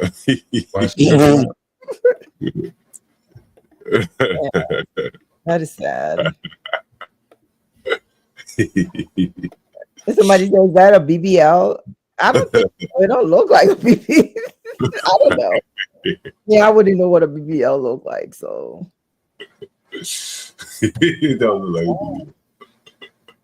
Is that the only way she can make money? Like, does she have any other skills or something? I bet she got some more skills. Shut up, honey. She got skills. That's I not bet the she got some more skills. I mean, did she pay the bills? She got the skills. That's what's up. It look real to me. I don't see like it look like a BBL because you know BBL shit wrong. And she actually looked damn good. I ain't gonna lie. So after shaking her ass, did she like pay you your rent back? Well, this was pre-shaking her ass.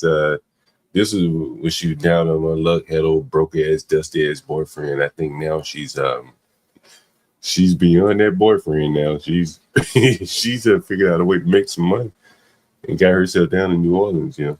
Jesus. Actually, I wish women wouldn't do that. That is so sad. Like they have to like take off their clothes and sell their bodies for money. But I think they do that because it's easy money too, though. You know. I mean, stripping don't look easy. You have to like work like everybody else to do that. I would rather sweep I'd rather sleep in McDonald's parking lot than to ever take off my clothes. I don't think she's stripping. More or less, I think what she's doing is appealing to men, just willing to pay for that. You know What I do mean? you call that? Her ass cheeks is out. Like everybody can see. Well, I saw someone else that was famous that had like a little skirt on like that. You know, very Yeah, they're doing it for money though. You know, these celebrities, they'll do anything for money. You know, take off well, their clothes, for the titties, do all type of stuff. well, that's on social media, so I'm sure she's doing it for likes and clicks.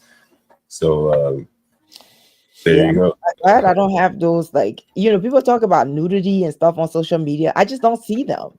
So I don't know like what social media they're following, but I just don't see those type of things on my feed at all. Even on Twitter, like people say like there's a lot of porn on Twitter, but I don't really see those things at all. What's on your feed? What's on your Instagram feed? Break out your phone right now. It's like bunch of like it's like bunch of like Dudes and abs and pecs. no, it's a bunch of like politics because I like politics. So that like it's like a bunch of politics. Like I follow a lot of politicians, so that's what we on my social media, on my X field. Follow Elon Omar.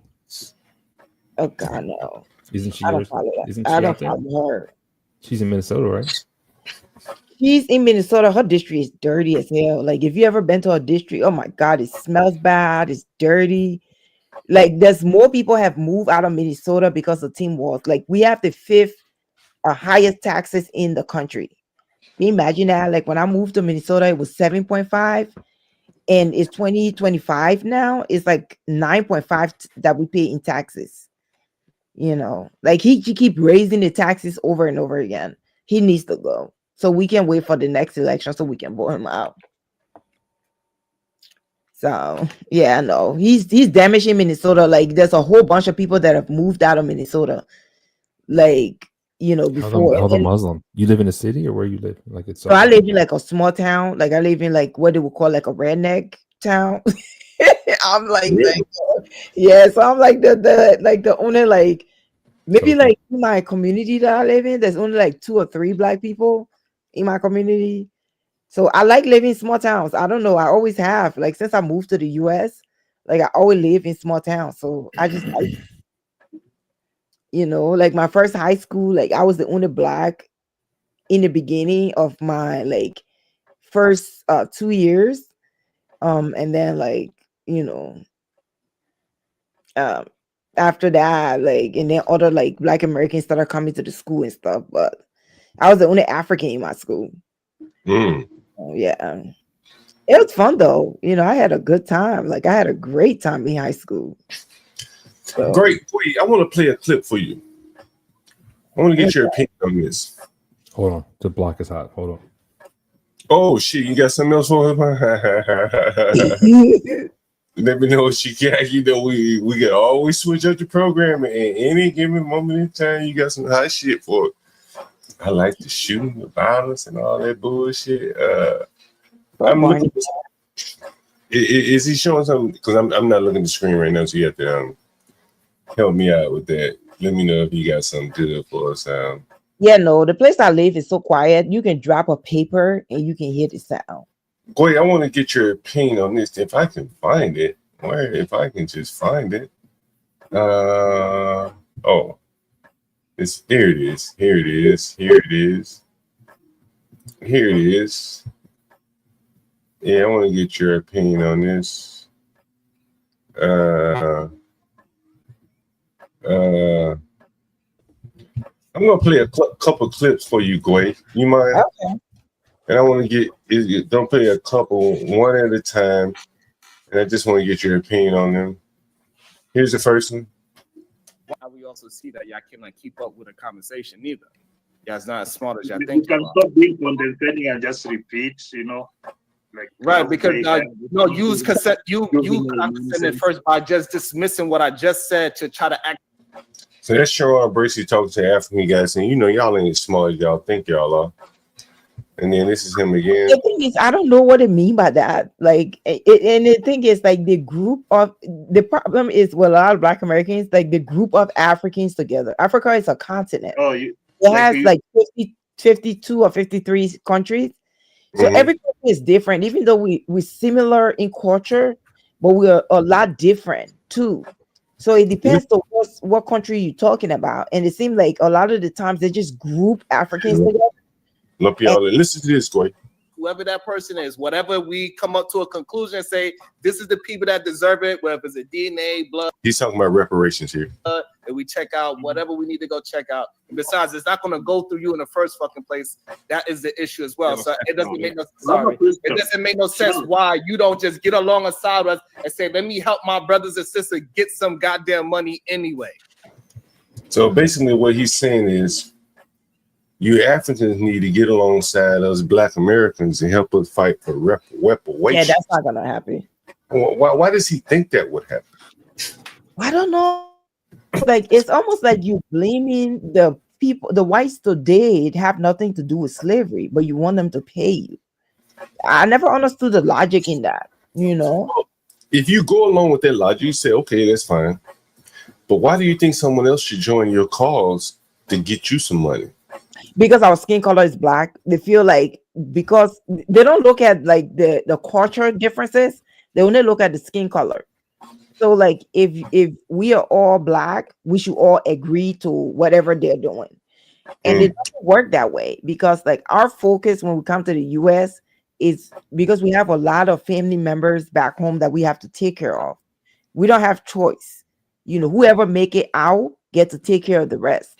You know, that's what a lot of times people say to us, like, we enabling the people in Africa because our money that is being sent to Africa is what keeping the economy going. But we don't have a choice. We've been through civil wars, we've been through a lot of stuff, you know, we've been through real suppression. So like when we made it out, we don't look at ourselves as victim. We look at ourselves as survival. You know, I made it out. I survived the civil war. I lived through it, you know, and we look at ourselves as survival instead of victims. So when you come here, once you make it out, you have to take care of the family member back home. You don't have a choice, you know. Sometimes we try, you know, and we be like tough and be like, oh, you're ripping us off, or you're, you know, they will take advantage of us and stuff, but we don't have a choice. We end up keeping to what they're doing, and we have to send them to school, we have to provide food for them, and we have to take care of them. It's our duty. That's how we feel, at least, you know. And because of that, a lot of the times, you know, Black Americans get it confused of, oh, we now wanting to join a cause because our cause is different from what they're looking for. Yeah, it's different from their cause. Yeah. Our family back home, their cause by the white system, and we don't see that as a cause, because we have family members that don't have food to eat, they don't have schooling, we have to buy them clothes, we have to take care of them. So that's what our focus is on. Yeah. You know? So you see a lot of Africans in America have 2-3 jobs. It's not because we want to, it's because we feel like we're obligated to take care of our family members back home because they haven't made it out. They're still struggling, they're still suffering, and they need us to support them. You know, and I think that's the difference. I think it's cultural differences that make a lot of them not to understand Africans, you know, and think that we're against them instead of thinking of our cultural differences and we have to take care of our family members. You know, sometimes people get mad at us and be like, oh, you don't have to take care of them, you're enabling them, they're not going to be able to do nothing, which is true sometimes. You know, the one thing I want to point out about Sharon Brady is that, you know, I'm not picking on him in particular, but, you know, he's out on the internet screaming for reparations. And I think, you know, like you get more bees with honey, as they say, or whatever. And on one hand, the first clip I show you, he's talking down to the African. And then on the other hand, he's saying, hey, you African, why don't you join my cause? It's not going to work that way. You know, it's going to have to be the power of persuasion, if at all. And talking down to somebody is probably not the best way to persuade them to join your cause. No, that's the thing. You know, I think that a lot of the times, like, that's what most Africans feel, that Black Americans have some type of superiority complex, that they feel like Africans are supposed to be beneath them. And we just don't see it that way, because our focus of getting out of our third world countries is survival mode. you in survival mode a lot of the times. We lived through that for decades. Some people been in America. I've been in America 25 years. All I have ever done is work and take care of my family back home. Like I don't focus on anything else because besides taking care of family, friends, and people we left behind that can't afford to take care of themselves. And that keep the economy going in Africa. With the money that Africans send across the continent. Yeah. Yeah. Like your cause you're fighting for to us is nothing because the way we have grown up and lived through civil wars, for decades, to us, coming to America, we feel like, it's nothing compared to what we've been through, and I know that's a very, some people feel like, oh, well, that's is not fair, which I can understand, but it just, a lot of Africans live in survival mode, like all the times. You got mom, dad, whoever made it out has to take care of the rest of the family back home. And that we always in survival mode. Like we always live and work 2-3 jobs just to take care of our family member. Most of the time, like I used to be on CT a lot, but once I got like my first and second job, like that's what I focus on, So I'll listen to CT, but I have to work. And my is working a lot of the times. For most of the years that I've been in America, I always had a job. Like I have to work, so I can help my mom, my aunties, the rest of the family, put money together so we can support the rest of the family members back home and help develop properties and stuff that if we ever choose to retire or anybody else, our grandparents choose to retire, they can go back home and, kind of live a peaceful life until they passed on. That's how we see it. We don't see it as coming to America and fighting for a cause because we don't feel like we have. You didn't come here to fight another cause. Yeah, I can totally see that. I saw someone mention something in Chicago. And I saw someone mention something in Chicago. Let me pull this up here. Check this out. Listen to this. Landlord news. $80,000 to former tenants after threatening to report them to U.S. Immigration judge ordered a pair of landlords to pay $80,000 to former tenants after threatening to report them to U.S. Immigration and Customs Enforcement agents after a dispute in 2020. Cook Dude. County Circuit Court Judge Catherine A. I mean, that's an AI video. Antonio That's Contreras, an AI video. performing the Illinois team that Yeah, I prohibits, know. What the and fuck? we do not believe that any. I don't do that. I hate that I don't AI believe that shit. shit either. I thought that was fucking WGM. This shit's world news. That ain't nothing. 90 subs and it's got weed. They said the landlord have to pay the tenant. Yeah. Landlord got to pay tenants in Chicago. This is that illegal person? Is that somebody here in the country illegally? Let me see. Here's someone else talking about it. Yes, undocumented. I see it said undocumented. See. A Chicago landlord has been ordered to pay over $80,000 to a couple after threatening to report them to ICE. Marco Antonio Contreras and his wife, Denise Contreras, filed a lawsuit against their landlord after he threatened to ICE on them unless they paid rent on his terms. The case was filed under Illinois' Immigrant Tenant Protection Act, which was passed in 2019. The law makes it illegal for landlords to evict or threaten tenants because of their immigration status. The Immigrant Tenant Protection Act was created to protect tenants from being harassed or threatened with ICE. Illinois became the second state to pass this law after Maybe it is true. California in That's what I'm 2017. saying. Like The law It is. for us who like went through the system, it really, really it gets under my skin when people have to come here illegally and they just have to get like, because if you only knew like what, like now it's different, but like growing up back then in like the 90s, where after, because I came here in 2000, so that was after the third civil war in Liberia. So after that the 1990 was like the worst civil war in Liberia, because there's only two parts of the country. Like if they start in the village, you have to come to the city. If they start in the city, you have to go to the village. So like once you survive that, which was the worst civil war, like, and you have to, like, back then they didn't have like mailing or like, sending you letters or anything like that. Like you have to go to the American embassy every single day. You know, so if you go and they don't call your name, you have to go back home, and then you come back the next day. If they don't call your name, you have to go back home. Then you come back the next day. We did that. Me and my older brother, we did that for like 6 or 8 months before our name was called. We had to come to that embassy, the U.S. embassy, every. And what would they give you, a plane ticket to come to the States or what? No. Like that one, your family has to buy your plane ticket. They have to give you the visa to come. They have to approve the visa.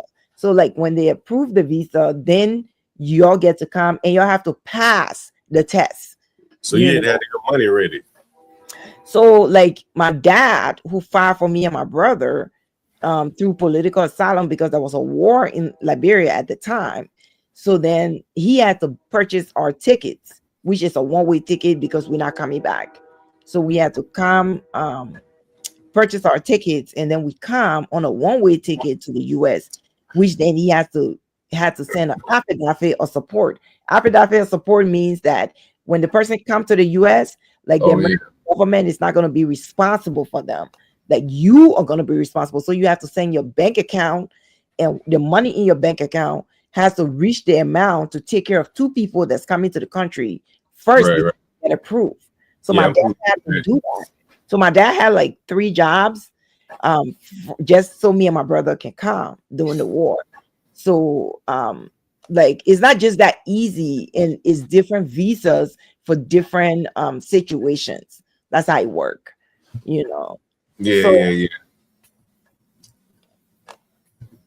Go ahead. So I mean, so that's how it work. So like when you go through all of that and you come to America and you see that illegals can just hop over the fence, come over here and just get, you know, citizenship, and it's like it gets on your skin because it's like there's so many, there's over like 3,000 people that's still waiting in line just for the paperwork to be approved, and they don't have to worry about them because there's so much worry about illegal immigrants. Like you breaking the federal law when you come into America illegally, that's a federal crime.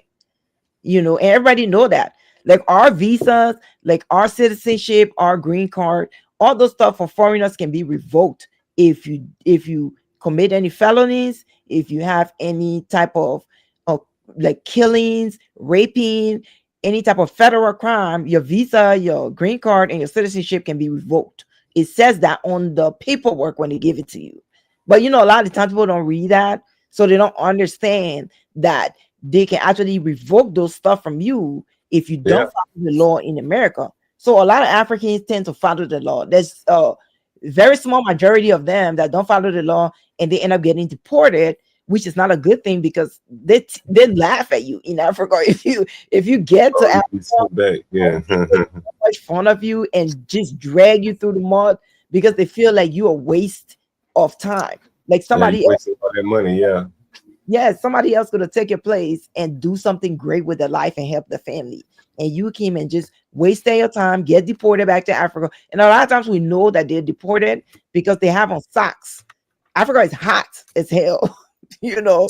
So when they get off the plane, they got on socks and slippers. So that's how we know that they've been deported, you know, a lot of them. So, but yeah, that's how it is. Yeah, they get dragged through the mud. They get dragged through the mud. They get make fun of. They end up hanging on buses just to make a living. It's hard when you get deported. You know? What do you think? Like, what do you think? You know, a regular person, like, you know, I don't know what your situation. You probably got it a little bit better than others, but a regular person going back to Liberia, what would they be doing? 'Cause we had a Sierra Leone come up here, guy. I think he ran the room for me, and he talked about the Civil War and all that. What would it be like living there now? Sierra Leone is getting better. I'm not gonna lie. The president that they have, Madabio, he's very good. Like against, like they have tried to, because the British had to protect him because you know Africa, like the corruption is high.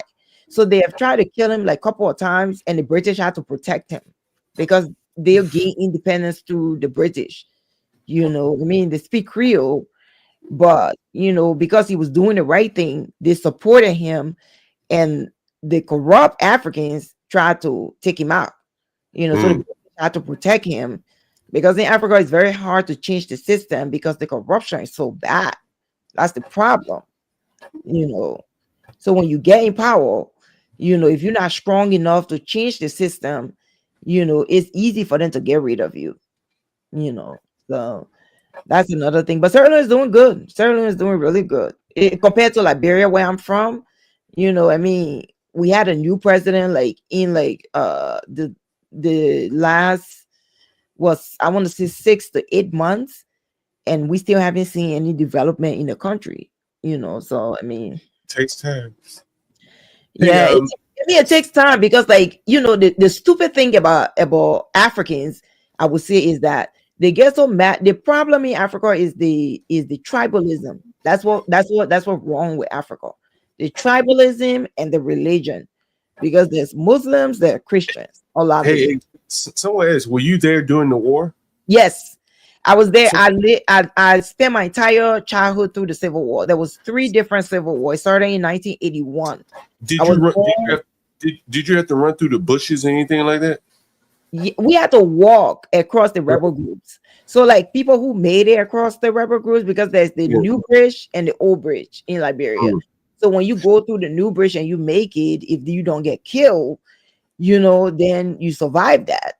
And then, I know a lady that was from there, and she told me how, like, running through there, going through there, like in the bush, and if a child was crying, you got to quiet that child or the rebels. Yes. Right? Because the rebel leaders were either they did horrible things. Like, we went through horrible things. I mean, there were people who entire family were murdered in front of them. Only one person survived to go tell the story of the horrific thing that they saw. People's eyes were taken out. People husband, like wives, the husband, like the heart will cut out of the chest in front of the wife.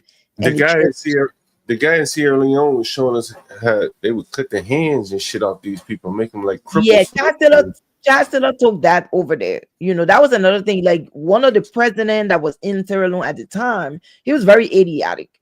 I don't know how he allowed a Liberian president who was very evil to go over there and started cutting their arms. So they called it the long sleeve, short sleeve.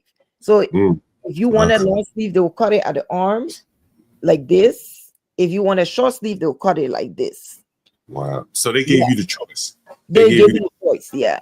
If you make it past a rebel group without, like, women had to change themselves into men, like look like men in Sierra Leone at the time, because they were raping women. So they had to, like, actually cut their hair, their appearances had to look like men in order for them to survive that civil war. I knew this girl, messed around with this girl, and she didn't have a clitoris, and she was from Sierra Leone. That's mutilation. That's a society. It's called a society. So, like, if you join the society, like, for the men, like, they put marks on your back. For the women, they take out your clitoris. So, like, if you join that society, that's what it do to you. I mean, for us, we were lucky because our grandma and our granddad didn't like us. We grew up in the city, so that was one of the things that saved us, because, like, we went to I went to an all girls Catholic school. I went to very good schools, so I didn't have to go through that, and I didn't live in the village. So that's why I don't know. I know part of our cultural language, our tribal language, but, like, I can't speak it regularly. I can understand it, but I can't speak it regularly. Like, I know certain things in it, I can say it, but, like, I don't know it, like, compared to, like, my mom or my aunties, them who grew up there. So it's a little bit different. But for people who grew up in the villages, like, some of them had to join that, and there were markings that they had to put on your body, and our grandmom saved us from that. Go ahead. Sorry. Go ahead. She was like, my grandkids are not going through that at all. So we stayed in the city, grew up in the city. We had a very good life because, like, my grandmom owned, like, a theater in Liberia before the war. So, like, we had a really good life, growing up. Went to good schools and stuff. But during the war, everybody was equal. Like, it was just survival mode. You just had to. So I stayed in Liberia from the time I was a child until 1990. Until 99, which the Civil War was still going on. And then my dad fight for me, and my brother and my older brother, and then we came to the U.S. So I escaped the rest of the ending of the Civil War, which was the worst one. You know, I mean, you know, you had people who were in high schools that you went to high school with that were killing people, you know, and we made it through that for all those years. Like my entire childhood, I just went through the Civil War, which was horrible. You know what I mean? They had butt naked, which was like, he was really bad in Liberia. We had Charles Taylor, which was the president who became a dictator. Oh yeah, we talked about him. Yeah. Yeah, thank God to George Bush, who had to kick him out. You know, I mean, George Bush had to, like, that's the one of the things I'm very thankful to him for, even though now he's changed his opinion and stuff like that. But like, we Liberians are very grateful to him, because without him, Chancellor would have just kept on killing people in Liberia. I mean, if you talk against the government, you know, you wouldn't survive. You know, so I mean, hey Barnabas, any update on that crime going on outside your window? I'm getting some alert from Baltimore. We might have an update. Look like an ambush on police in Baltimore County. That's probably not you. Baltimore police officer shot, currently in surgery. That's probably not you. I'm trying to figure out what. Is this it? No, I'm trying to figure out a shooting. What? Grandmama speaks out after shocking video shows grandson attacked by a group. Maybe this 5 hours ago. That could be it. Is it? What block is it? Let's see what it says. You might know grandmama. You might know this grandmama. That is It'll be Big Mama on the corner. Let me see. Somebody killed her? Became aware of this video don't this know. week. This week. Probably had. Yeah, we gotta Yo, figure out what's going on. John, man, you were special, man. I got a question for you. What's that? Like this is a serious question, man. Hold on. Here, let me go ahead. What you say? This is a serious question, and I can't believe that I met you. What's that? With this experience? Hold on, make us the full screen. Hold on. That dude's awesome. He talks about crime only. He's a good reporter. Oh, you know him? He's got well, not personally, but he's got a funny voice. But I like him. Yeah. All right. So go ahead. What are you saying, Martin? Put us full screen, man. This is good. This is important. This is a good clip. Are you in Baltimore? Yeah. Yeah, he's in Baltimore. Yeah. Ooh. So you said you date some girl that had that. It's called female. FGM, whatever it's called. Yeah, whatever it's called. And they say they do that so they can't enjoy the sex or they can't come or something. Like, so my dude, like, you're the only one I know. Like, this is a serious question. Like, you dated this woman? I mean, did you? No, I'm more or less. Did you complete the obligate task? Did you satisfy her? Yeah. I had sex with her. Yeah. And That's how I knew she didn't have one. But did she enjoy it to completion? Nah, I doubt it. It's been just 30 years ago. I don't think so. You know, I was a young boy at that time. Anyway, I didn't give a shit. But I don't. And I remember talking to her about it because I remember asking, "Can you even enjoy it without it?" And she said, "Yeah, but what was she gonna say? No." You know what I mean? So I don't even know if she can enjoy it, to be quite honest with you. Well, I'm sure she enjoyed it, but it just, I mean, that's neat. I never met anyone that performed with that type of situation there. And I mean, did you go down on her? I don't know if you want to. Oh my God, Barnabas, John, don't kiss and tell. Serious question. Keep that a secret. There was nothing there. Don't kiss and tell. You have to be respectful. There's nothing there. I mean, I think I'm pretty sure I looked because I was just curious. I'm more out of curiosity than anything. Did you date the person? No, I didn't really date her. Just mess around with her once or twice, maybe. Oh my God. That was years ago, man. Did you dump it? So you hit and quit because she didn't have the parts, or what was the? Barnabas, stop. Man, it's like I think it. If my memory serves me correctly, she lived like way out, like let's say Woodbridge, Virginia, if you know what it is. You know, it'll be like going to Baltimore, right? So you know, okay, sure. I'm once or twice I may go out there. That's about the extent of it. You know, I'm a city guy, man. I very rarely leave the city unless I'm going to see my lovely lady Lisa. I go out to Virginia, but other than that, Unless you're doing what? Going out to Virginia. My lovely lady Lisa lives in Virginia, but otherwise, man. Yeah, yeah. I got a couple friends there, but yeah. But I'd never leave the city, man. Like, never, very rarely, bro. Very rarely. Do you like living in the city? Hell yeah. You do? Hell yeah. Really? I like the hustle, man. Everybody hustling and, you know, or not hustling, drugging, you know, whatever the fuck they do. You don't like the peace and quiet? I grew up around peace and quiet. I've had enough of that. I mean, it's quiet out here. It's quiet. You don't hear loud noise or anything? No, I don't like the like I like living in small towns. I don't know. I always did. Because like it's just like when you go, like I like to go out, have fun, and then when I come back home, like that's the peace and the quiet where I can just, you know, just hang out with my family, you know, chill and just calm down. Like if I want to do anything, like I don't mind driving to the city, you know, it's like almost like the city is like 30 minutes away from me. So like I go there, have fun, enjoy myself, hang out with other Africans, and then go downtown Minneapolis. And then like once I'm there, go to downtown, have fun, and then I can come back home and just have that peace and quiet. Like if I want to go out into the city and have a drink, I don't want to get a DUI, anything like that. And 30 minutes going somewhere else. Nah.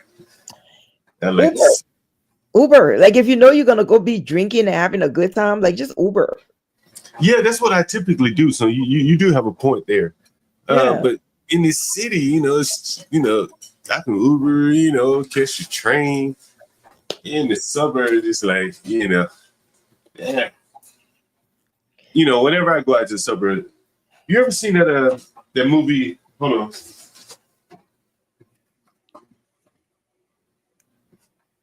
I think it was Revolutionary Road. You ever seen that movie? You ever heard about it? No. Leonardo DiCaprio in it. I think it was Revolutionary Road, or Road to Perdition. I think it was Revolutionary Road. And basically it was about like them live like a couple leaving the city, going to live in the suburbs. You know, and you know, I grew up in a small town. I used to hate the holidays. Because everything would be closed. I hated that shit. Like no commerce going on. Everything was shut down. You just go to the city and get everything you need. I like the convenience. I want to walk down to the bodega. Oh, okay. I used to live in like in Minneapolis. I mean, not in Minneapolis. I used to work in Minneapolis until I moved to like a small town. But I used to live in a bigger city in Plymouth, Minnesota.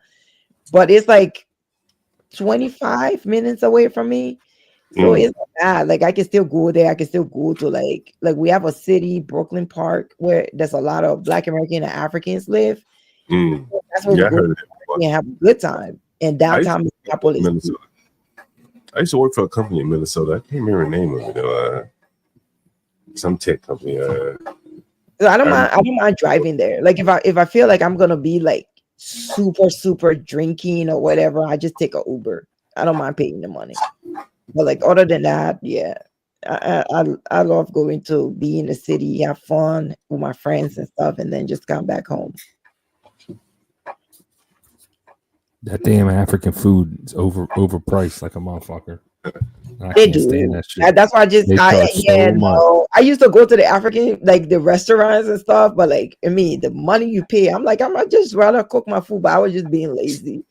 So now I just cook my own food. It's crazy. Yeah, like it's like $35 a plate for some fucking African food. It's some but bullshit. cooking African food is very expensive. That's another thing people don't I don't believe that understand. Most of the time shit. people be like, "Oh, cook me African food." It's super expensive because we put a lot of meat. Barbie, what kind of African food do you eat there? Okay, so for my country, we have like 15 Barnaby. I'm talking about Barnaby. What kind of food do you eat, Barnaby?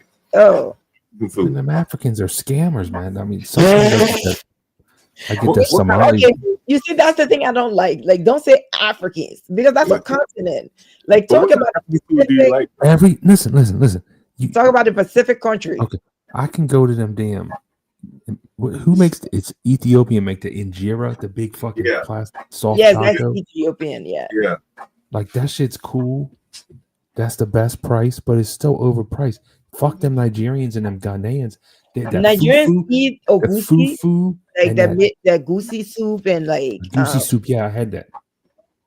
Yeah, It was like they charge a fish, and you're lot for supposed to that. like do this and eat it. I mean, I like eating with the hand, like the Indians. That's cool. I'm down with that. I'll be honest. I'm not a big fan of African food. When I came to the US, like I realized that it's very unsanitary for everybody to eat in the same bowl. Like they do that. They still do that in some parts of Africa. Like everybody, they have put the food in like the big, and then everybody sit around and eat. And once I started working in the medical system, I tend to realize that like that is very unsanitary. So like most of the time I'll call family members back home and tell them like you guys need to stop that because that's not safe. What I realize is like African food, I can smell it and I'm like, oh, this smells good. But for me, it's the presentation that because a lot of times it's all blended. You know what I mean? And I'm used to meat in two sides. Blue collar type meals. Does that make sense? Has anyone ever heard that term before? Meat in two sides. It sounds like gay sex. How you do that? But I think it depends, though. I think it really depends to the type of what country. That's the thing. That's what I'm saying. Like a lot of times people just like if they got like fufu or goosey. Okay. Like with fufu, you have to eat it with ogusi. You can eat it with okra sauce. Right. Like I'm used to my food being separate. Does that make sense? You like a little girl, little boy. Yeah, like a meat. Don't let my peas touch. Yeah, like a meat in two sides. They can touch, but meat and two sides. I thought you said meat on two sides. No, meat and two sides. So a lot of the little soul food restaurants down south there, you want a meat and two vegetables, meat and three vegetables. You mean like kind of like Chinese food? I'm not sure if it's Chinese like is all mixed. Yeah, it'd be like he went like Salisbury steak, mashed potatoes, and peas. Right, yeah. Okay. We got fried chicken, fish, and Salisbury steak today. Right, and what kind of vegetables you want with the side? Mac and cheese, cornbread, and some greens. A roll or a biscuit, that type of thing. You know what I mean? So that's what I'm accustomed to, and I think with the African cuisine, a lot of it is blended. And as I say, like I'll be coming home and I smell it. I'm like, damn, it smells good. The onions, the garlic, the tomatoes, all that shit. It's all organic, fresh. But then it's the presentation that I don't like. And you partly eat it, you know what I mean? And it's all like blended together as opposed to separate. Yeah, because we mix if we eat a lot of greens in Liberia, so like we eat a lot of meat too. So we will mix like the greens, the meat, and the oil together. So it's like a soup that you eat with rice because rice is our major food. Rice, fufu, anything like starchy is African's major food. So like a lot of the times we eat that. And then another thing people don't understand too, the reason why we do that, because if you mix the soup and the rice, because like food in Africa is not like, it's almost like you do it because like it keep you full too, so that's when we have to like mix all these stuff together, because then when you put it with the rice and you eat, it's heavier and it lasts longer. In the South we eat bread instead, so typically we roll or biscuit or cornbread. In the morning, like we either eat like oatmeal, cream of wheat. We bake like bread and stuff, like shortbread or cornbread or something like that in the morning when you're going to like school or work and stuff. That's like what you start with in the morning, so you can either choose what to that, and then in the afternoon you'll eat like a full meal, and then that's it. for the day. What is that, Barney? Let's go What is like that? 5 o'clock, where like there's like another food that you Hold eat on, before you go to hold bed. on, hold on, wait. Hey, Barney, what are you showing us right there? What is That- that? I cooked. I take pictures of my food. I'm trying to show a picture. You but cook then- that? Yeah, I can't What is see that? it. Hold on.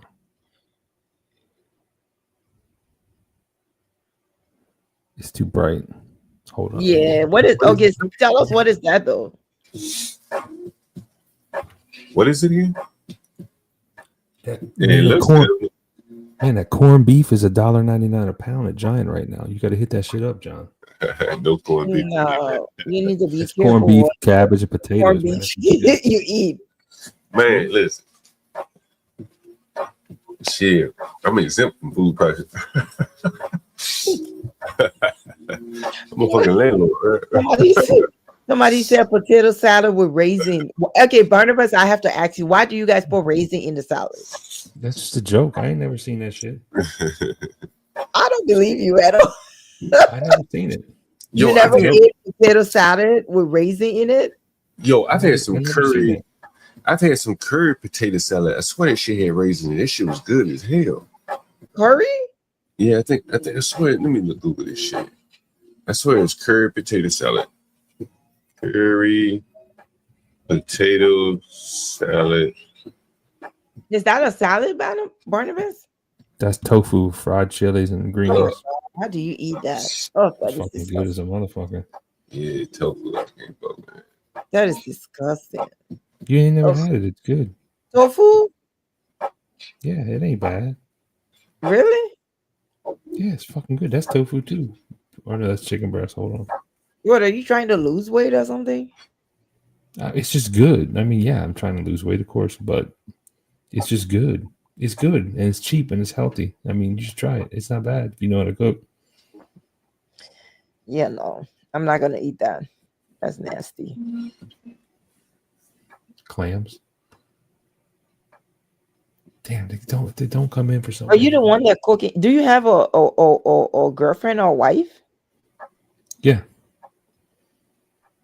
Yeah, I cook for her, of course. You cook tofu for her? Yeah. Tofu's fucking good, man.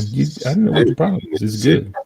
I'm not about to eat no processed food. What the fuck good. is this? What the fuck is it? So I know it's like soybeans. They make some shit out of it. It's healthy. Why don't you just eat soybeans then? Eat soybeans. Dude, I'm telling you, man. If you get some tofu, you got to pull it out of that water, let it sit for a day, so the water comes out.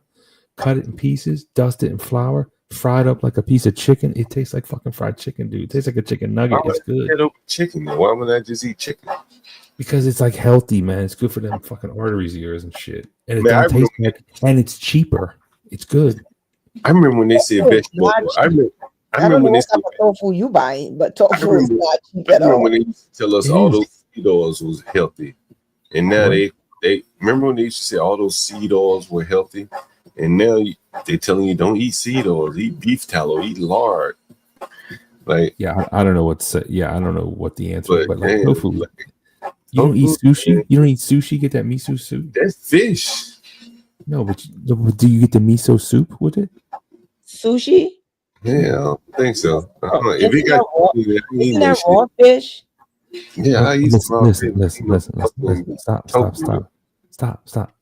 When you go to the sushi place, you get like the sashimi, or you get the lunch special or the dinner special. They give you like a soup, and they give you a little salad. That soup is miso soup, and that little white thing's in there. That's tofu. I don't eat this shit. Yeah, You no. eat miso soup? I'm with John. Like, I've never eaten sushi. Like, I've never eaten that. Like, I just don't like that. Like raw stuff, I don't eat that. And You start then, with the rolls. Start with the rolls. It's cooked. California rolls cooked. Get Oh, shrimp really? tempura. It's fried shrimp. It's fucking good. Oh, okay. So everything is not raw. No, you can just get a roll. It's called. Just order a roll. It's good for like beginners. Okay. You can have like a fried shrimp in it, a fried soft shell crab. You can get like cooked eel, cooked salmon. Okay. Oh, You can get vegetable too. You can get asparagus with like a pickled daikon. It's fucking good. I didn't know that. I just thought everything was raw. That's why I never like. You get like a cooked shrimp roll. It's like it's cool, man. It's good. Oh, okay. You know, I'll I like try some of that shit. I ain't gonna lie. Yeah, some of that shit. You I get used to go tofu roll too. I think this is place. I used to go to this place. This shit used to be hot right here. This is a sushi place I used to go to right here in Georgetown. But I really only go to sushi if you like a hot place. You just going, you know, just I ain't just going to be fucking around. No, somebody said I only eat elephants and lions. I don't like. People be surprised when you say, "Oh, I haven't met a lion." Like we don't live among animals. Oh my god, it's like so funny. People think that we live among animals. We don't live among the animals. I fucked that up right there. I've been hearing that. Yeah, it's kind of sushi I fuck with. I ain't fucking no tofu though. Yeah, no tofu. No tofu. I know what you're scared of. You your whole chicken, I'm like, eat me a chicken. It's in the miso soup, man. It ain't nothing to it. It don't taste bad. Hey, you ever heard of a Cape Horn chicken? I bought a Cape Horn chicken. Goy, you ever heard of this shit? What is it called? Cape Horn. Yes. Oh, who makes that? No, it's I think a rooster, a male rooster chicken. It's castrated or whatever. It kind of like foie gras, but for a chicken. No, from a chicken. No, I mean saying from the standpoint of a unethical treatment of an animal, like they treat a what is it, foie gras, lamb, duck, whatever the fuck it is. Y'all do know that. Y'all do know that animals animals are beneath us, right? Like we're supposed to eat animals. Yeah, I eat them. I eat them up. Foie gras is torture, and you don't know what that shit is. Yeah, that is. I eat it. I eat it. What is that? You take a duck. You Yeah. take a duck, and then you put a tube, an OG tube, orogastric tube, into its stomach through its beak, and you pump food into it. You force feed it, and you feed it this horrible diet that gives it a fatty liver that blows up, and like you torture them and they fucking die, and they have these livers that just are pure fat. Is that legal? Yeah, it's called foie gras. They outlawed this shit in I think Chicago. Chicago, it's Yeah. illegal. Yeah, they outlawed And this you cut it in pieces and you sear it in a pan, and it's fucking delicious. But Yo, I had this shit at Charlie Palmer once. Right. Like by I was Oh in the US for like I was in the US for like 6 years before I ate pizza. Yeah. Jeez. Yes, I was in the US for 6 years before I ate pizza. Before I ever tried it. Would you eat hamburgers instead? I used to like Burger King. That's one of the things we used to love is Burger King. The how you call it?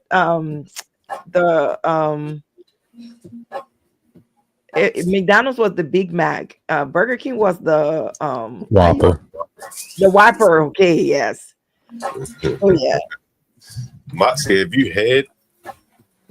So yeah, now I like pizza. Yes, I like pizza with a lot of vegetable on it. I don't like the meat, but I like a lot of like onions, peppers, olives and all that stuff. I like the pizza with a lot of vegetable. That's my favorite. Yo, it's late as fuck. I got shit to do. John, we're gonna hook up. Yeah. I got your number. I'll text you back. I'll let you know. I might be going to wrestling soon. You like that shit? When is your next show, Bonnie Boss? Probably Monday. You gonna pull up? What are you talking about? You be sending me the you do be. Oh God, no! I would never eat octopus. Oh my God, no. It don't taste like nothing. Octopus tastes like nothing. It's simple. Hey, Barnabas, we debuted a new show today, by the way. We're going to really kick it off on Monday. HB, Joan Galt, and Universal Jones. These three guys banning about the topics of the day. What were you talking about? Recruit Barney. Barney, yeah, I told Barney we can do some live shit. I got the setup for it. But yeah, Barney, if you're interested, man, we definitely you can swap in for one of us, or join the panel. Yeah, man, I'll pull up. I like pulling up when I get a chance. Definitely like it here. I ain't gonna spend like 25 hours like I did today, but Yeah, now it's gonna be a shorter show, not like a panel where everybody can come up. Just gonna bat around the topics, read the chat. no, HB's a superstar. I like him. He got the mouthpiece. He's good. Yeah, So. HB's good. Yeah. Yeah. So stay in touch, bro. If I do something in DC, I'll give you a call. Man, anytime you get close, man. John, do you live in DC too? Yeah. Oh, you live okay. Yeah. Nation's cap. I was out there last year, July. We went to we went downtown to like the government places. That was my first time in Maryland. Well, then my second time in Maryland. You know. Flavor Maeve said it could be like the view for white.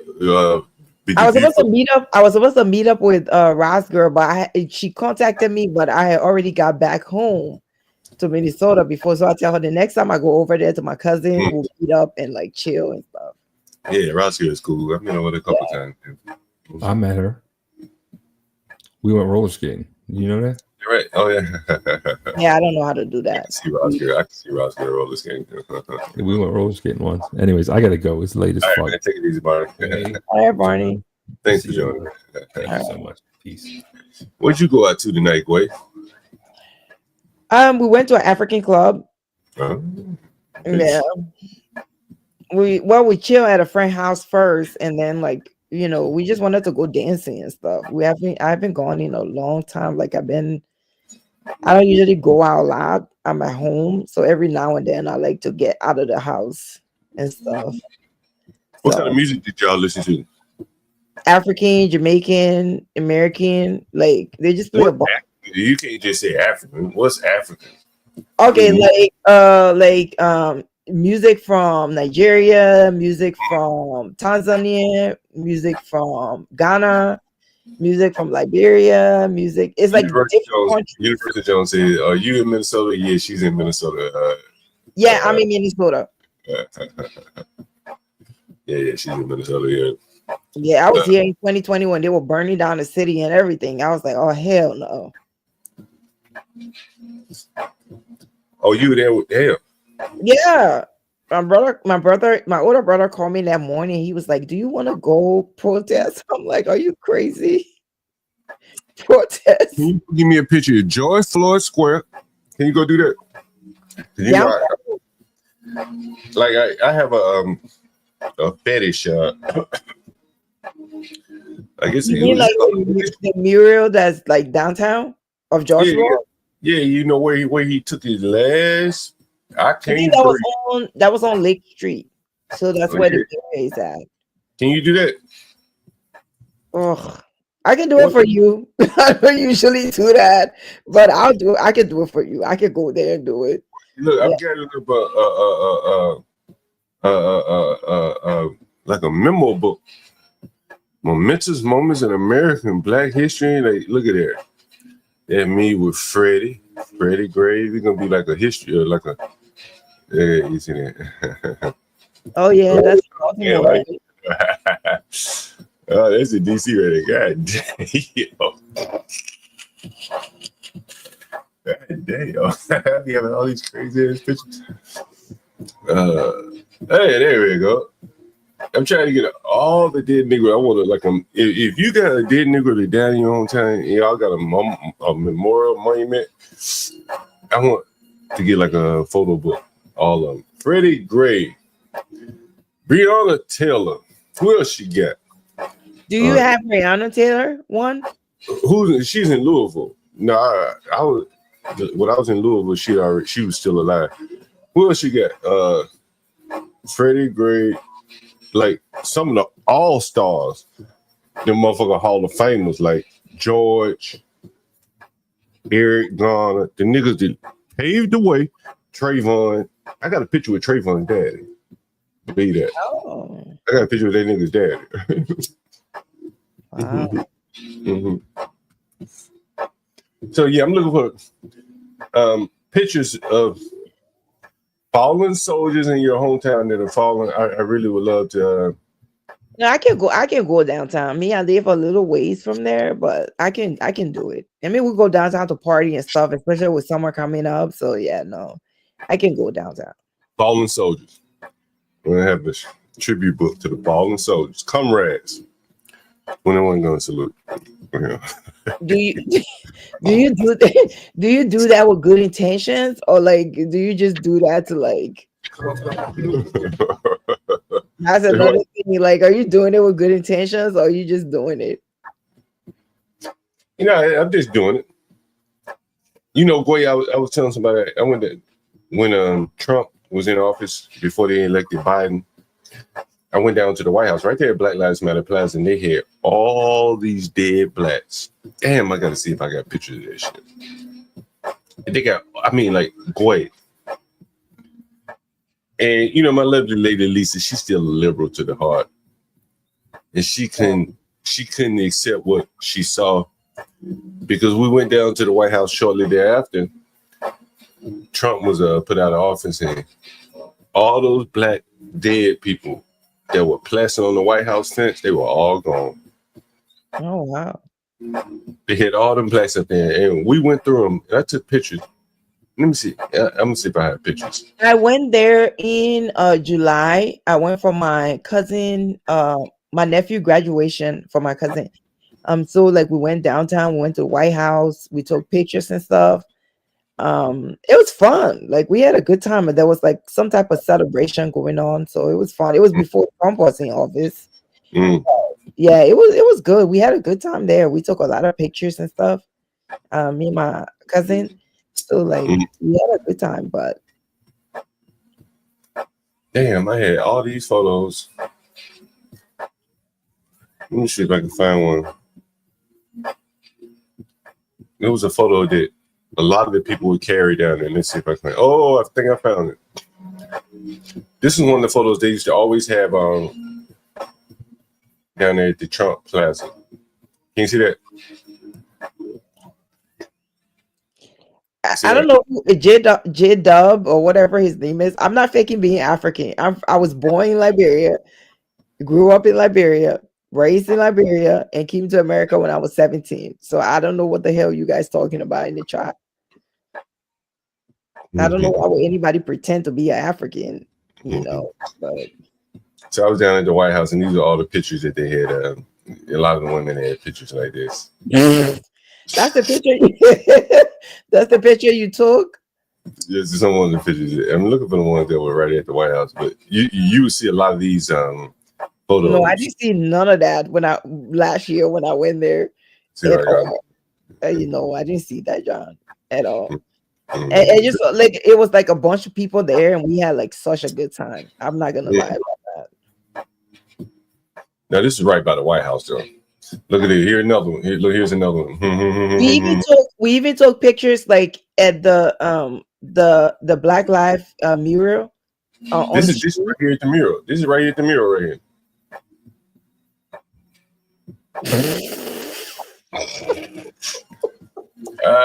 What y'all think know about that? I did not see that when I was there. So Black Lives Matter Plaza right here. I did not see that when I was there. Sorry.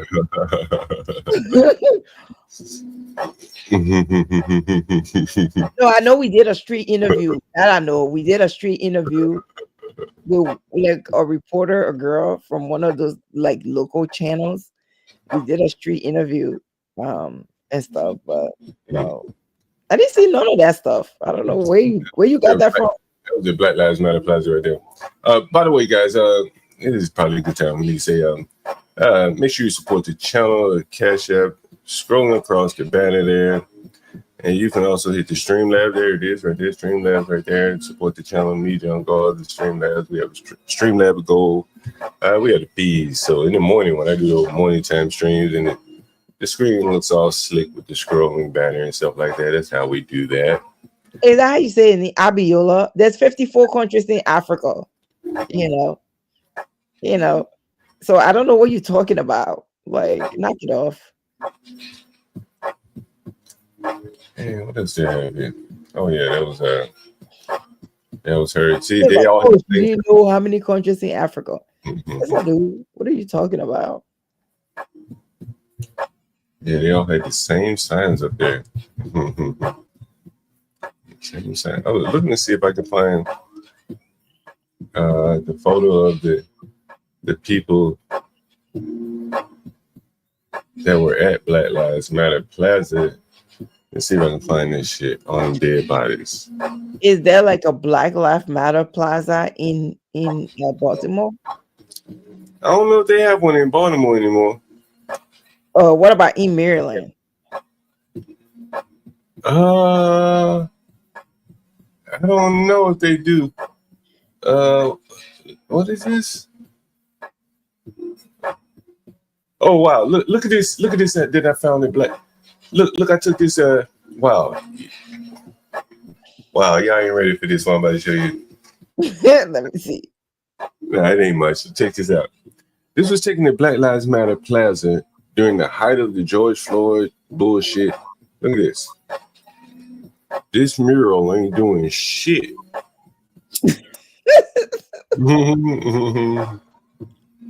That's what it said, right? Let me rotate that motherfucker around.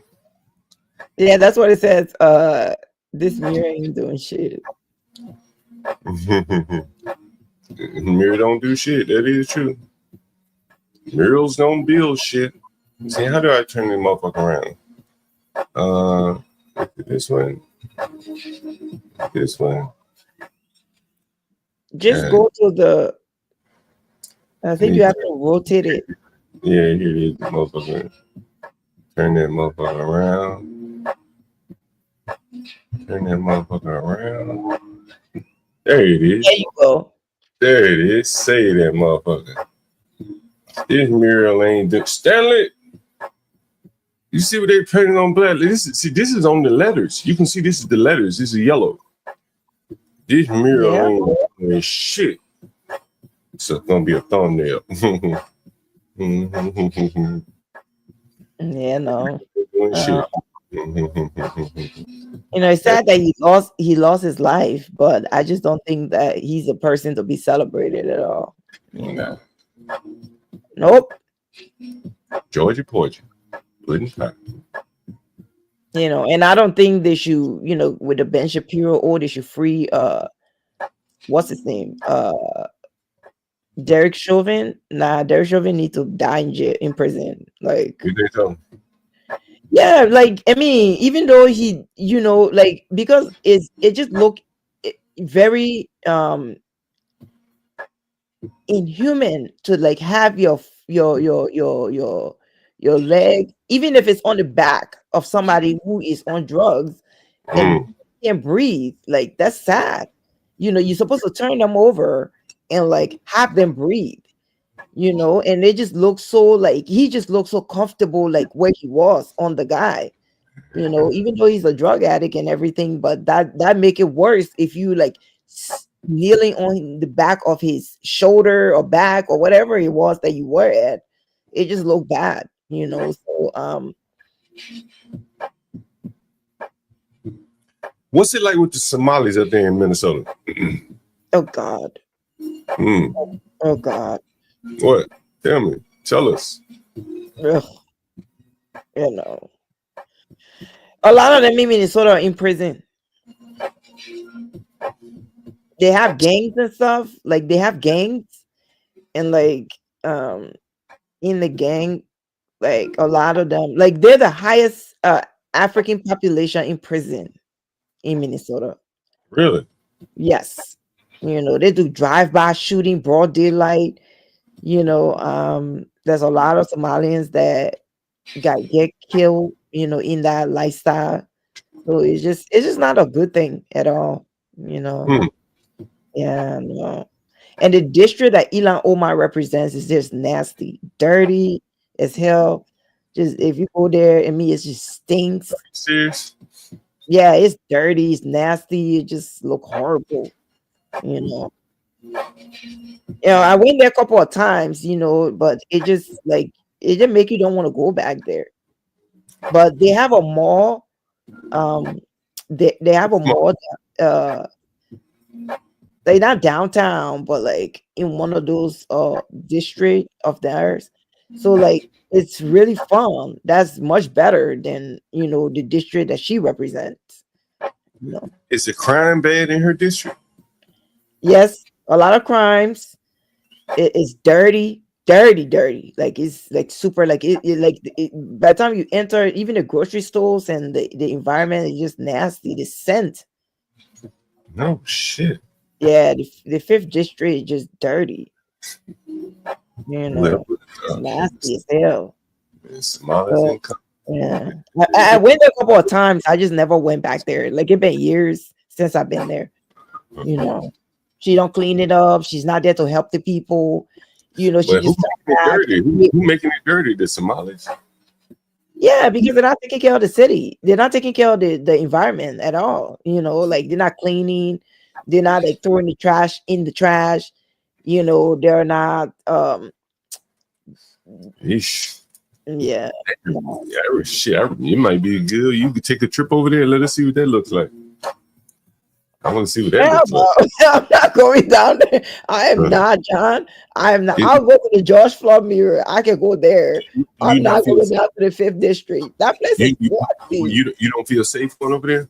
No, it's dirty as hell. Like you have to like do this when you walk around. That's how you have to do. Like this. Are you serious? I swear to God, it's like super. The university is agreeing with you. Right? It's dirty as hell. No, I'm not going there at all. No.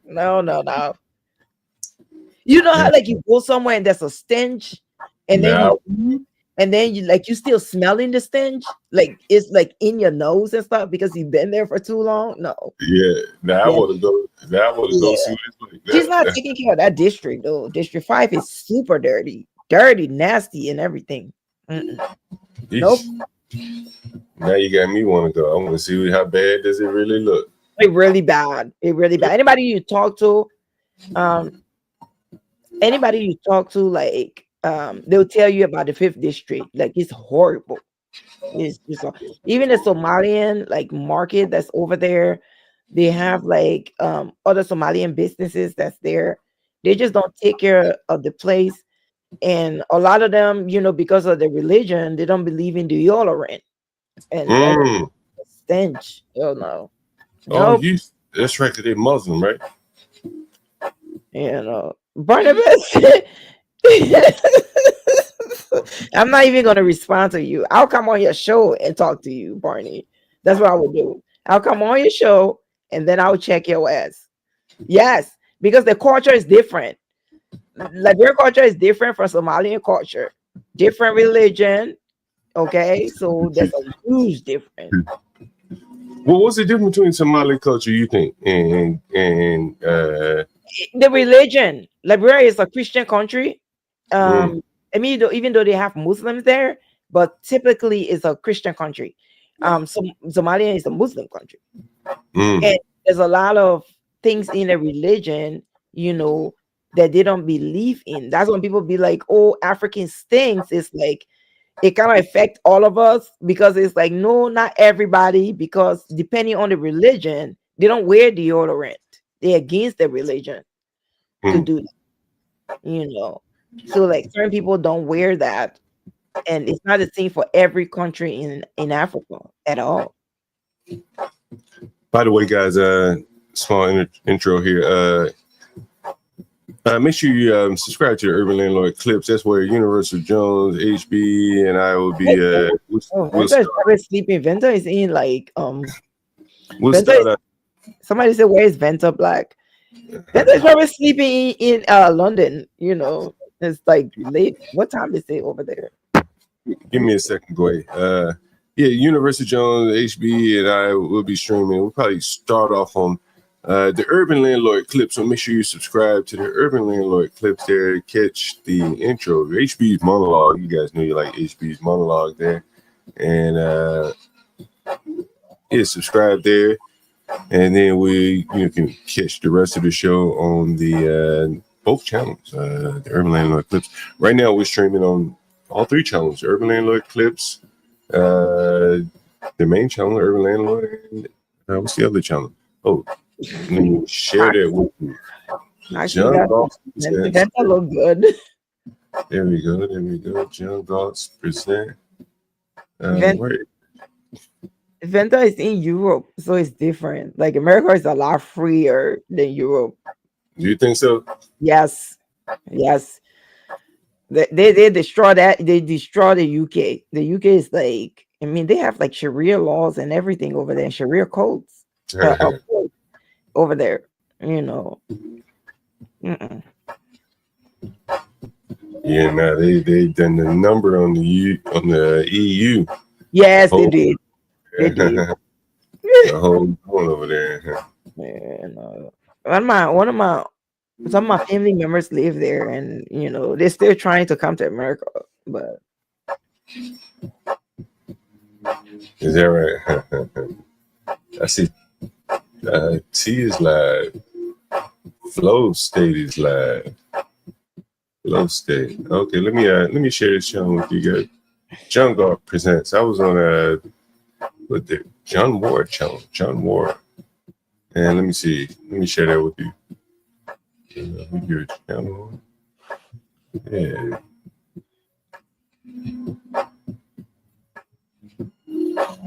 And that's right here, I guess. Let me put it right here. Yeah. Let me close that tab. Yeah, a lot of good food tonight, Goy. yeah. Yeah, a lot of good food tonight, Goy. Did I have what? A lot of good food tonight. No, I actually ate before I left my house because yes, I always do.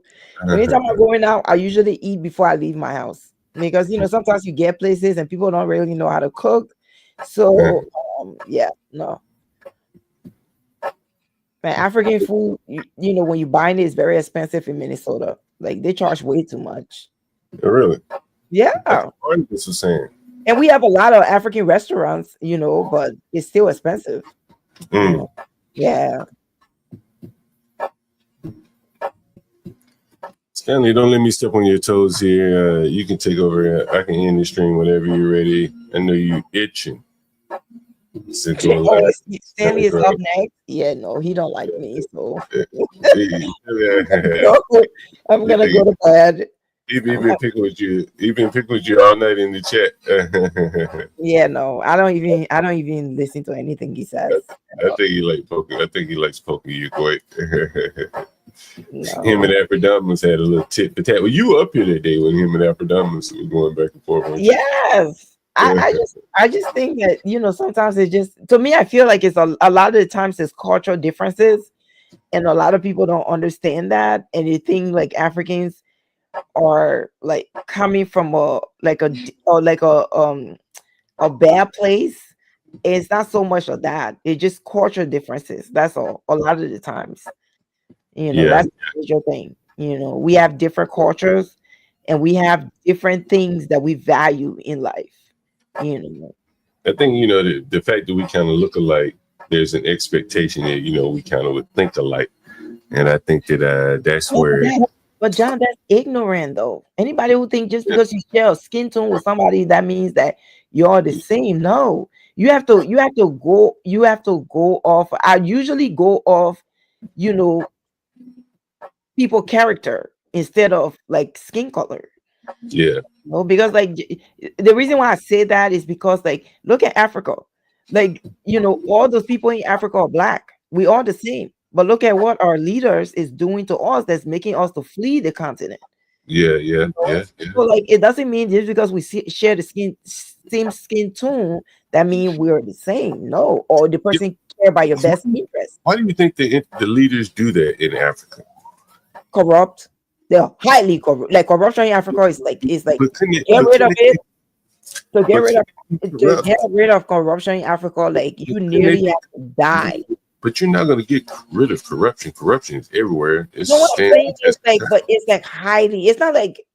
I'm saying that people always say that, but like when I say corruption, I mean it like okay, so they gave you like let's say they gave you $100,000, right? And in Africa they would take $80,000 and only gave the people 20 instead of taking 20,000 and then giving the people 80. It's always reversed. Like they take the most money and they expect you to come and like beg the politicians to give you money. But why do they do that though? Do you have any idea why they I do feel that? like that's my opinion. Most people disagree with me, especially in my family, and they think like maybe the way I think is different because I've Well, been here. what does your family say? Like What does I your family feel like it's because no. Tell me, what does your family say? like they always feel like things are like, oh, they always make excuses. That's the part I don't like. It's like Excuses like what? What would they say? like they would like be like, oh, they can't do that because of this, they can't do that because of that. Oh, it's not just that, it's not that easy.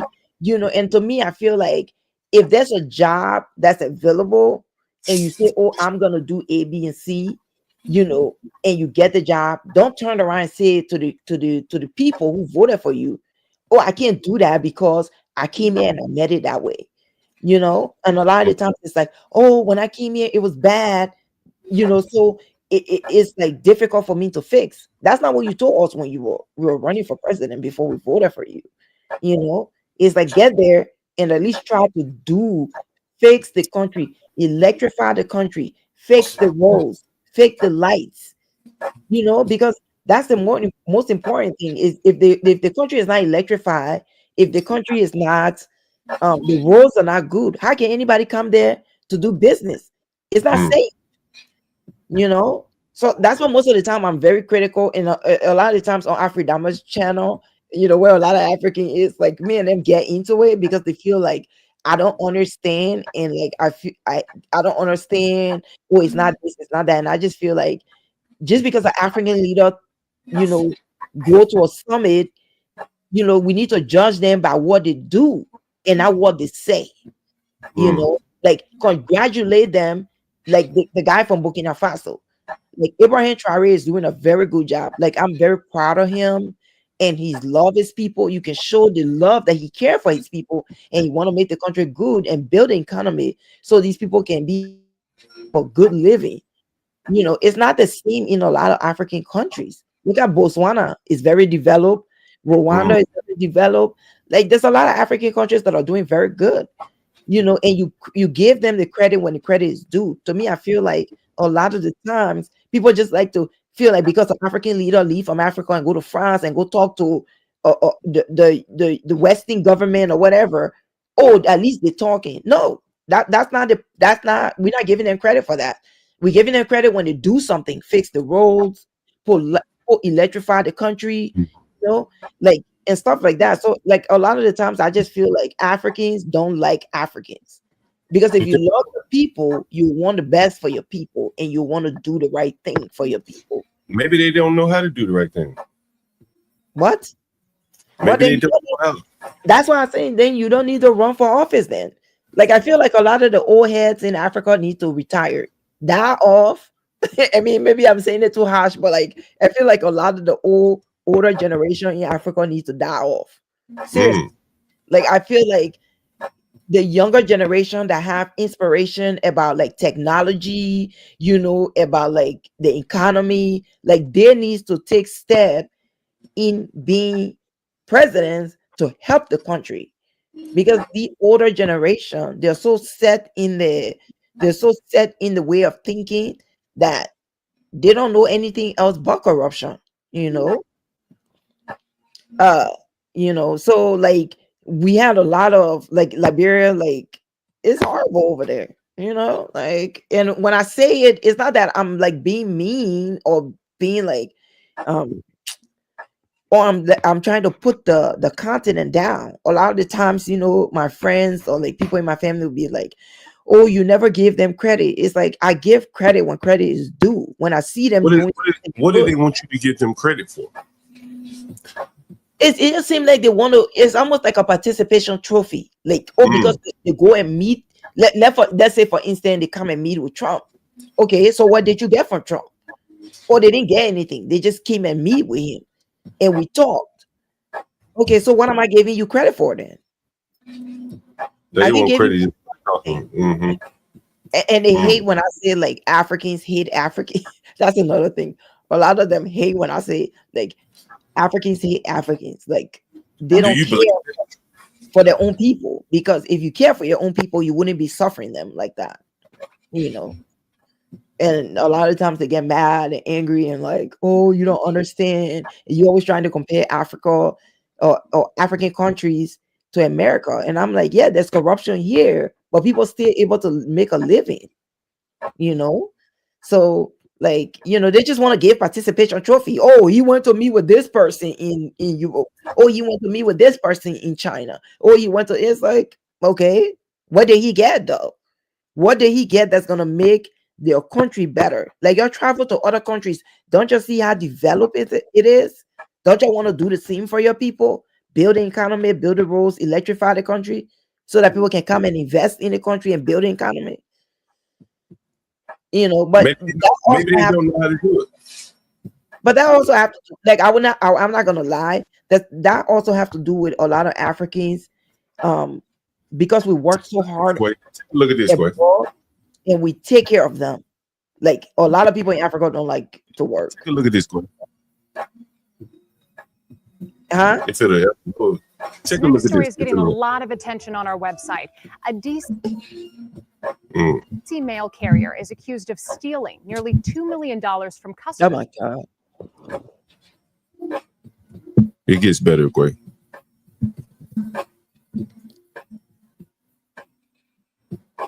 If it ever play.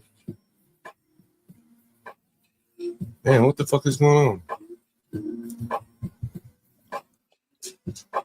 These fucking news sites have the worst.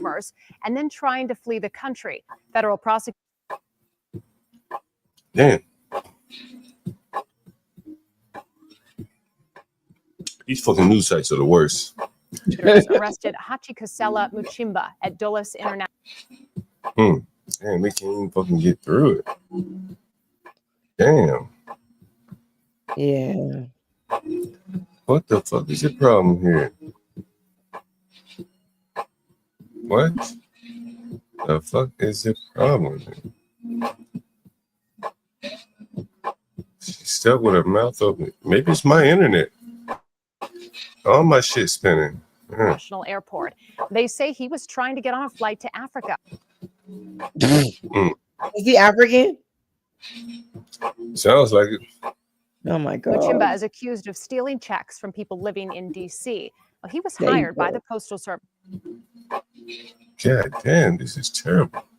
These people should be 2020, but deported. he's actually been off duty since March. A judge released God damn.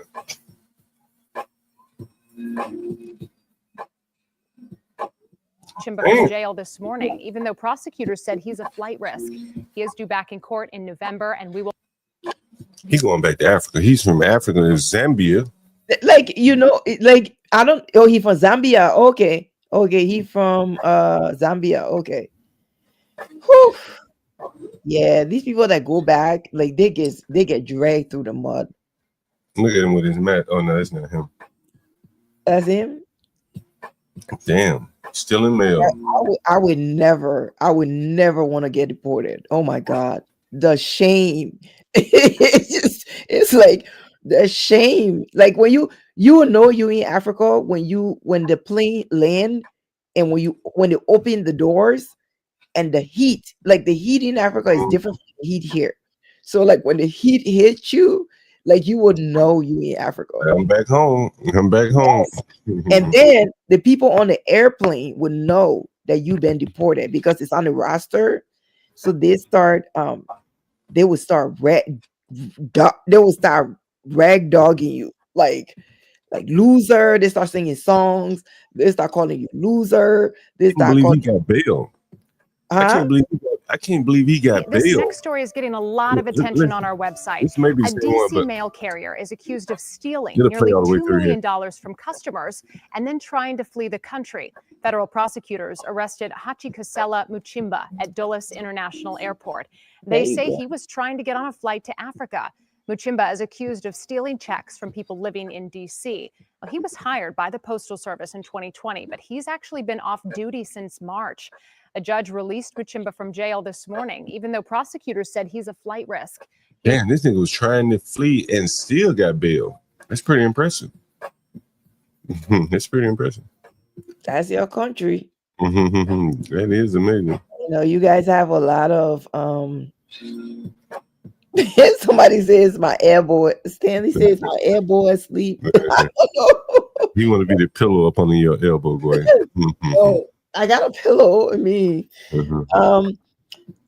Yeah, no, they should punish him and deport his ass. To me, I feel like people like this just make Africans still look bad. You know, I talk a lot about sports here and like how sports is like evolving in America. And here's a classic video that, you know, like the civility in sports is gone. Oh my God.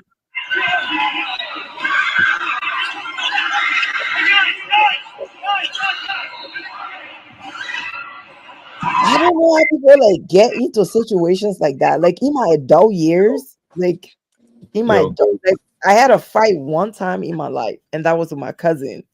And I was like, I think I was. You know, is like, look at this, boy. Look at this. I want you to pay attention to this little girl right here. This is a girl, I think. Wait, here? Go over here?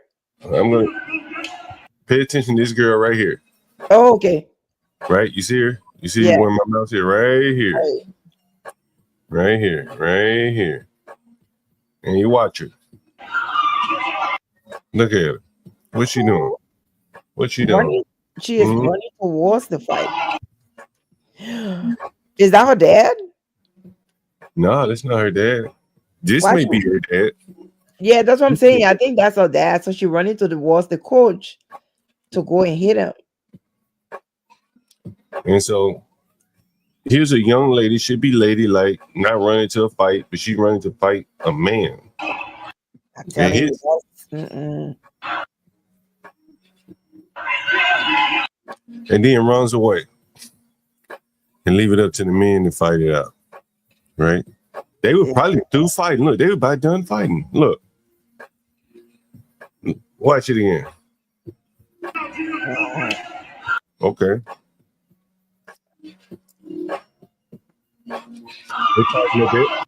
Fight's over. She dropped her backpack and ran towards the coach.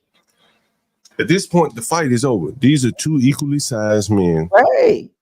And they say, you know what? Fuck it. I'm going to back up. I done felt his power. He felt mine. He slapped me. I got a punch back. We can squabble it out, talking at each other. And it's over. Until now he got to jump back in. Oh my God. Yeah. Yeah, most of the kids nowadays, they don't get disciplined. I think the parents are way too friendly with the kids. You know? Well, I think it's a little bit different. That, you know, discipline would be a simple, simplistic way of looking at it. Like if I was to ever, like I'm an adult, I'm 41 years old. If I was to ever in my life now, like talk back to my mom, she would ragdog my ass so bad. But like, you know, this is so unladylike for a woman to be running into a man's That's what I'm front. saying. Like, you know, most people like have fights during like their teenage years. Like the only fight I ever been in with my She's a cousin. teenager, but this is not a teenager fighting teenagers. No, but she running towards an adult. Right. And this is what I'm saying. Like, and this is a young girl. If this has been a young boy, maybe I could say, okay, well, you know, the adrenaline, the energy, the testosterone, maybe that's what you want to see. What did Tom Gully saying? Look what did Tom Gully saying? Look at the score that girl is clear from this. What's the score there? I don't see the score. Oh, 34, 12. Yeah. That just shows you that she's not disciplined at home. Because they're supposed to tell you, you know, growing up, you know, don't try to stand up to a man.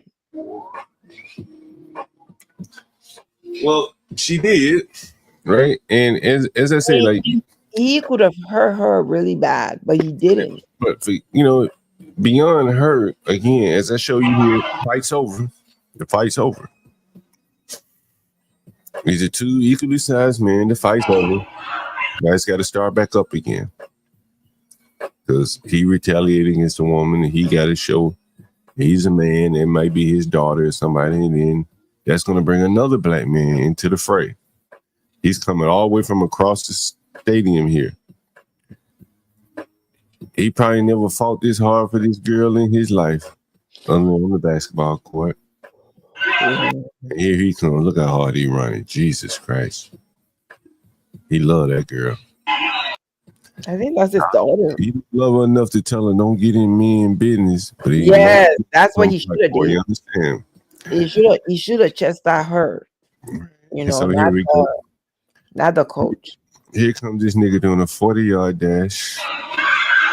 And he want to fight.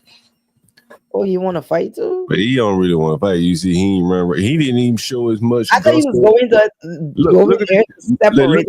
Look at his daughter. Watch his daughter. No hesitation. Ran right up in that thing, delivered a blow. Now watch. Must be her daddy. Yeah, that's what I'm saying. It is her daddy. It looked like this is Hold on. Look, hold on. Look. That nigga ran full speed and then stopped on a dime. Watching. He was sitting right there. He gonna run full speed. Then he gonna stop. Now his daughter, when she ran up on that motherfucker, she like, no hesitation. Daddy come full speed sprinting across. Hesitation. He had to wait to throw a punch.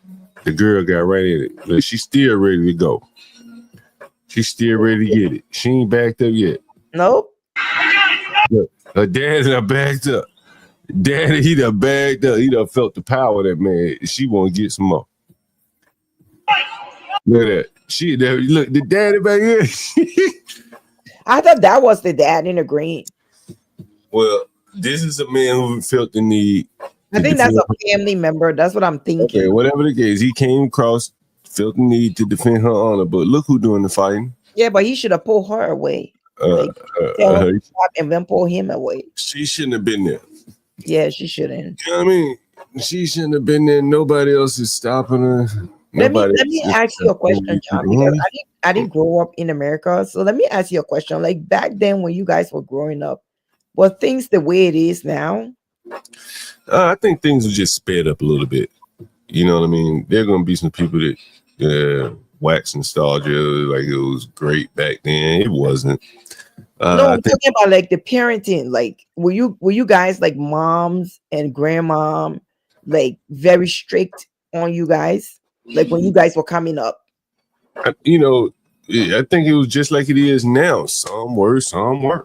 Right? You know, my mother was a social worker. She used to take the people out of their houses.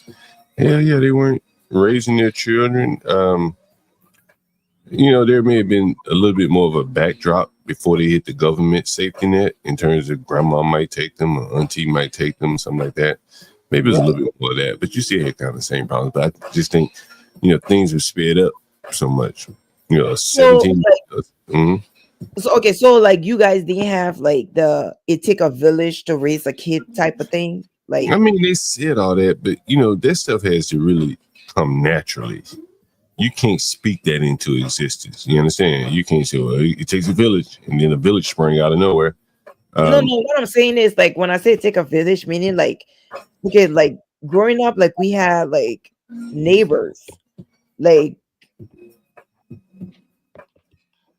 yeah, I mean, like the neighbors and the people we live around, were like neighbors, but they could discipline us, So like if we did something wrong, like like can the next door neighbor discipline your kid when you guys were growing up? Like, could you guys be disciplined by the next door neighbor? Nah, that probably was out of vogue. It was talked about, but I'd never seen it in practice. Now, discipline may be, someone may say something to you, and there wasn't as much black flight. So the person saying something to you could be a teacher at your school. I remember that. But now the blacks, have more or less ran from each other, the ones that can. So the people that are in your neighborhood that may have said something, they weren't going to do anything, but they may say something, may call your mother, that's for sure. They very well could call your mother. Yeah, and then that used to happen. There's so much black flight now that no So one's. the next door neighbor couldn't beat you or Nah, discipline. hell no. I mean, maybe in some rare cases, but nah. It would be more or less tell on them. You know what I'm saying? I'm gonna tell your mama. And I know your mama. And that would probably be enough to straighten up most people, right? Right. And but I think with times have sped up. An 18-year-old can be a millionaire.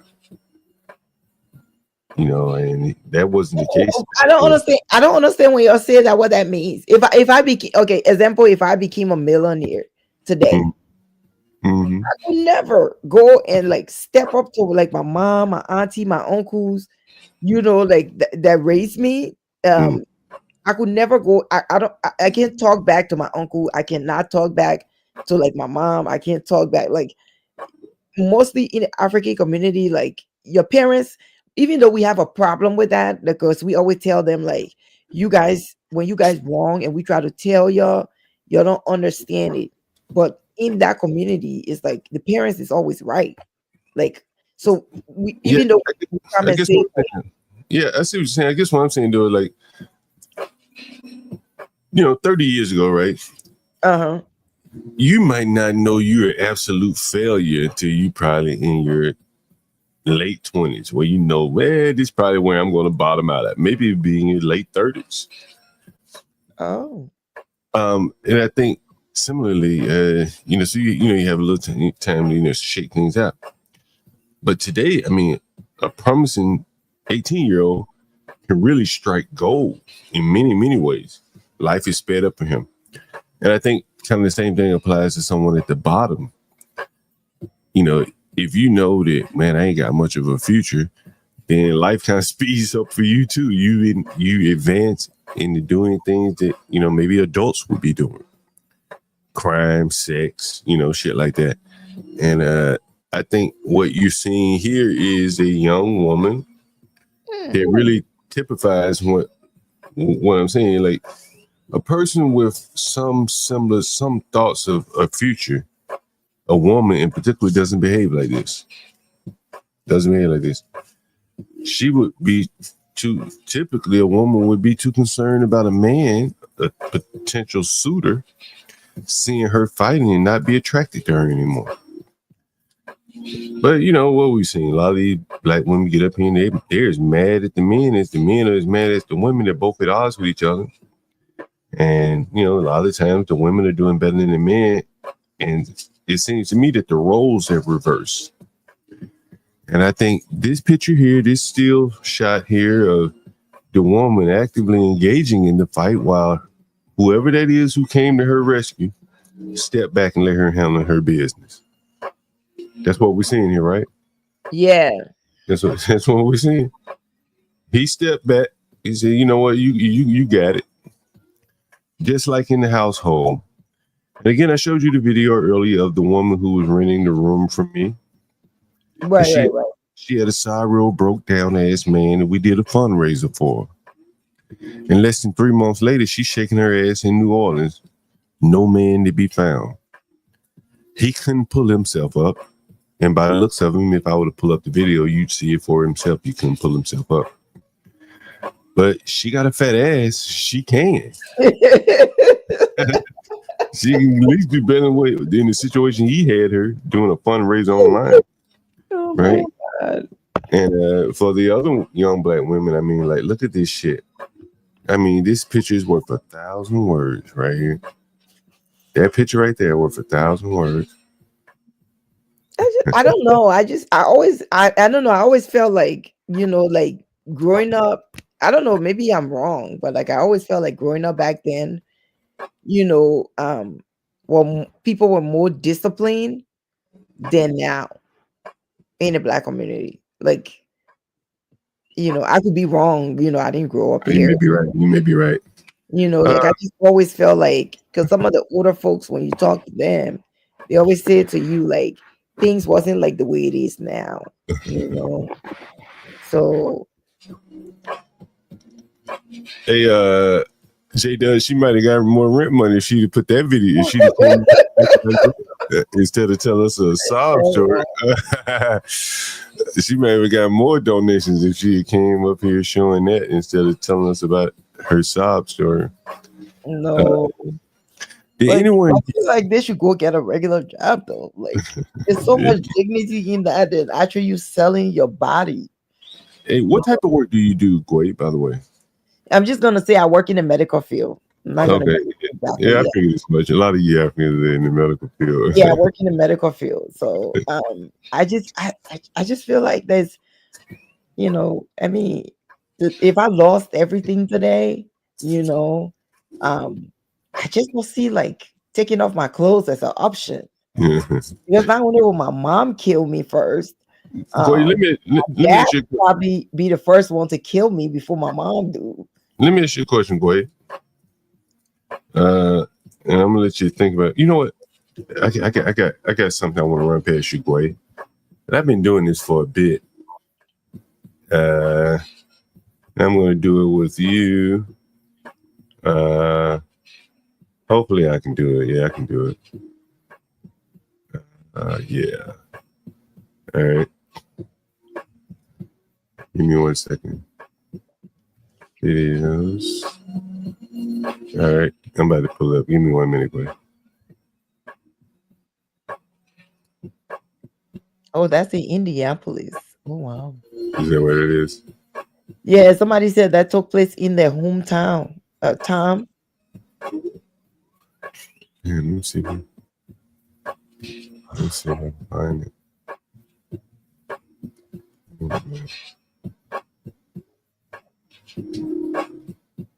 I'm gonna find it. Give me 1 minute. It's like a little trivia question for you, quick. Hold on. Shit.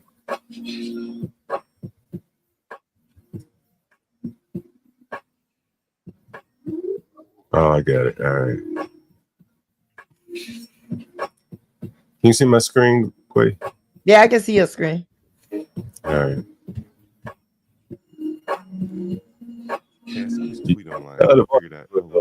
Now I'm gonna 55,000 per month, unlimited food. Can you see the screen? Yeah. Let me go a little further in my mouse. All right. Which one do you choose? One. Oh. You get to pick two of these. Which would you choose? New car, $55,000 per month, unlimited food, 6-figure job, pay no taxes, or $250,000 right now. Which would you choose, Goy? I'm curious to know. I'll probably take the job. You take number 4? Yeah. Oh, and what else? Well, and I need a car to get to work. Okay, you need a car? Yes, I would take the job and I would take the car because I need a car to get me back and forth to work. All right.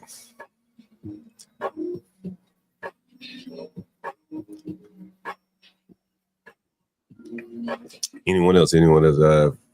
No, because food stamp, once I have a job, I don't need food stamp. Food stamp is for people who really need it. No, it's not food stamp, it's unlimited food. Unlimited food. Well, once I got a job, I can buy food. The $250,000 that's gonna run out. That's not money in America. Pay no taxes. No, I would rather pay taxes. 55 per month. I rather work. I rather do the job and get paid for what I'm doing. What if the taxes are 100%? I would still work. If the taxes are 100%, you still work. You just won't get any money. No, I probably wouldn't do that. You know, but what I would do is because there's. I mean, when you pay, maybe if you pay 100% in taxes, maybe there will be options where you don't have to pay 100%. You know, like if you got certain, like certain benefits and stuff that you can send the money to, like a 401k or something like that, I would choose to maybe put. But they can tax the 401k. Well, They could that's do when it. you take the money out, though, right? If you Yeah, take I the mean, money they out could change the before. laws anytime. Can they change the laws anytime? In theory, right? In theory, can they change the laws anytime? Yeah, but it has to go to Congress. Right? And okay, let's say it goes to Congress and they change the law to 100% taxes. 100% on everything. Then what? Well, then I wouldn't work because I would just be working for free. Right. So you wouldn't work. So the 6-figure job goes out the window. Yeah, that would go out the window if they charging me 100% in taxes because I would just be working for the government for free. So I wouldn't take that. Let's say if you took let's work our way through it. If you took number 6, right? They could tax that at 100%. You don't know what the tax rate is, right? Right. And they could tax that forever. You know, That wouldn't last at all. right? That wouldn't last long. That wouldn't last very long. $250,000 is not a lot of money in America. Now, if you had the 250 and pay no taxes, well, you know you're gonna at least get 250, right? And you won't have to pay any taxes on 250. Okay, so that's not a bad deal. Oh, I wouldn't have to pay taxes on the 250, or I will. Right. Right. If you choose 5 and 6, you get 250 with no taxes. Okay, not a bad deal, right? Yeah, that's not bad. Yeah, Right, if I don't have to pay taxes on those money, then I will take that. If you choose number 4 and number 5, okay, now you can make 6 figures. That could be $1 million and pay no taxes. That could be 999,000, pay no taxes. That's not a bad deal either. No, yeah. If I choose 4 and 5, if I have to work the 6-figure job and I don't have to pay taxes, I would take that. Right. But if I don't have that option and I have to pay 100% on taxes, then I will probably choose 2 and 6 if I don't have to pay taxes on either of those money. Well, the only way you don't get to pay taxes is if you choose number 5. So I would choose number 2 and number 5. If you give me $55,000 in 2 months, I got $100,000. I got a 6-figure income. Right. Taxes. Because I don't have to pay taxes on the $5,500 a month. 55,000. $55,000 a month, yeah. So yeah, that would be a lot of money. I mean, I wouldn't. That's the best deal up there, right? Yes. That's the best deal up there. Now, what do you think these women are going to choose? You want to hear what these women choose? Listen to what the women choose. Okay, let me see what they choose. $1,000 right now. Put your answer in the comment. Which one you choose here? You can only pick 2. Okay. New car, $55,000 a month, unlimited food, 6-figure job, pay no taxes, or $250,000 right now. You can only pick 2. Oh, okay. Wait a minute. You can start first and we'll go down the line. Are you want me to start first? Yeah, you can start first. Okay. So, I think the obvious is definitely the $55,000 a month. Obviously. For sure. And then I'm gonna go with the unlimited food. Okay. I'm gonna do it unlimited food. So she picked 2, and so she picked unlimited food. It might come up to $100. She picked 2 and 3. Now I want you to listen to what she said. Listen what she says. Foodie and I like to try So that's the. And my bill might come up to $100 every. Now listen. Did you hear what she see? Most people didn't even catch that shit. I don't know if you could hear, but did you hear what she said? Go ahead. She said my bill might come up to $100. I'll play it again for you. That's why she chose number 3. Listen.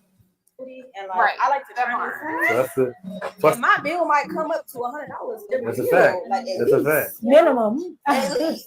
I don't know what. Yeah, girl said minimum. That is crazy. Whatever. I'm gonna pick the $55 per month. So the first girl chose 2 and 3.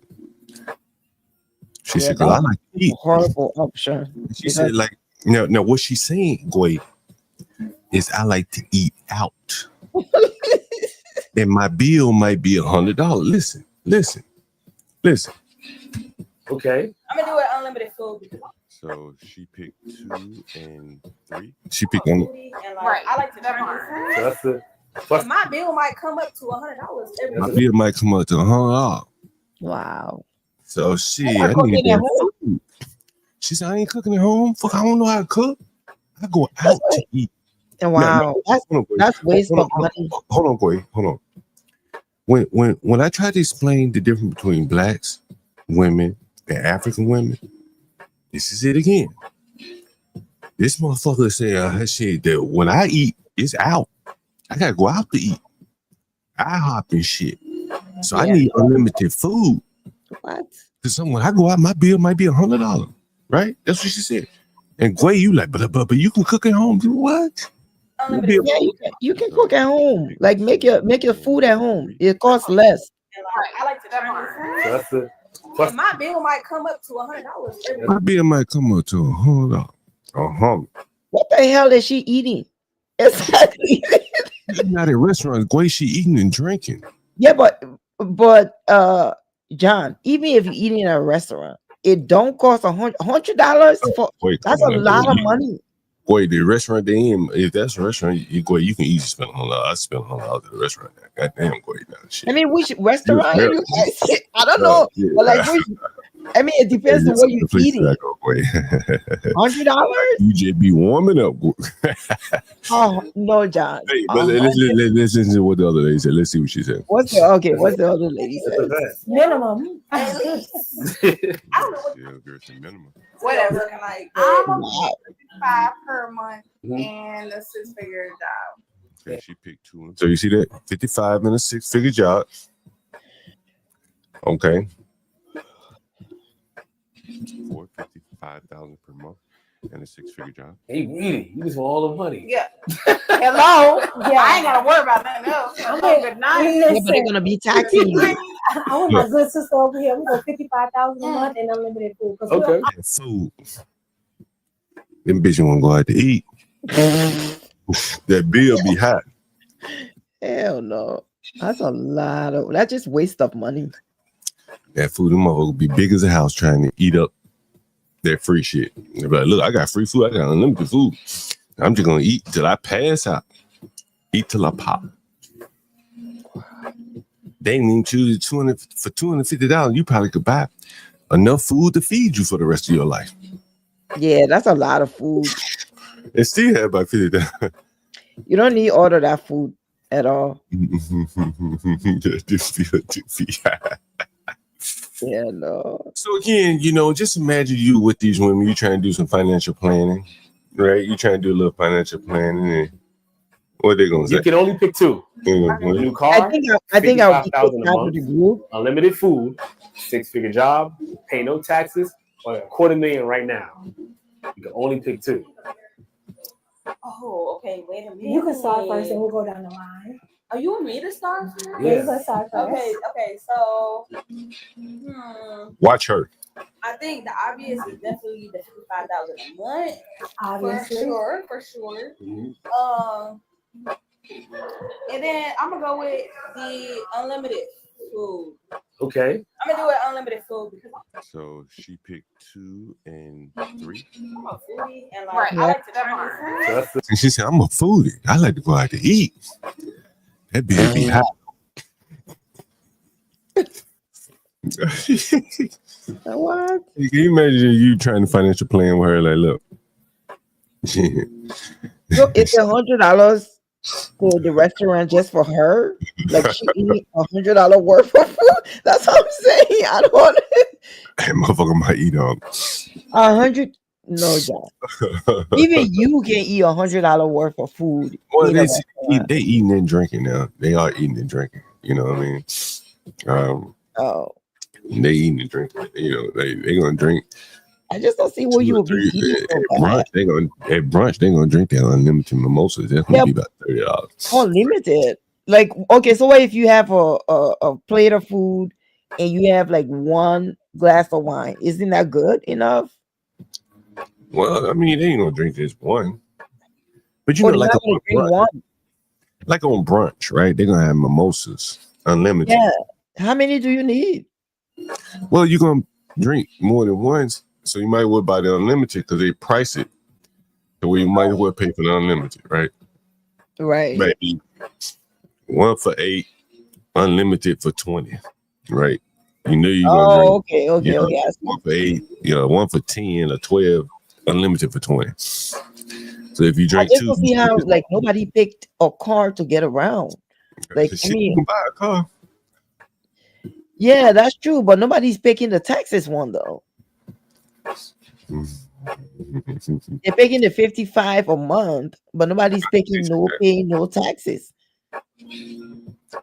That's the winner. That's the winning combination right there. Stanley wants to know how long can you lay on your elbow? Why he's so concerned about my elbow? He worried about you. Why you so concerned about my elbow, Stanley? Look like they're having some bad weather in Atlanta. Yeah, it's supposed to snow over here too a lot. Really? Oh, we had shit. a nice weather today, and then they tell us they're gonna snow today. Well, tomorrow. We had a nice weather yesterday, and then because it's after it's like 4:29 over here, so they're like, oh, it's gonna snow. So we're supposed to be expecting snow over here. Check this news coming out of Atlanta here. The CDC set to cut nearly a tenth of its workforce because of President Donald Trump's new probe into federal spending. Atlanta That's News First good. live at the headquarters along Clifton Road. So, Adam, what could this mean for those employees? Cut it in half. They can go find a job in the private sector. Claire, it means those employees will be I don't looking think for so. other work while the administration attempts to trim the agency's $9 billion budget. There is a sense of uncertainty outside the CDC headquarters on Clifton Road in Atlanta. According to the Associated Press, nearly 1,300 probationary employees, making up roughly 1/10 of the agency's workforce, will soon be cut. Georgia Congressman John Ossoff blasted the decision. If this administration guts and gags the CDC, who's going to defend the nation from Oh, Ebola? go sit down. Who's going to protect kids from measles? Who's going to save us from TB? The pending layoffs also have area businesses concerned about the impact it could have on their bottom lines. Maybe 70 to 80% of our customers is from CDC, and the rest are maybe from people who are around, who have friends who live around this area. Many of the restaurants across the street from the CDC in Atlanta. These niggas ain't been to work no way. Thank you. These niggas been working remote, nigga. Yes. Business during the COVID pandemic and never reopened. As for the affected CDC employees, they are supposed to receive 4 weeks of paid administrative leave, although it's still unclear how many of them impacted work here at the headquarters in Atlanta. After all, look what the CDC has. Look at this nigga here. Nigga, I covered the nigga got ran over by a bulldozer right across the street from this nigga's church, Martin Luther King's church. They got ran over by a bulldozer. Some type of pastor or something. Yeah, pastor. They done put the nigga in Congress. Yeah, that's like these are the one that making like Christianity to look bad. They just making blacks look bad. Ain't nobody think these niggas are Christians. Has accomplished over the past 80 years because the centers have been well funded. Now, Atlanta News First has reached out to both the CDC as well as the White House for comment. We're still waiting to hear from them. But the administration has made it very clear this is part of their plan to restructure and Thank you, streamline Blue the Jay. federal government. Live outside the CDC. in Yes, I Atlanta, am Adam a Murphy, proud Atlanta American. News First. Getting her up out of it, getting them Senator CDC from Louisiana. monkeys up out of here. Wait a minute, Stacey Abrams testifying? Thank you, Mr. President. No Mr. way. President, with me today is Stacey Abrams Mr. gonna John testify. Lowry.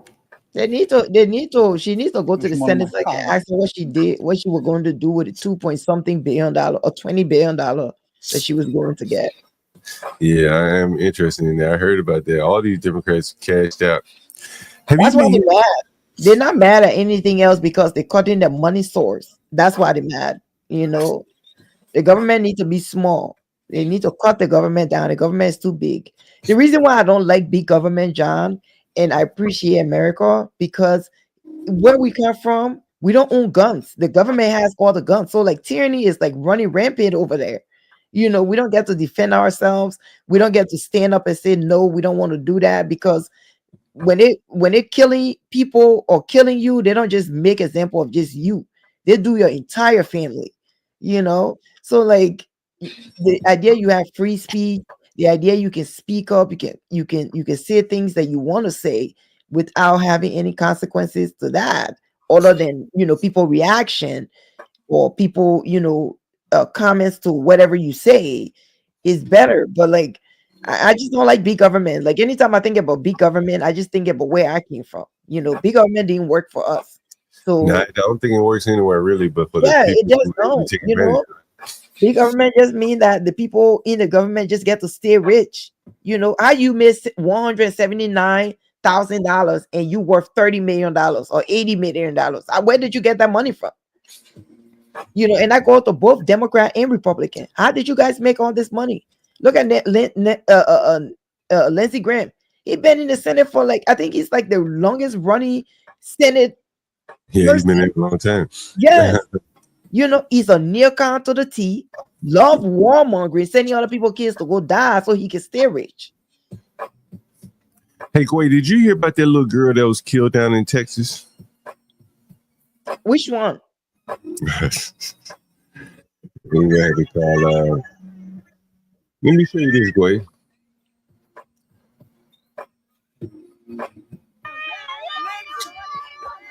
Oh my God! Oh yes, yes. The guy in the I saw that. That was so sad.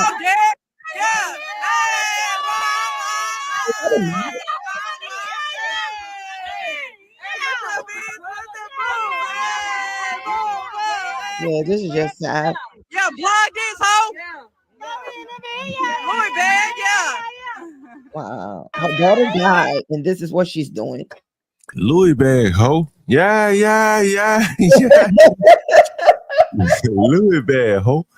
Yeah. I didn't even understand what she said. You know, I mean, I've been here long, but I still have some type of language barrier too. Sometimes I didn't even understand what she said, but that is so sad. Like, you know, when I heard about the and then when you see the video, you know, they chase him down, just shooting through the car with a child. It's so sad. And the mom is doing this type of stuff on the internet. Jesus Christ. Hey, go ahead. Look at this question right here. Somebody said, "Why do they put money to their ear like that?" I never understood that. Okay, so what does that mean? Let me ask you. Maybe you can explain to me what that means. Yeah. Like, okay, so putting the money to the ear, what that means? I have no idea, Goy. Oh, okay. All right. It's something that I see, I guess, to signify they have a lot of money. Some people say she's trying to cope. That's her business. Here goes the grief police again.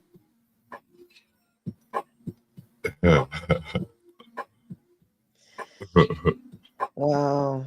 That is, you know, for her to be doing that after her daughter died, like, you know, most people will be like sad, you know, just wanting to grieve and stuff like that, and not be doing all of that stuff she's doing. That is sad. I mean, to go shopping, she had to go shopping, get her hair done, buy that purse, get the money out of the bank or whatever, you know, like, yo, that's kind of crazy, you know, put on their little stunt. And somebody could have easily just as well robbed her. Here she is right here. Let's see. You know, you think she would have made her page private. Let's see if it's private. Oh, shit, this motherfucker is still public. Wow. What? Yeah, damn, she didn't even cover up the page. Look at this shit. If you got love for Lil Ronnie, donate to the GoFundMe. Yeah, I wouldn't be giving money to that. Now seeing what she's doing on the internet, that's just waste of money. She could have fucked that up, didn't she? You know, who's the white girl? Baby mama holding, taking a picture with Cheyenne. Oh, that's her. That's her friend. That's her friend. Right? Yeah, that's the little girl's friend.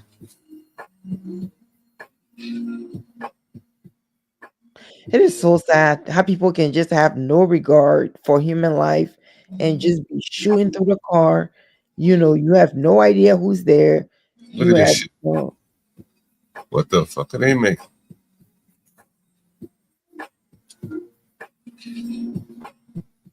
Wow. She said, y'all don't like how shit being done. Leave my friend the fuck alone before I start pulling up slapping bitches.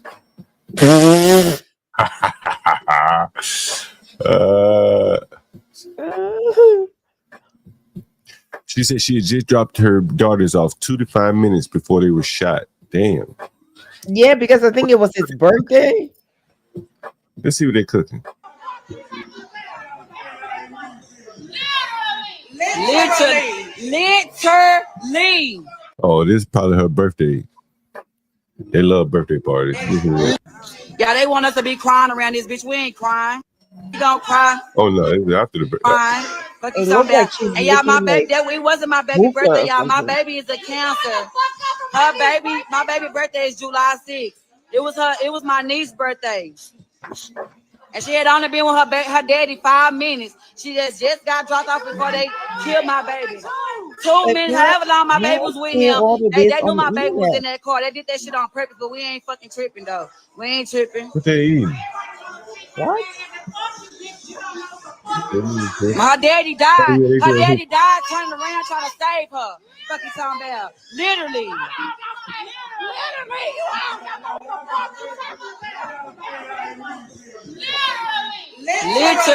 Literally. Fuck you talking about, bitch? Fuck you talking about, bitch? Yeah, they want us to be crying around this bitch. We ain't crying. We don't cry, but we ain't crying. Fuck you talking about? And y'all, my baby, it wasn't my baby birthday, y'all. My baby is a. Yeah, damn. This cannot be real. Yeah, damn. There's people that did it. Yeah, they look like criminals. Jesus. Just took the life of that baby. Just, that's what females who are dating these guys that are into gangs need to be careful before they give their children to them. I would have a court order not to give my child to them because if they involve in that lifestyle, the possibility of them killing the child. Remember the kid in Chicago where they were looking for the dad and they couldn't find the dad and somebody took him behind the building and executed him. You remember that from Chicago? Yeah. No. That kids are innocent. I just don't see what type of gang war that you're fighting that you don't look at kids are being innocent in the whole thing. Look what she wrote right here. Yo, nigga, wanna taste? I get that nigga a wet nose. Nigga, you wanna take it a wet nose like a dog. Wet your ass up. Okay, wow. I have no idea what that means. So you probably have to tell me. She got that. What is okay? So wet ass pussy. what is wet nose? I have no idea. Wet your nose and squirt all over your ass. Oh God, John. She got that wop. The way you wet your ass up. You want wet nose, nigga? Oh my God, these people are amazing. That is disgusting, though. Oh, these people are fucking amazing. I just feel so bad for that poor baby. I can't believe she only had 14 posts. She must have been on Twitter. So. Nice stack of cash. Is this her? Facebook. Put that shit up to your ear so you can hear better. Is that going to help you grieve with your daughter? I just don't. Wait a minute, she had a unique memorial. What's your daughter's memorial look like? Let's see what you get. Oh no, it's just the morning. They've had the funeral, I would imagine. What that's like. Oh. How much did she raise on GoFundMe?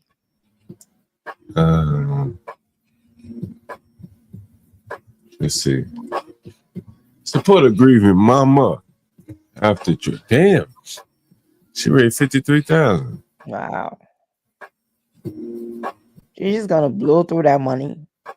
Shit, that shit gone. She was showing this, somebody might have robbed them up in there. Like these are the things that I don't understand. People like when you go through like a traumatic event, that's what's supposed to be. See who over and over. Inflation donation, like Shatterika. I just feel bad for the poor kid. That's all. I really do. Because I think the dad was he involved in like a gang or something? He was he was a gambler.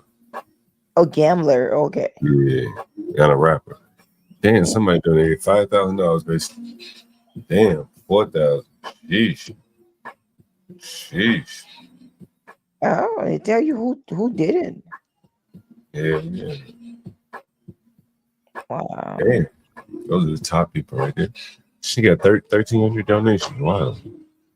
Damn, that's amazing. Kudos to her. She's gonna have a good I time. just hope she put the money to good use and do something, like productive and create some type of organization that can, spread awareness for kids who are, in these type of situations.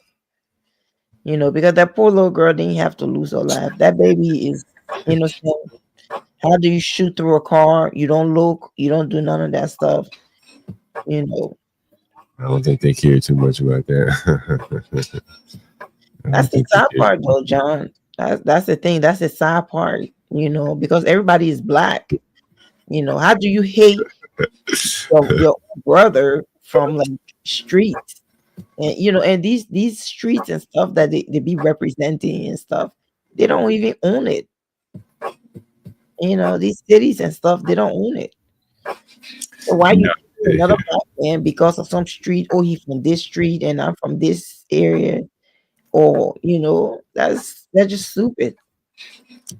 That is kind of interesting. I don't know where it came from either. It seemed to come out of maybe the gang culture. Yeah, but if you watch documentaries on gang culture back in the days, women and children were off limits. That's what they say. I wonder how much of that is true. I think that's true because like a lot of people didn't get assassinated, even in the mafia too. It was the same thing. Like if you saw somebody who was with a child or with a wife, like you didn't kill them. You waited for them to be by themselves first. But kids nowadays are not doing that anymore. They're just shooting. Even there's a lot of kids that are getting killed from straight bullets.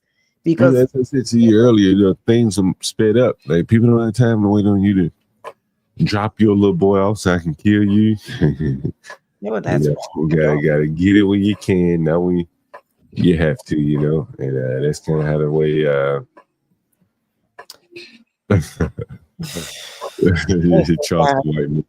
Charles White made a song about Lil Ronnie. I ain't gonna play that shit. He is hard. He is just like I like him. I like him. But like sometimes he's like the off the wall stuff. I might play a little bit of this shit. Yeah. I can't believe he made a rap song too. They don't never come up with the GoFundMe money. Yeah, nah, don't save your hood, nigga. Don't make your hood look bad when your homeboy died. Say we need a fish basket party. We need a GoFundMe. We need a fish basket party. We need a GoFundMe. We need help for a casket. Don't do it like that, homie. We need help for a casket. We didn't have no insurance. We need a fish basket party. We need a GoFundMe. We need a fish basket party. We need a GoFundMe. We need help. This is kind of funny. That is just wrong. On all levels, that is just wrong. You've been drilling, you've been capping, you've been putting that switch on niggas, and when somebody put that switch on you, we need help to bury. We ain't got no. These niggas tripping. We need a fish basket party. We need a GoFundMe. We need help for a casket. Don't do it. He is horrible.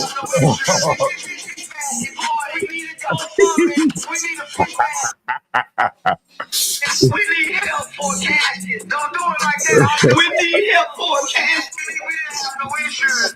Some more shameful things that can happen to it. A hood nigga, a crip nigga, a suwu nigga, a paru nigga, a blood nigga, a BD, a GD, a vice lord nigga. You know what's shameful to you niggas, man?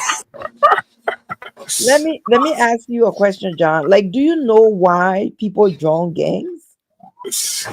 I have no idea. Because like when you watch documentaries and stuff on the situation, or you see people put documentaries together, like most of the time they always end up snitching on each other. Like they always end up telling on one another to get the less deal. It's their pressure, boy.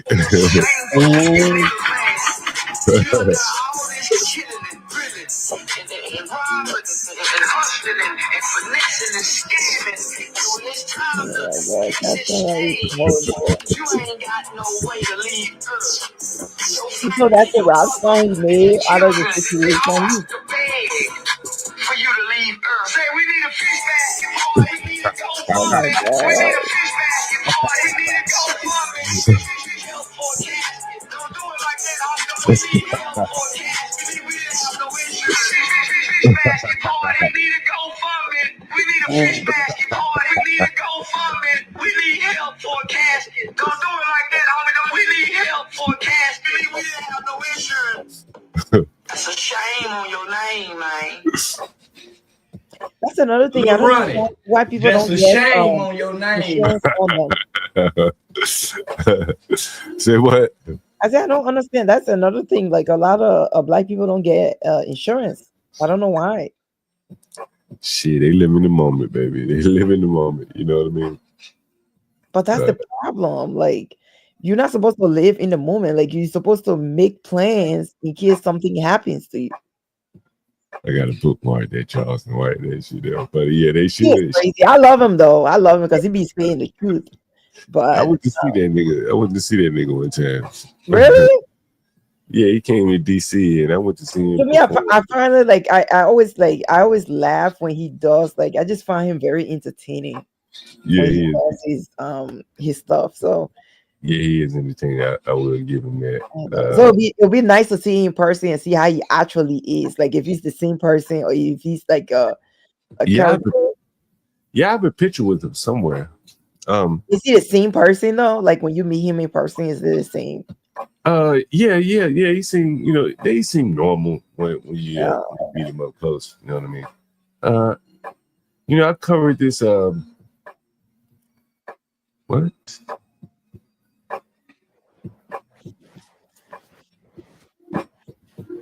I'm gonna show this. I'm gonna zip through this, but I do want to show this kind of a real estate topic here. Let me share this with you. Take a look at this. We're gonna zip through it because it gets kind of boring. Starting off at the exterior of the home, you only have a one-car extended Look at this house right here. driveway with no garage. And this home actually sits at giving you more space. I do want to mention as well, you will not have access to your backyard through the home. You only enter backyard before we do the house tour. Now, all this will be graded and leveled. Now, inside this backyard, you will have this actually has a good sized lot for your backyard, plenty of room. And I would like to mention you are able to add any additions to the home, such as storage, covered patio. This is your home. This is literally 10 by 15. Yeah, but why So can't a you very, access very skinny the back? home. They should have But put a for the door in the back. Because there's no door. Shit. Yeah, I don't like that. Nice. It might make sense. You send me DM whether you're, and I understand as well. TikTok might be banned. Platform my work interaction with comments for me to consider to be best. Now let's go see what's inside. As we walk in, the first thing we are met is with this open concept layout, stairs leading to the second floor, and the full kitchen. Now, in the living room area, you do have a decent amount of room with a single window bringing in natural sunlight, vinyl flooring throughout the entire first floor. And these windows are fixed. You do not have access. They are double-sided. So this is the living room. So you now, can't open the windows. You can't open the windows. They're fixed, right? That's not good. That's in the kitchen area, you will have gray quartz countertop, white cabinet finish, and is this Barstool approved? Maybe, perhaps, definitely is. For appliances in the kitchen area, you will have your chef's house sink, along with your dishwasher. Your electric stove will sit here. You'll have a 4 electric burner that will sit there. In their room, bedroom number 1, you have a decent amount of room with carpet on the floor, a single window bringing in natural sunlight. You can open this bedroom number 1, you have decent amount of room with carpet on the floor, a single You could open that window right here. window bringing in natural sunlight, and this is the other side of the room's perspective. And yes, this is definitely your closet, your walk-in closet. Walk in. Along with your internet provider that will plug in there. Now behind me will be your full bathroom. You will have wood vinyl flooring, great quartz countertop, white cabinet finish, and toilet is included with this home. So definitely a good thing. And this will be your walk-in shower. What? And honestly, this is very small. I don't even think I fit there myself. Behind there will be your stand-up washer and dryer. Now heading back from bedroom number 1 into the kitchen area, straight back to the living room area. That's the main door. Now let's go see what's upstairs. On the second floor, you will have carpet. Once we get to the second floor, the first thing we're met is with this open concept, which is a loft, second living room area, or game room. And behind me will be bedroom number 2. Inside bedroom number 2, you'll definitely have decent amount of room, space, up to a queen size bed, and a single window bringing natural sunlight. You do have access to this window. And I want to show you guys, these are the actual AC vents. And now that is your full walk-in closet. Coming out bedroom number 2, behind these doors will be your AC unit. Wow. Back into the loft area, I will show you once again these air vents that are very tiny and very unique. Now here's another view of the second floor, straight into bathroom number 2. Great quartz countertop, white cabinet finish, toilet is included, and a full walk-in shower. Now, time to break down the numbers. This home is selling for $131,500. All closing costs covered by the builder, locking in your insurance rate of 4.7, leaving you with a payment of $900. That's including PMI, homeowners insurance, mortgage insurance, and property taxes. So if you like what you see, make sure you send me. He done lost his damn mind. I mean, is that for like, that's supposed to be for like college students, right? I mean, at this point, at that price, man, it was $130,000. I don't know where it's located, but you probably could stuff 3 people in there and work it out somehow. You know, that bedroom downstairs should be open. You couldn't even fit in the bathroom to take a shower. $135K for that. Nah. You know, once you make the mobile home stable, you don't need wheels anymore. Wow, but there's a lot of people that live in mobile homes. Say that one more time. I said there's a lot of people that live in mobile homes. Oh yeah. In some places, them shits are expensive. Yeah. Some of them are well. Like if you see some of them, when I used to live in Michigan, we used to have like a place where they used to sell these mobile homes, and we'll go there. Like if you see some of them, you'll be shocked. Like you'd be like, wow, they actually is huge.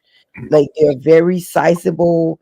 The bathroom, the kitchen, like it is so built like a real home. Yeah, once they put the foundation around them, I think they are pretty safe there. Wow. Yeah, that house is too little to be selling for $135K. He done lost his mind. It's probably one of the cheapest houses in America. I don't know who he's selling that to because they can't even fit in the bathtub. They can't be free toilets. Right. Bray lives in the house. Someone says. And then a washer and dryer in the bathroom? Well, you know, it's not unusual, I don't think. I've seen it up here before. Really? I've never seen a washer and dryer in a bathroom. Hell yeah, I've seen them in the kitchen. You know, typically they need to be close to water. So if you don't have a lot of space. Oh, okay. Okay. You know what I mean? You got to be close to water and a drain. You know what I mean? You got to be close to a drain too. And it depends to where part of the house is at. Well, you know, wherever the water is, right? You want to have your washing machine close to that, Okay. so you can run the water from the washing machine from the wherever your plumbing source to the washing machine, stuff like that. And then the dryer has the vent outside, Right. or you can have one of those ventless type things setups, but you gotta let that heat out somewhere. This may be the last story I cover before I get out of here tonight. I'm taking over Stanley's spot. I'm sorry about that, Stanley. What is it with people with these hairstyle? Like, just keep it. Why can't it cut the hair? They want to be identified. It just make them look more criminal. Like cut your hair. Like have a low haircut and just like just present yourself better. They talking about where Be Brave live. Why do people worry about where Brave lives? Don't he live somewhere in the woods?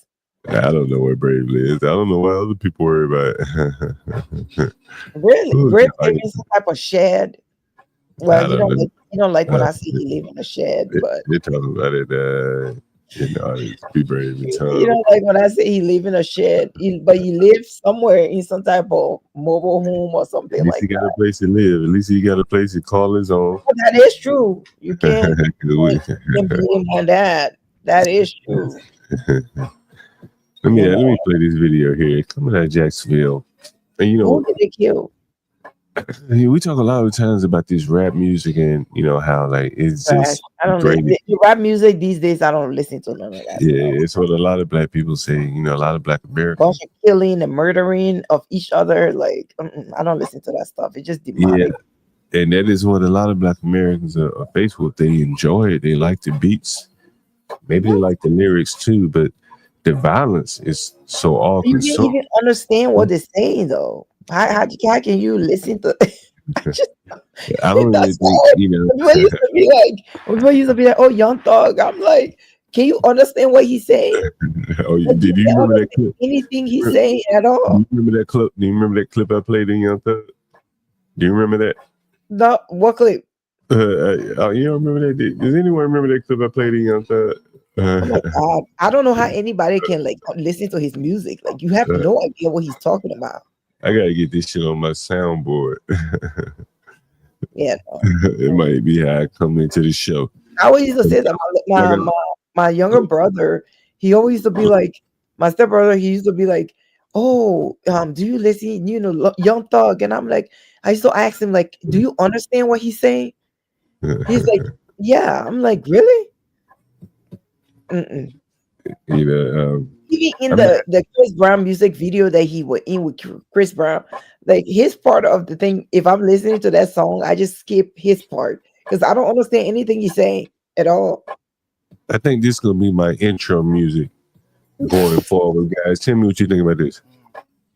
My money's so tall, Okay, my money is what? My intro song. This is gonna be my new intro song right here. Yeah, I would like if I was to decipher that, I would be up all night and days. No, oh my God, that just like mumbling. My money's that tall as Ludacris and Fro, and I swear I'm gonna shoot with it. My money's that tall as Ludacris and Fro, and I swear you gonna kill with it. My money's that taller than Ludacris and Fro, and I swear you gonna give with it. My money's that tall as Ludacris and Fro, and I swear I'm gonna give with it. This is gonna be John, my can intro. you understand? No, be for real. Can you understand what he's saying? My money's that tall as Ludacris. My money stay tall like Ludacris. Like the artist Ludacris? Yeah. And then what else? Hold on. Oh, I thought I had. Hold on. My money's that tall as Ludacris and Fro, and I. My money said tall like Ludacris. Bro, that's what you gonna give with it. My money's that tall as Ludacris and Fro, and that's why I'm gonna give with it.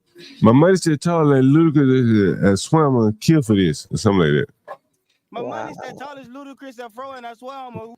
My money said tall is Ludacris Afro. With it. My money's that tall as Ludacris and Fro, and. My money said tall like Ludacris Afro, and I promise. That's why I'm gonna shoot with it. I swear I'm gonna shoot with this. Oh my God. Okay, He's that's talking about killing people. Like, it. Say what? That's not, isn't he talking about killing somebody? I think so. He said, "My money said tall like Ludacris." I'm sure this. That's trash. Money said I tall. don't think these young kids these days, it's like I don't understand how they can That's listen to this type of music. Right back then, never used to be like this. That's gonna be my intro. I swear. I like that intro. I have to keep that shit put that shit on my soundboard. Yeah, you can't understand nothing he said. I got this article up for you before I get out of here this morning. This morning, it's like 5:04. And I'm not even sleeping. You know, I probably could go another 2 or 3 hours, but I ain't gonna do that. I save power. It's Stanley time, huh? Are you taking over Stanley time? No, yeah, inadvertently. But you know, I told Stanley. I can talk to you and Portia. I just can't do something. I told Stanley there are billions of people in the world. You know, like you know. He don't like Africans, and I just can't. I think he has a love-hate relationship have with a everything. conversation with him because he just keeps talking and talking, never shut up. I've heard him speak highly of some Africans, and not so highly. Really? Yeah, I think missed so. that. I think so. I could be wrong. Because he says like some of the most horrific things about Africans, and I'm just like, I don't think he thinks that way. I think Afrodamus triggers him. Afrodamus trigger everybody. Afrodamus trigger Africans. What are you talking about? Like, if you've been on his show, like he even trigger Africans. They're like going off and telling him he's picking a side, and all that stuff. Like the minute they start criticizing some country that somebody's from in Africa, they get mad. If you criticize Liberia, Liberians get mad. If you criticize Sierra Leone, Sierra Leoneans get mad. If you criticize Ghana, Guinea, Ivory Coast, they get mad. It's the same thing. He triggers everybody, Yeah, I guess I never saw that side of him, but I don't know what he could say to trigger me. So maybe that's what it is. Maybe I wouldn't call it triggering. I just think it's facts, and a lot of the times, for human beings, truth. Looking in the mirror is like kryptonite. Yeah, like a lot of people don't want to take accountability and the responsibility for the choices and actions. Of the things that are happening in these countries. Yeah. And the blame goes on the leaders that are supposed to be, doing the best for the country. A lot of them tend to want to blame outside entity for why Africa is the way it is. And it's like, no. And then if you come in and say that, then they attack you, they call you names, tell you how your country is a piece of shit and all of that stuff. So it don't bother me. I still say it anyway. And me and them back and forth on Afrodamus platform. I don't care. Like, if your government in your country is doing something that's wrong, I'm gonna call it out. I don't care if my country is a third world country. Like, I will still call it out, just like I do any Liberia, just like I do Guinea, Ivory Coast, and any other country. And the countries that are doing good and the leaders that are doing good will appreciate them and tell them thank you for doing that. But just to congratulate them because they go talk to somebody, I don't see that. So, like, that's stupid. Oh, he looked nice. Yeah, I covered this story when this little boy was killed. There's an update to the story. Breon Allen, 7 years old is his name. This will be my last story for the evening here. I think it will be. Let's see. Between two local gangs linked to a 7-year-old's tragic death in Jacksonville. That's according to information from the Jacksonville Sheriff's Office. Breon Allen Jr. was shot and killed in the Commonwealth neighborhood on Jacksonville's west side back in January. And now police say the crime is related to last year's murder of Charles Jones, a Jacksonville rapper known as Julio Fulio. Oh my God, he dead now. During his birthday celebration. Wait a minute. Julio Fulio is dead. It's Julio Fulio. This one. My money says Julio Fulio. I don't know any. I don't even lie to you. I don't know any of his songs. I just know him from the antics, and like that have been done on him. That's all. What? Rapper known as Julio Fulio. Commonwealth neighborhood on Jacksonville's west side back in January. And now police say the crime is related to last year's murder of Charles Jones, a Jacksonville rapper known as Julio Fulio. Jones was ambushed during his birthday celebration in Tampa last June. This is the shocking Oh my God, surveillance is that video somebody from with that a night gun? when Jones fled as a group. Damn, I never saw this right here. Oh my God. My money said totally. You know why I'm so shocked? Like, I haven't seen those things since the war. Like, you know, like you're in a civilized country. Yeah. And Damn. somebody, is that an AR-15 in his hand? That looked like an AR-15. That's a weapon of choice right there. Yeah, that's a weapon of choice. Damn. Jesus Christ. Damn. God. God damn. My money said And he is totally. just shooting at the car. Jesus. Apparently. Well, I got one more story for you guys. One more story for you guys. Here we go. I'm gonna finish up the story. Got one more. I got a good one With for you. guns in the parking lot of a Holiday Inn. Police say Jones is driving the black sedan while that group runs him down and fires multiple shots at the car. Both Allen's and Jones' deaths gained lots of attention. Yeah, I got a thumbnail with this little boy. What? Statewide, with a reward of up to $25,000 so once bad for the offered little in boy. the 7-year-old's case. And these are the 4 men in custody in Allen's case, each facing second-degree murder, conspiracy to commit murder, and attempted first-degree murder charges. News for Jack's reporter Alicia Hatcher digging through the documents to Like, find you just how throw your whole JSO life made away. these You're gonna arrests. be locked up in prison for These you. are the 4 arrests of the man connected to the death of Breon Allen Jr. and injuring his cousin Lafayette Mango Jr. These documents give great detail into how the Jacksonville Sheriff's Office connected these 4 men in this case to make an arrest. In the warrants, investigators explained the 4 men are members or associates of the group 6 Block, and the shooting that took Allen's life was motivated to the purpose to benefit, promote, and or further the interests of the criminal gang. Allen's cousin Mango is a documented gang associate of the group ATK, according to police. Investigators say an ongoing feud between 2 gangs led to the death of Charles Jones, also known as Julio Fulio, last year. Following Jones's death, Mango released a song called 6 Ways to Die, featuring another rapper who police say is also a gang member of ATK. In the song, Mango disses several 6 Block members who have died and references a photo that members of a 6 Block took at a gravesite. This brings us to the day Allen lost his life. After the shooting took place, a witness called 911 and told them that they saw the suspects flee the scene in a black car. From there, investigators began canvassing the area, recovering video from nearby businesses. Hours later, they found the suspect's car, which was a black Kia where a BMW met them after the shooting. Investigators searched the black Kia where they found a match to the spent rifle casings found at the scene.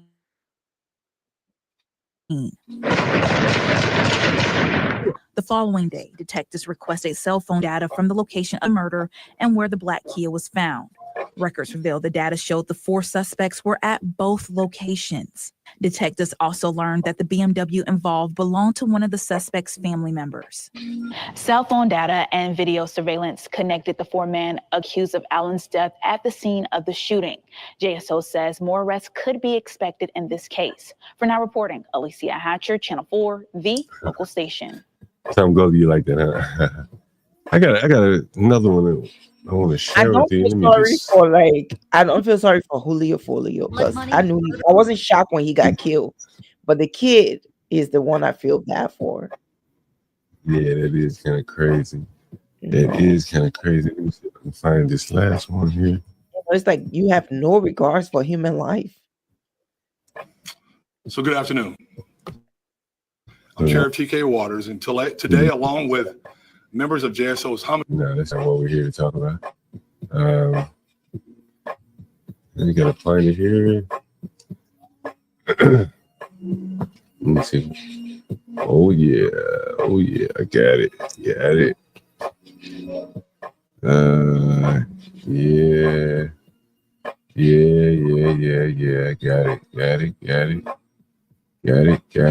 it. All right.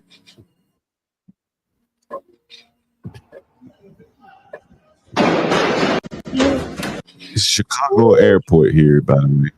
Are you kidding me? Airport, people. Ladies and gentlemen, it's the airport. Chicago, Chi-Town, Step. Look at Travis. Nice. Beat that boy ass. Beat that man ass. Oh, they're fighting. Beat that bitch ass. Hey, Travis, we just beat your ass.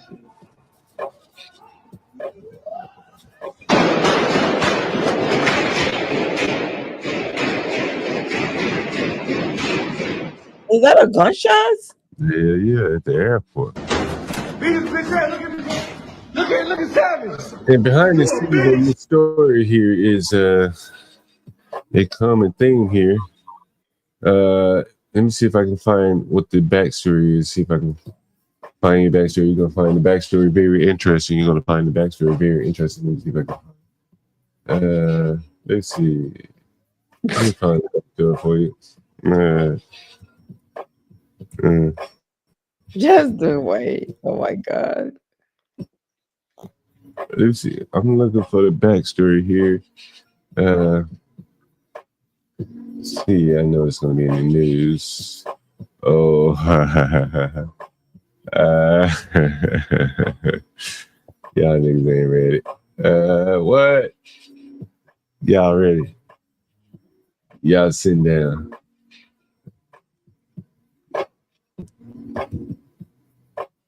Can y'all see that?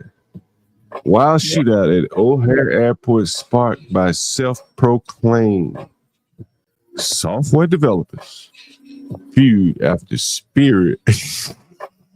We went to Chicago. We went to Chicago last year, June.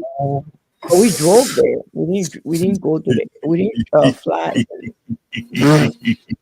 Shooting at an airport. Oh my God! Yeah, that's. How many y'all rode those Spirit? How many y'all don't roll those Spirit? Be honest. How many y'all don't roll those Spirit? Wow. This is supposed to be off limits. How do you start shooting at an airport?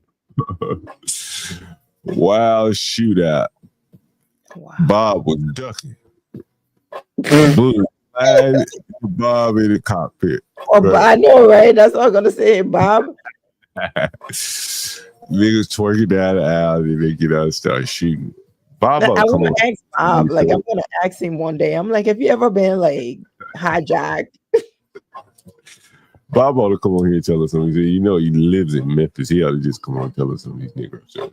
Wild shootout at O'Hare sparked by self-proclaimed rappers. Feud after Spirit Airlines fight. How many of our rappers are fallen? These are not even real rappers. These are people who are like gang members who trying to become rappers, and they are like doing what they do in the streets and still trying to rap and get out of the streets. I think. A fallen soldier. You know, we lost a lot of soldiers. A lot of soldiers. I think everyone would agree that we've lost a lot of soldiers. You know, I have some comments on that. The way you're saying it, John, is almost like they're at war or something. Well, we've covered what? Some children being killed over some I mean, yeah, because they can't shoot. They don't know how to shoot. You know, these people don't go to the gun range and practice how to shoot.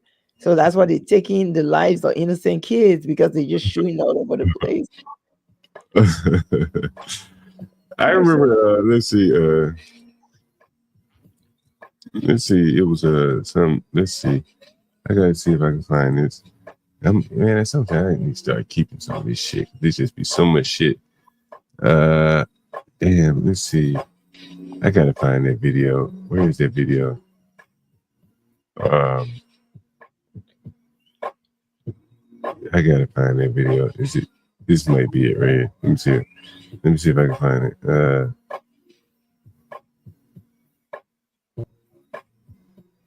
Those are two good airlines to fly with, Blue Jay, Delta and American Airlines. Yes, I know those are the best. Delta is so comfortable. Oh, when you sit in the plane, it's just like so comfortable. This video I want to share with you guys. Give me 1 second. Man, I made fun of shit. This may be it. Find out. Let's see. Let's see. I probably can't find it. Let's see, this may be it. No, that's not it. Isn't O'Hara like the biggest airport in America or something? Say what? Isn't O'Hara Airport is like the biggest airport, or is it California? I don't know. It may be one of the busiest up there in Atlanta for sure. Oh, okay. Yeah, I really want to show you guys this before I got it. Let's see. Let me see.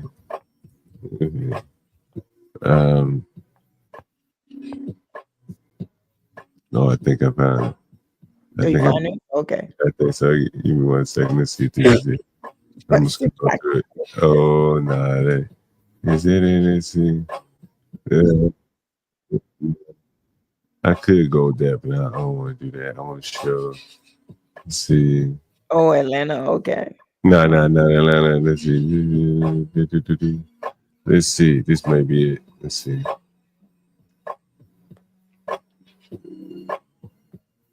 Oh, this may be it. Yeah.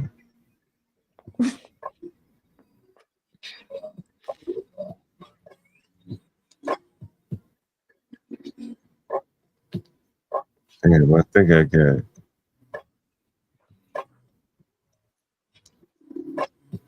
Oh, shit. I'm going to find that shit. Oh, I can't find it. Let me see it.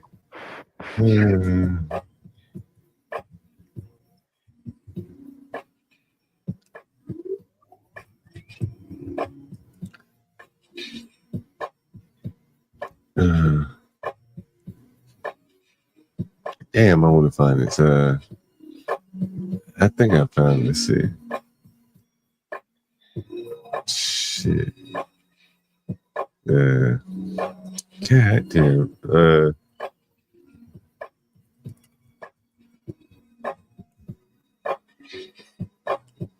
Let's see. It was what I'm looking for is a clip. It was about Little Ronnie. Which one is it? That's the one who's killed with his daughter. And there was a guy in the video, and he said, "Man, being a rapper is one of the most dangerous things in the world." That is true.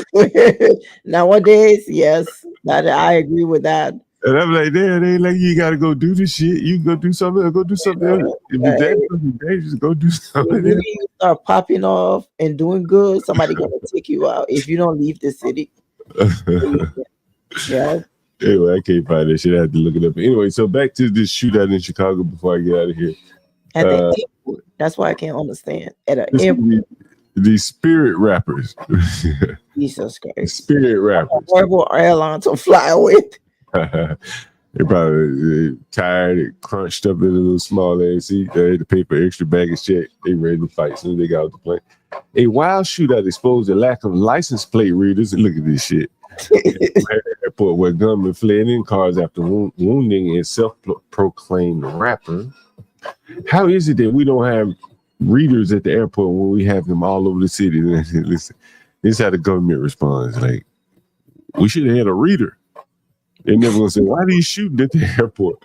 And just more government layered on top.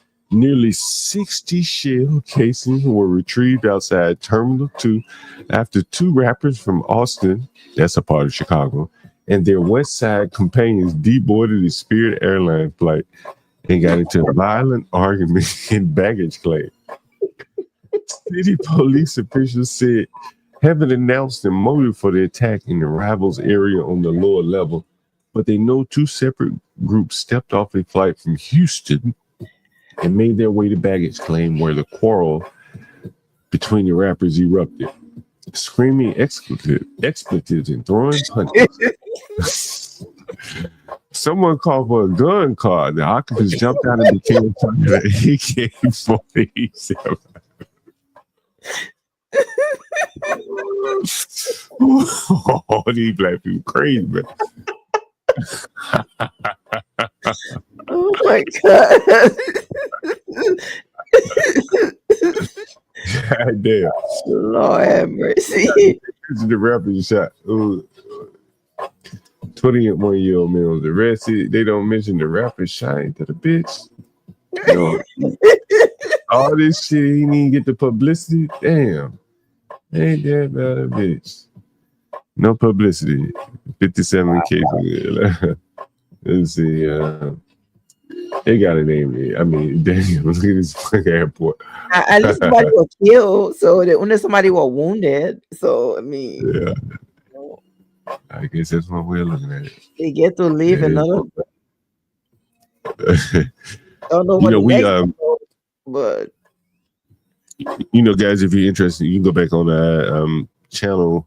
We interviewed a Georgetown doctor, talked about sewing up so many black kids, surgeries, and he talked about most of them can just get shot and walk right out of the emergency room. I guess it's like a through and through, as long as it doesn't hit a vessel or an organ or anything. So most of them don't suffer much. Yeah, that's what he said. He just patch them up, sew them up, and pat them on the back and say, "See you later." just give them a medication and send them out the door, huh? Yeah, I mean, you know, he said really not much damage done. He said even with like an It's AK. the same thing in the emergency. Oh my God, in Minneapolis, on the north side. Oh God, like when sometimes there was a car one time that came, the person got shot, and the car went and parked. Like it went and parked under the hospital, like under the building. It just crashed and went slowly and stopped, and the guy was in the thing bleeding, and they had to rush out to get him out of the car and take him in. But by the time he got in and they tear off all that stuff off of the clothes and stuff, like they tried to like resuscitate him, but he was already dead. You know, we're just like, oh my God. Yeah. So a lot of them come in there with gunshot wounds and stuff. Oh yeah. Horrible. You know, like some of them, the paramedic picked the body off the street because somebody called, but when they get there, there's nobody around. On the north side or in St. Paul, south side, nobody. They just pick the body up and just bring the body with nobody around. They just left the person there. Everybody ran and just left him there. There you go. Goya, it's been a pleasure having you up on the panel. Always, John. Always. Any last words before you get out of here? No, I had a good time. I mean, a great way to end my day. You know, so start up your day. Yeah. When are you on again? Like tomorrow? I'll be back on sometime today. Today, yeah, because it's like maybe Universal Line. I don't know if HB is available, but we may do another stream today. I'll check with Universal shortly. But I'm about to get ready to get out of here, drop you down. Give my last words here. Hey guys, thank you for joining a late night stream. We had a decent audience in the crowd here. I want to thank everyone for supporting the channel. Make sure you do that. We wanted $20 a day for Portia J. She does all the videos, editing, everything. Me, John Galt, I do my best when I'm up here. Give you something very interesting to listen to. Hopefully, I've kept you entertained. It's been right at 7 hours. Again, thank you all for joining, and make sure you support the channel. And I'm sure we'll be back on live at some point. Thank you again. Feel like I should, feel like I should, feel like I should, feel like I should go. Go. Feel like I should go. Feel like I should, feel like I should, feel like I should, feel like I should go. Feel like I should go. Feel like I should, feel like I should, feel like I should, feel like I should.